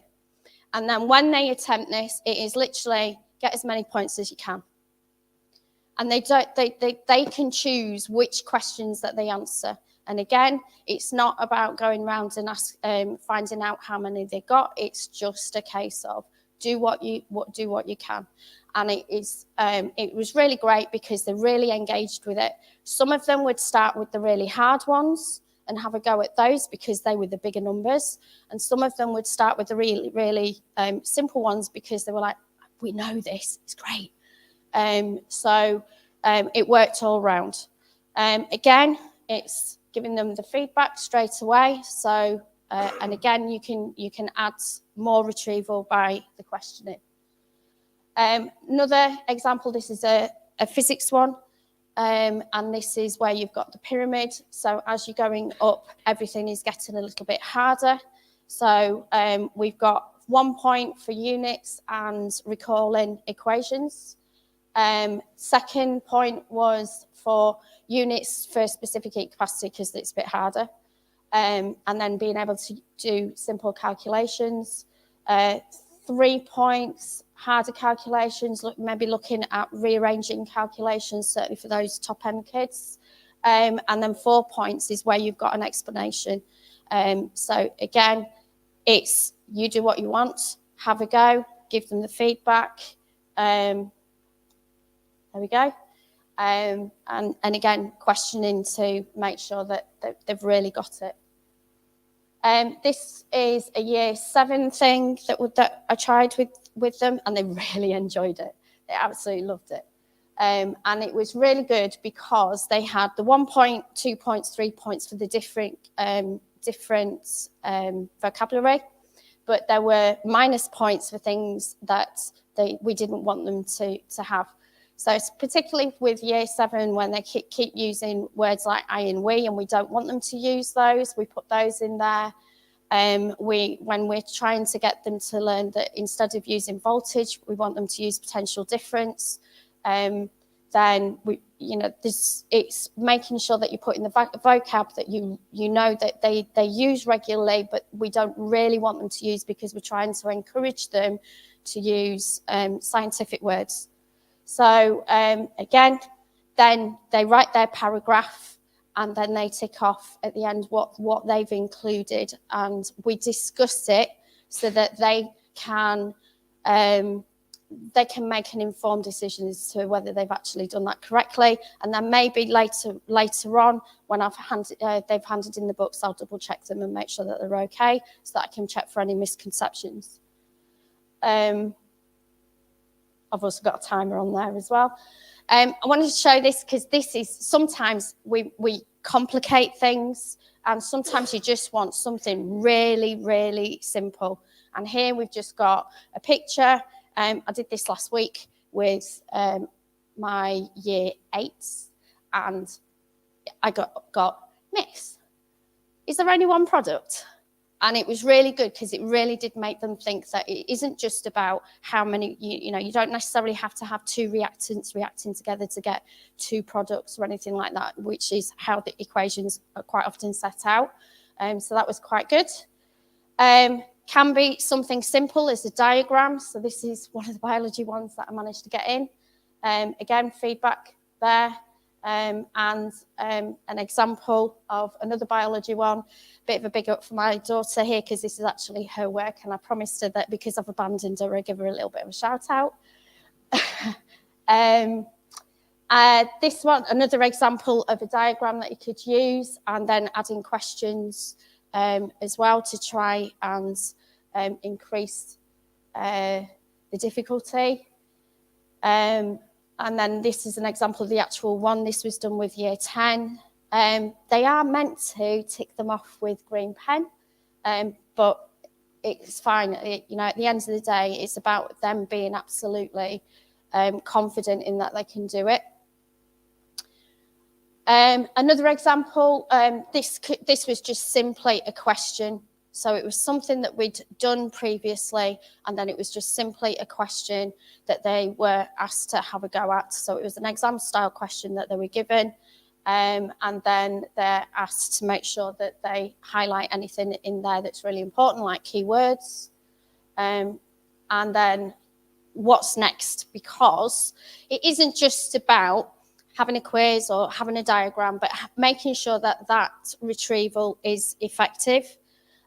So we haven't just looked at whether we do it at the start of the lesson. We've been looking at where else in the lesson can we do it, because sometimes doing it at the start of the lesson can take up a lot of time when you don't really need to. So this was done with a year 10 where we'd already been talking about energy, the efficiency using the energy equation. And we did this at the end of the lesson and I popped in a power one. So the idea was that they knew at the beginning of the lesson that we could use both energy and power. Most of the lesson was done around energy, and then they needed to apply it using power, which was a good way of doing that for us. And then the other one is interleaving. So we do all of this through from year 7 all the way up. And for year 12, I wanted to make things a little bit more difficult. So we decided to do I decided to do interleaving with them. Now, with year 12, we have an organic side and we have a physical side, and I teach organic. But what I did was the questions that I've used, some of them are organic and some of them come from the physical side as well, so that they can see how those interlink with each other. Because I think sometimes the kids don't understand that all the sciences link up. And when you are teaching one side compared to another side, and then you're trying to get those two to work together when it comes to the exams, if the A-level exams in the organic will use things like, looking at atom economy and looking at yield. So I wanted to try and make sure that came into the lessons. So even though I don't teach the physical, get that in there. And that so far has worked really well. Again, that's an example. All low stakes, green pen in ours for making sure that they change anything that they need to. So they've always got the right answer there. And then the questioning on top. And I've got about 30 seconds left. So don't worry. Carry on. I think that's the last one. That is the last one. So any questions? Thank you for having me, by the way.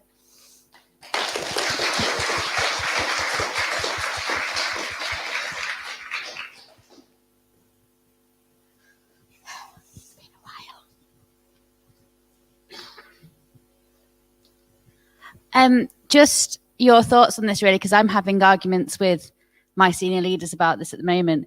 Thinking about one of the first slides that had the retrieval answers, and it just had those answers, and you said the student had got them all right. I'm having the argument at the moment that it's absolutely pointless marking that if you don't write the questions down. What are your thoughts?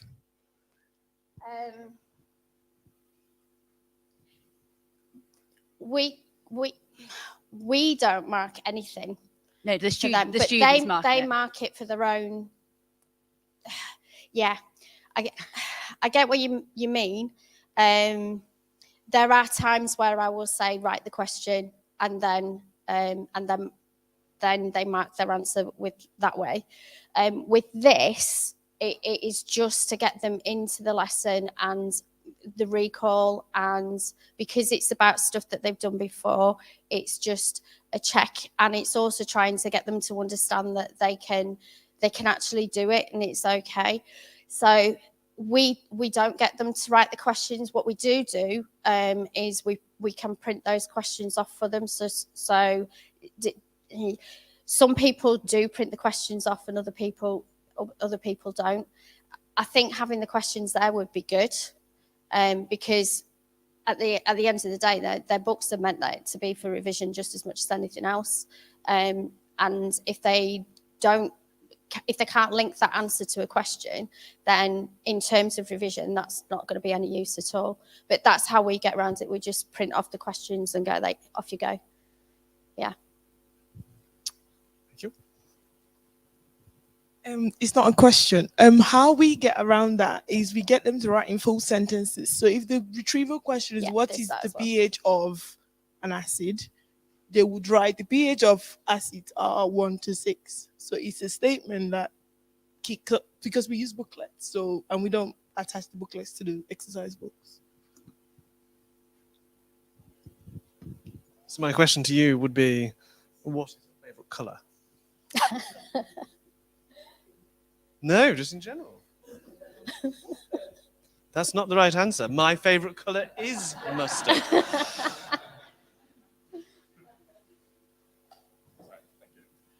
I think it's not a question, it's more to get around the problem that we're discussing. And what we do is we print off an A4 sheet with about 10 questions of retrieval from the past 5 lessons that they physically stick in their book, which is more multiple choice. Because I find that even though that's what we use as data as well, we get the kids to tell us. So to counteract the fact that it's not low stakes, we give more multiple choice. And I'm worried about the writing in full sentences. You will inevitably get kids taking ages just to write 1 or 2 sentences. So you can have the best retrieval practice with 6, 7 questions that you've interleaved as much as possible, but those kids are not going to get through them all if they don't want to, and they can pretend. So again, go back to the booklets. That's something you could incorporate. Not a fan of booklets, but we'll park that to the side. So yeah. Print it out. That's my conclusion on that one. Thanks. I particularly like the weighted retrieval practice. I think I'm definitely going to take that back to my department because that is really, really good. Another question here?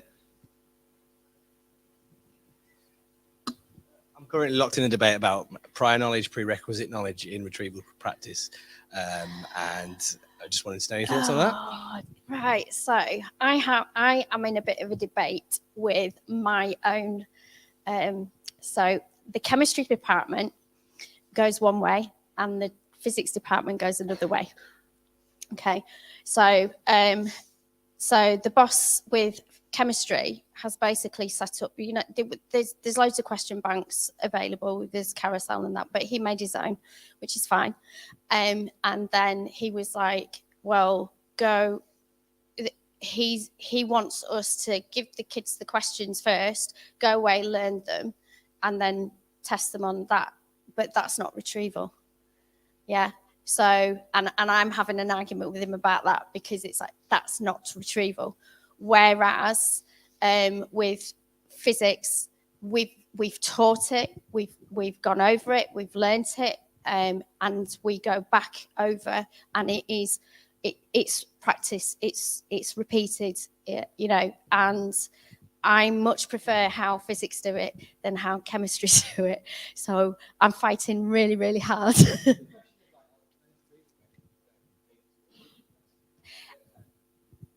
We try and make sure that at least some of them link to it, but you can get around that because in some ways it depends on the year group that you're teaching. So for instance, like year 7, it's a little bit more difficult because you have to do you know what year 6 do? Do you know what year 5 do? I'm just lucky I've got a child that's just come out of primary, so I've got a fair idea, and I've actually been in there to teach them, so I've got some idea of what they know. So sometimes they will end up with stuff that they haven't been taught before, but that's okay. So you don't have to do retrieval practice every single lesson. At all. My argument with retrieval is that you can do retrieval throughout the lesson, and even through questioning, that is retrieval. I might with year 10 go, do you know what, we've done this in year 7, we've done this in year 8, go back to what we were doing before in year 7 and 8 and think about what we did then. Did we miss? Yes, you did. No, we didn't. Yes, we did. You don't have to do it every single lesson. You don't have to do it at the beginning of every single lesson. And the retrieval could be with year 7. It could be, this is what we've learned in this lesson. Let's see what you've learned. So I think you've got to adapt it. I think you've actually mentioned what I was going to say. For me, I feel like the answer lies within why. Why am I retrieving? If it's for the purpose of fighting the forgetting curve, then retrieve when you need to, and always check the prerequisite knowledge before moving on to something new. I feel like we'll have more clarification, we'll have more clarity as to how to navigate our lessons if we just have the understanding of why we're retrieving in the first place. I saw a huge difference between when I mean, honestly, I've had other members of staff come in and I've said, just for their benefit, please tell me Why do we do retrieval practice? What is the purpose of it? What are we doing? How, you know, and they can spout it off. They can say exactly why they do it. And such a difference in the attitude from the kids because they understood exactly why they were doing it. It also comes out because the head does Hot Chocolate Friday. And Hot Chocolate Friday is where the kids get nominated and they go in for a hot chocolate and tend to leave it, because I've been in lots of them. And the head always asks them questions about what they're learning in lesson. That was where I picked up a lot as research lead. I picked up how lots of departments were just focusing on quizzes. But at the same time, it was great in a way because they understood what they were doing it for. They understood what retrieval practice is. But for me, it's about making sure that retrieval practice is effective and not necessarily just doing a quiz. Every single lesson is effective. So it's just finding those ways. And I could sit there and give you a million examples of what we've done. I'm happy to share, but yeah. But I'm going to have to stop you there before a million examples. Thank you very much, Imogen, one more time. So here's the plan and here's the challenge. The plan is we've got 15 minutes to refill our drinks, get yourself some refreshment. Challenge is if you've heard something interesting, something you're going to take back to your department, I want you to tweet it and hashtag TMSCI. That is, unless you've had 2 bottles of Prosecco, in which case it's probably best not to tweet anything. Drinks are available. We have 2 more talks after the break and, of course, the raffle. Go help yourself.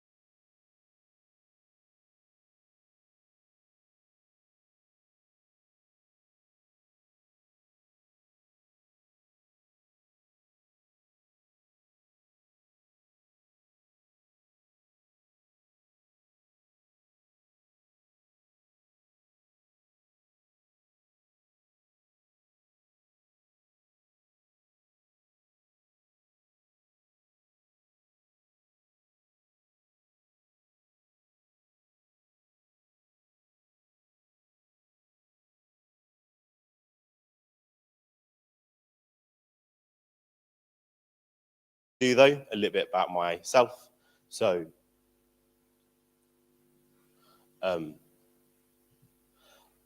I've taught and introduced curriculum change in quite a wide variety of schools and a wide variety of contexts. Perhaps one way to describe the different contexts is in terms of pupil premium. I've taught in a leafy Surrey school with 3% pupil premium. I've taught in Birmingham schools with over 60% pupil premium. I'm currently at something in between the two. Also, there is the context of departments. The fact that my current school, where me having a decade of experience means I'm one of the less experienced teachers in the department, to previous schools having been one of the most. Either way, know your context, knowing your team and your subject well is a first step to implementing curriculum change. I'll be talking about the implementation of curriculum rather than the rights and wrongs curriculum or what should be in it. So, I can't discuss everything, so I'm just going to focus on 3 parts. 1, how to create buy-in. 2, phasing that implementation. And 3, making it efficient.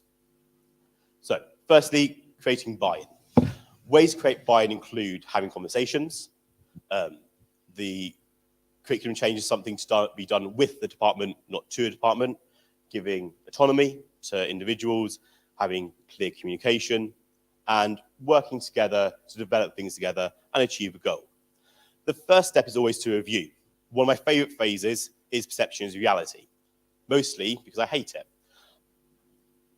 Curriculum development is an ongoing process and it always needs changing or tweaking or even a complete overhaul. However, it's easy to get curriculum fatigue, think that it's done, or the reverse, think that because curriculum is always changing, therefore you must need to change things. Balancing that autocracy and democracy is also very important. There are lots of places and ideas where I'm more than happy to bow to somebody else's idea.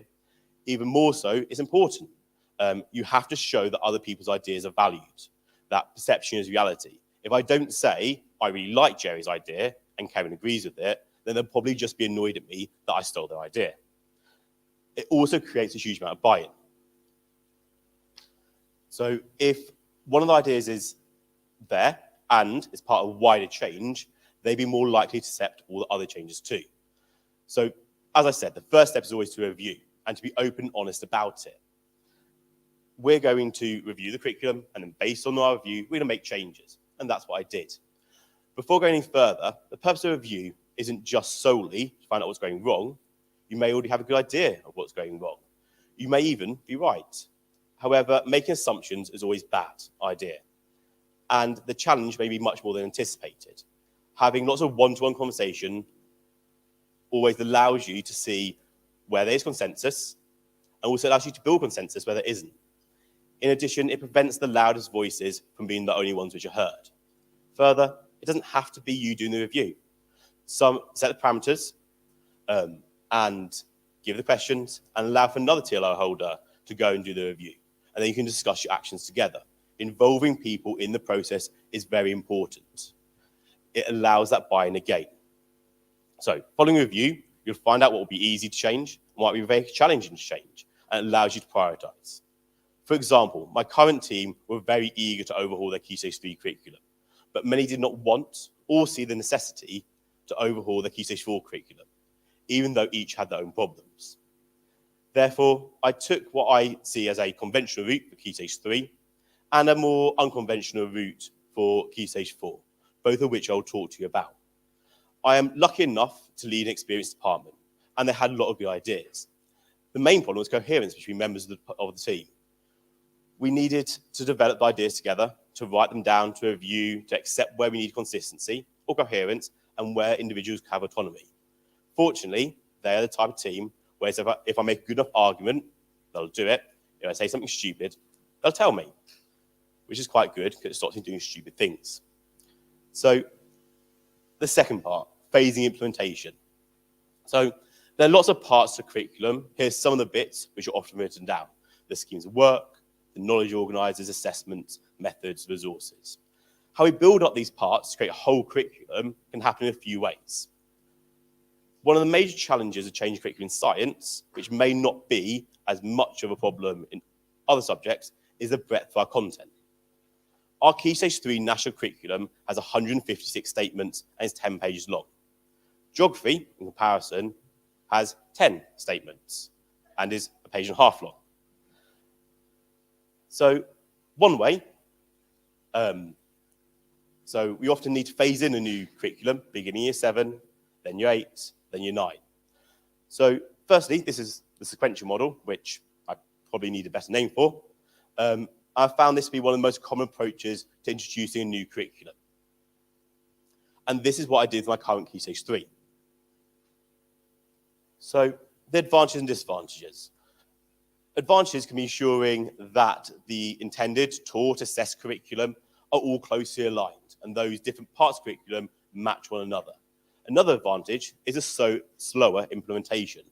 It allows you to get things right and to spend more time doing so rather than rushing. Disadvantages are that favourite topics are picked first, or that the bigger picture of sequencing across the key stage doesn't occur. Another disadvantage is running out of steam. Often a topic, or the first topics, or the first year get much more attention rather than the rest. Therefore, it's really important to lay the groundwork for this. So, laying the groundwork. Before rolling out new Stage 3, I need to lay the groundwork.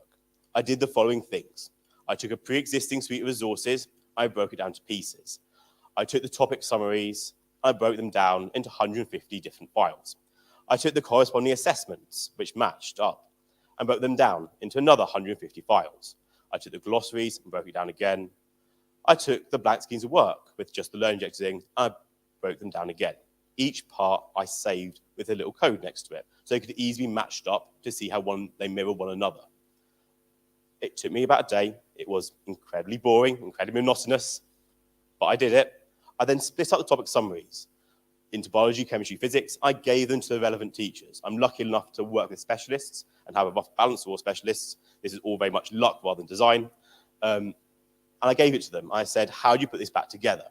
So there was a discussion about sequencing. This gave autonomy to those specialists and allowed them to decide what order and what was in each topic, albeit with very clear parameters. We then wrote down the codes which went into each topic.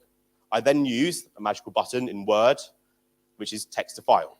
I then remerged all those bits into files. So within again, it was very monotonous again, it's very boring, it took me about another day. However, within about 3 days of work, by planning really carefully, by laying the groundwork, we had about 24 schemes with the learning objectives in. We had 24 draft topic summaries of the knowledge to be taught in each topic. We had 24 draft assessments and 24 glossaries ready for year 7 to year 9. These were very much a draft of each. However, the sequencing was designed by the department, creating buy-in, giving time for conversations, the autonomy within the subject, but with coherence across the whole. It's much easier to use what you already have or to pull resources from multiple places and then put them back together rather than reinventing the wheel and making everything from scratch. That gave us a really good base to build on and a head start to what we need to do. We're now introducing it year by year. We're trying to prevent some of those disadvantages of burnout by using a scheme leader model. So each scheme is the responsibility of one member of staff. Exemplars were given for what they should look like, and I find this a really important step. If I, as a leader, don't have enough time to write an exemplar, how do I expect my team to have enough time to do it? So time was given, gain time. There's also a bit of quality assurance in this time and support offered by then July, ready for September introduction. Staff are happy because they're given a head start. They already had the drafts there ready for them. Clear guidance and examples, so it's harder to go wrong. They also knew that they're supporting one another. And if they expected the other schemes to be good, they had to make theirs good too and do the same. I've actually been very, very happy with the schemes of work put in place. I will happily say that my scheme of work, which was the original exemplar, is now the worst for year 7. And I desperately need to update it to try and keep track with my team. It's allowed the team's expertise really to come to the fore. We also had to put it as part of the performance management, which we probably don't like discussing, but I think it's important.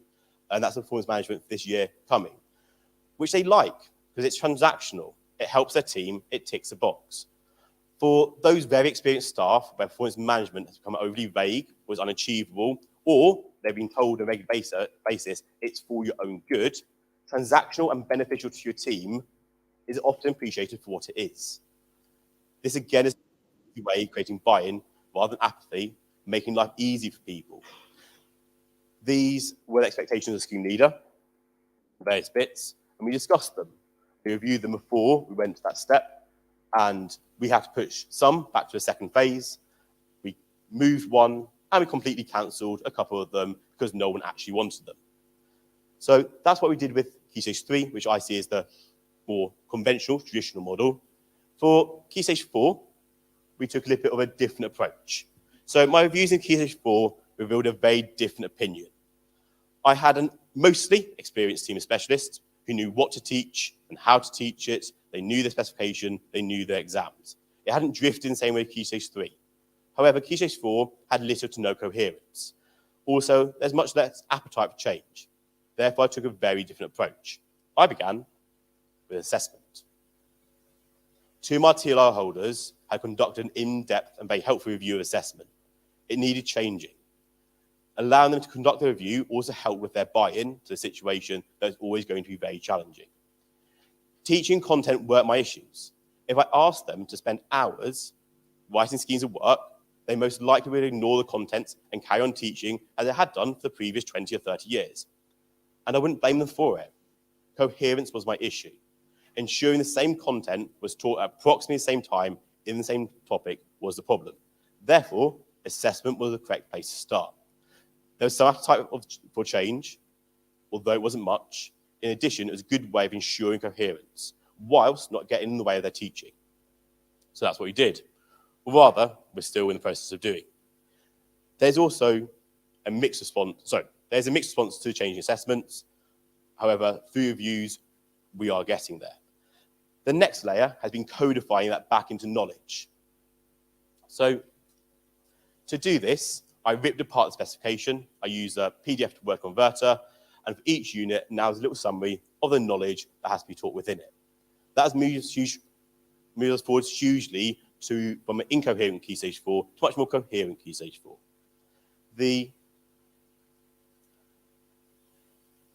Sorry, getting distracted by timers. The next few layers will be to put in place resources and schemes for those less experienced members of my team. So therefore, I've ended up with quite a weird mixed approach to implementing curriculum within science. So it's very important for me to know my context and to react to it. So it's going something like this. That to start with.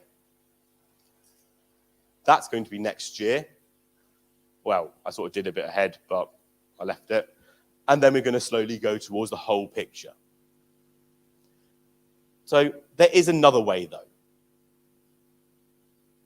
The all-at-once approach, which I've also done at a previous school, when it was unfortunately necessary. However, even then, I waited a whole term. I reviewed with colleagues and had lots of conversations before I scrapped a whole Key Stage scheme and replaced it with another. I don't say that proudly. It's very much something I had to do. The team was very different. Most were inexperienced. The other half knew that anything would be better than what we currently had. So this comes with massive disadvantages. And I would nearly always try and avoid it if I can. There's less buy-in. The overload of new information and things is often too much. There's too little time to explain it. You need to be effectively desperate to take that action. You also take a massive risk and step backwards if something doesn't go quite right with it, which is quite likely. Also, you don't actually ever put in a whole curriculum all in one go because they might not know what they're doing. So there is always that slow phasing in, also with a ton of firefighting quality assurance needed. The only advantage is speed, but it comes with great risk. The third part, making it efficient. So one, to make it efficient, you need to know the bigger picture and plan for it. Mapping out the whole allows you to focus on what to begin with. Two, laying the groundwork. Before introducing the department, it's really important to lay the groundwork, because if you don't have time to lay the groundwork, then you need to lessen your ambitions for curriculum. Three, there are a ton of existing resources. All have their good and bad points. For example, I'm glad, same as what I wrote, I like the textbooks for Active 8, not so much ones from Exploring Science. However, I quite like the summary sheets and some of the quizzes from Exploring Science, and not the ones from Active 8. Best learning from STEM is also really good. Old banks of resources are also really useful. Things like very, very, very old QCA for misconceptions is a really useful thing to have. If you know where to look, you can save lots and lots of time. 4, using other exam boards, which is nearly blasphemy for many of us. If you want learning objective, you read Edexcel specification.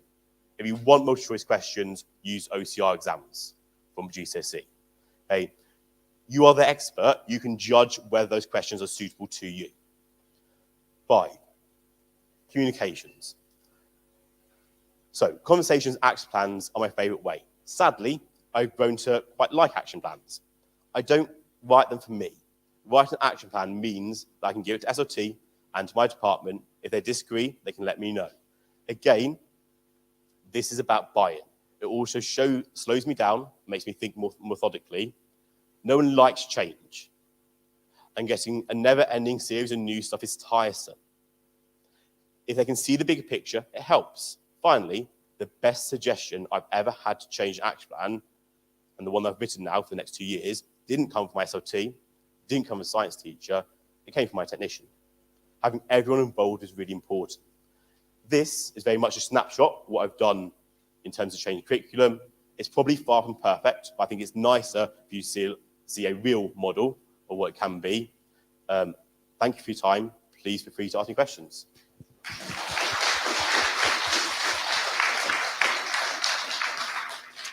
So as I meander across the entire room, there's something that just came into my mind as you were speaking, the idea that you have to get the buy-in, and with a more experienced staff, how that could be quite difficult. And I'm fairly sure in my 15th year of teaching that generally the impression of me is I'm just slowly becoming more difficult. But what you have made me realize is the importance of, from an experienced staff member point of view, to actually give my buy-in, to actually, when someone is trying to do that sort of thing, to actually say, well, they're seeking my buy-in because they value it. And that actually completely changes. I'm definitely going to be less difficult. Sorry, thank you. I completely agree with starting the assessments. I turned around to somebody and said, well, why would you start there? And they said, actually, you've got experience. I work at a new school with just year 7 and 8, and as a new head of department with one other staff member and a technician, and we are now moving eyes towards GCSE next year, towards the end of that. Where would you begin with that? Would you start? We don't have the expertise to start with this. I can't say I won't because we don't have the staffing yet, but where would you, I know what board I want, where would you begin? So my thing so assessments very much, it forces coherence. I think people often forget that people complain about teaching to the test, but actually when people are forced to teach to a test, and we use a lot of multiple choice questions, so when you use a lot of multiple choice questions, it forces people to effectively teach all of those 30 multiple choice questions. That's pretty much the topic and was exactly the knowledge I wanted taught in the first place. So the nice thing with assessments, it really does force people to actually do what you ask them to do and not just miss bits out. There's always a risk with that. That people go, oh no, I prioritized, I did this. And then you get to a year later, it's really difficult.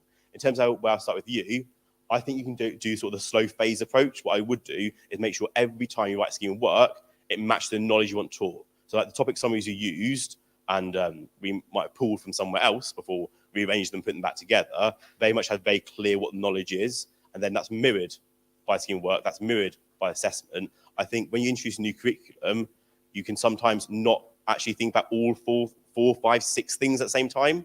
As soon as you stop thinking about all things and making sure they reflect one another, you're sort of in trouble to some extent. Because sometimes you write a scheme of work, and you sort of, oh, now I need an assessment for it. Let's find some questions. If you try and make sure that your scheme of work and your 4 sections for it, or your 4 key knowledge is reflected by assessment, that's really important. And assessments should be written effectively at the same time, not as an afterthought. Because a lot of assessments are very much an afterthought. They're very much, oh, I've got test space, which is just all the SATs questions. For me, I've pulled from various sources the questions, and I'll actually make sure it matches. It takes me longer, but it's a better way of doing it. Any more questions? It's not a question so much as a thank you. I've literally just done this in the last year, and having somebody else, well, pretty much by myself, and having somebody else go, this is how I did it, and this is why it's working. Now I'm leaving here going, I might not have ballsed it all up. So thank you. Any more? Let's thank William again.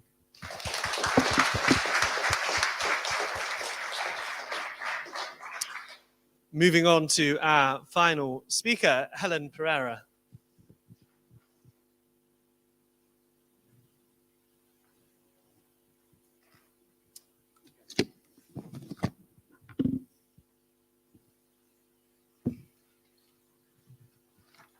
Right then, so thank you very much for having me here today. So I am the Trust Lead Professional for Science in the Mercian Trust, which is based in the Midlands. So it's mostly Walsall and Sandwell schools.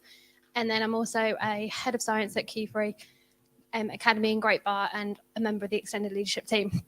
So I'm going to talk about improving students' literacy skills in science.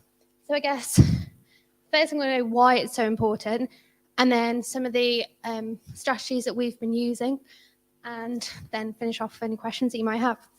So why we began doing this started when we took a whole school approach to implementing the first 3 recommendations from the EEF report on improving literacy in secondary schools. Because we were noticing this was pre-COVID, we were having a decline in the reading ages of the year 7s entering, and that's just got worse and worse with all the problems of COVID. So we took this whole school approach and we implemented these first 3 recommendations. And in the EEF report, it talks about this disciplinary literacy and this idea that literacy skills, yes, they're general in the sense of question marks, capital letters, full stops, some of those things that students still don't include even when they come to our lessons. But then there's also those subject-specific ones. So, for example, in science, we expect them to be using writing, text, diagrams, graphs, all in the same piece of work because we expect it to be all intertwined. And I guess prior to this, I kind of considered, oh, literacy skills, that's what comes from English. You know, I'll teach the key words, I might put a glossary up, have the words up around the wall. But it was that transferable skill that you expect students to come to your lesson with, the same as, I guess, you might early on in your career expect students to bring their graph skills, their table skills, their percentage change, their algebra skills from their maths lessons. But we've all been there in that painful lesson where you're trying to get students to draw a graph and they act like they've never seen one before. So why would literacy be any different? Why would students know that they need to bring those skills to you? And then why would they know those other subject-specific ones that we want? So they might be reading a text in science about, say, a kangaroo rat. Well, do they know that's a species name? Or are they imagining this mythical creature that's half kangaroo, half rat, and getting completely confused what on earth you're talking about?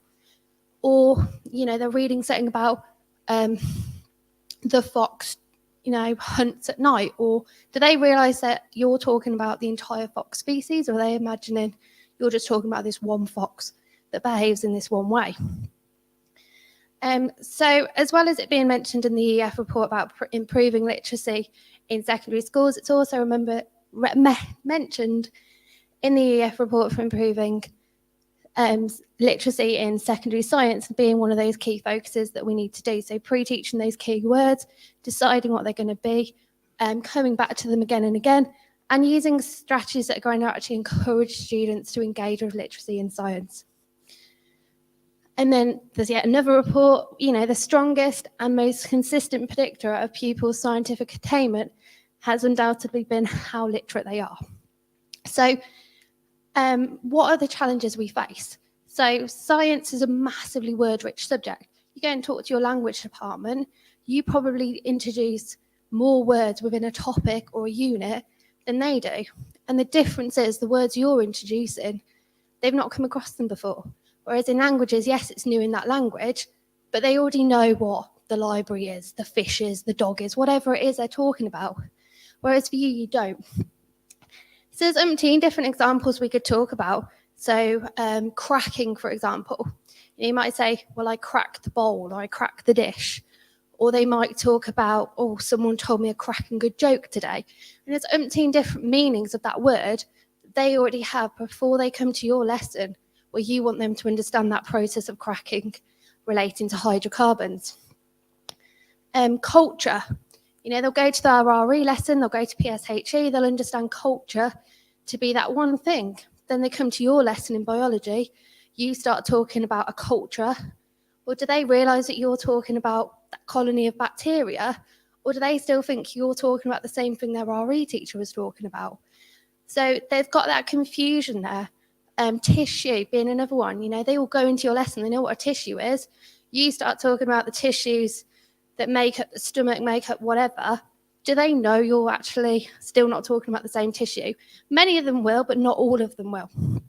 And there's all those words that we use incorrectly all the time. So Weight Watchers, they probably see adverts for it all the time. You don't go to Weight Watchers, you go because you want to lose mass. But then do the students realise the links between those words? So there's loads of examples that we could talk about. And then on top of this, we're then going to use words and analogies to help students decode and understand some of the complex things we say. So do we end up leaving these students just completely bamboozled when actually our models are meant to help them? So these are just some of the challenges. But like with everything, students have got to have a chance to embed those words into their long-term memory. They've got to build that schema. So we've got to give students a chance to see these words, hear these words pronounced correctly, view them, explore them, and then try and link them, and then retrieve that knowledge regularly. So that's kind of why we've then adopted it so much in science. And then I thought this was quite an interesting one. So what percentage of words do students need to know in a text to ensure comprehension? So we've got any suggestions of what number it could be? 65? 85? So it is in fact 95%. So if students are going to comprehend a text, they've got to understand 95% of those words, which is a huge amount. And if it's a fiction text, then students might be able to make inferences from the genre, the stories, their own life experiences, but they can't do that in science when they're reading this text. So it's even more important for us to actually teach this vocabulary to the students. So we introduced a whole school approach, and science very much took that on board and ran with it. So we've introduced something called the disciplinary reading programme, and it begins with these three clear stages. So the first thing you've got to do is select your text. And this could be directly related to the lesson. It could be a secondary text that's going to extend students' knowledge further, give them that extra challenge. Or it might just be a general subject-specific text. So that could be a text that's been in the news. It could be, what students are actually interested in, what they ask about. And what we've actually done in our Key Stage 3 curriculum, the way the timetable works, if we've got those lessons where you've got split teaching, you don't see them regularly. We've introduced awe and wonder lessons where it's basically a disciplinary reading lesson every other week, and it is just a general subject text on whatever the students want to talk about. So we've done what causes rain, bugs in Christmas trees, what is snot. And students actually really getting bored. So once we've decided the text, we use these closed reading strategies, which I'll go through next. So we pre-teach that vocabulary that we're going to be using. So the Freya model, we've already seen it mentioned today. This is just one version of it. So you give students the term, you tell them what it means, you get them to do something active with it. So that could be defining it, characteristics of it, examples, non-examples. That's not always going to work for every word in science. So you can adapt this, you can change these boxes. So we've got our dual coding, add a picture, use it in a sentence, write a definition, synonyms, anti-synonyms, whatever it could be. Loads of different ways that you can just adapt these 4 boxes. And students at our school will be used to using this for words in any of the subjects that they come across. They actually now quite like it. It's more engaging than perhaps here's your glossary, write it in the back of your book, whatever it may have been. But again, variety is important. So sometimes we go for the table format. Sometimes we teach the tier 2 and tier 3 words and then simply get students to write a sentence for us. This could be on their books, on the worksheets, mini whiteboards, whatever it could be to just keep it exciting, keep it different. A strategy that's really worked with our SEN students, not EL students, but we have used in all classes, has been the dual coding and introducing the verbal and the visual together. And then getting students to produce those word maps of it. So once we've got an entire topic done in the dual coding process, laminating those sheets, sticking them on the desks, and then students have got those every single lesson to refer back to. So we are a word-rich subject. There's lots and lots of words to learn, but there are ways to decode some of those words, and we need to teach students those. To teach them what the start, the middle, and the end of a word looks like. Teach them the endo, what does it mean? Teach them what firm means. Then, whatever word they come across, ectotherm, endotherm, they've got a chance of decoding it for itself. It becomes less baffling for them. So just by teaching them firm meaning heat, you've got exothermic, endothermic, thermistor, thermoregulation. So you've got a bit of biology, chemistry, and physics decoded to a certain extent. So we select the text, we've pre-taught the vocabulary, then it comes to the reading. So we read with our students, us reading. So we put the text into the visualizer, they also have the text, and we read it to them. Because these words are new to the students, their reading level is lower than perhaps it should be for their age, and we show them what those words sound like and what they actually look like. So the students will follow along with their finger, with their ruler, whatever it could be. And if there are some groups where you think, no, we won't do that. We do a bit of popcorn reading with them. They bounce around the room. So as we're reading, we don't read the whole text all at once. We will read it paragraph by paragraph. We will get them to summarize it back to us, tell them what they mean. We'll chat about any extra words in addition to the ones we've already pre-taught that could come up that students aren't familiar with.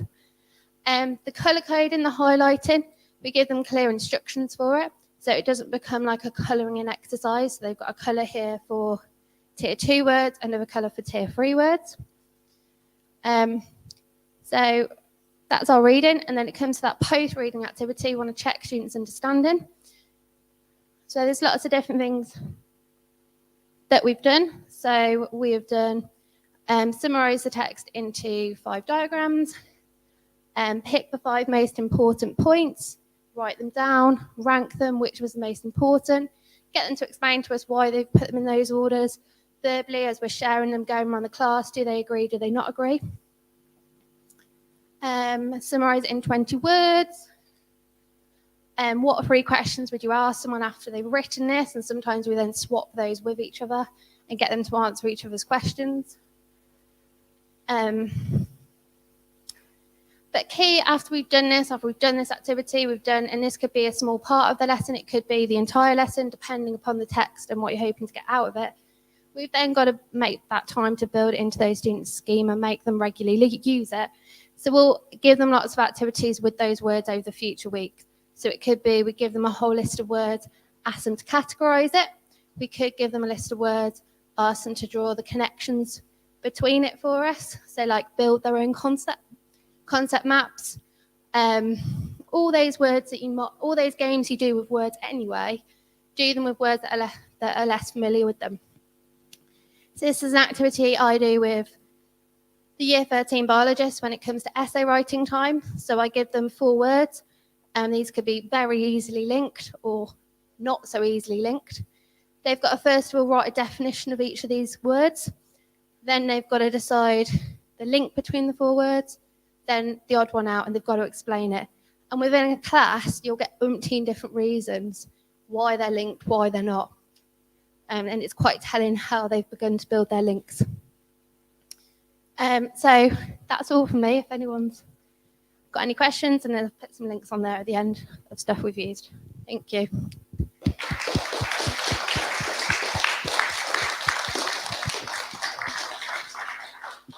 Questions for Helen? Just a quick one. I noticed the students themselves had been labeling tier 2 and tier 3. So is that you actually explicitly teach them what those terms mean? I wonder how you go about doing that, and like why also you do that. If you let us know, thanks. we kind of did it just so students had that understanding of why words meant different things within different classrooms, different contexts. So it's been a whole school approach. So students know those tier 2 words are those everyday kind of words that they come across, and then tier 3s being those subject specific words. So if we say we've got a tier 3 word for you today, it is this, but they also know in another context, they know I've got to think about this meaning, I've got to have it distinct from others. But it was more out of the need to train staff on the differences between them where it began. This is perfect. Another thank you. So we did Retrieval 3 years ago, Schemes of Work last year, and my current job is literacy, or our current job. And I was really, the Freire model is our big push, but I wasn't sure how to adapt it to science. So I can't wait to go back and watch the video. But instead of just stealing pictures and adapting it, is there any way you could perhaps share how you adapted the Freire model in particular? Do you have any resources that we can steal? Yeah, absolutely. We've Sorry. done loads of different ones. So yeah, we can send you through some examples and some of the Word documents we've got that we basically got this general worksheet, and you can then pick and choose the activities you'd want to do related to your text for a particular lesson. So yeah, happy to share that. Further questions?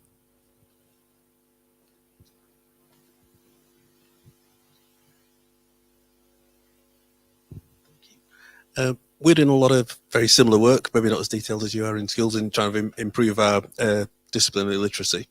And we're doing a lot of the pre-teaching of new vocabulary, splitting the word up, etc.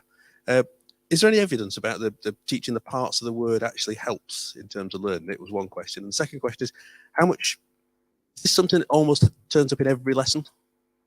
So when we first started it as the whole school approach, it had to be, I think it was on a rota, and it would be Monday period 1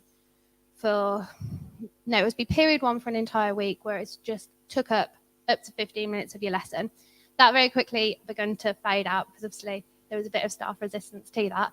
And now it is just part of a scheme for work. So within every scheme for work, there is our disciplinary reading activity. How long it takes, what form it takes is then up to those subjects to make those decisions. But we found in science, the students have loved it. They really enjoy reading those texts and exploring stuff beyond where they used to. So we've made it quite an embedded part of particularly our Key Stage 3 curriculum, where we've got a bit more time and we can instill that awe and wonder, and students can have that buy-in for our subject. Any final questions? Let's thank Helen again.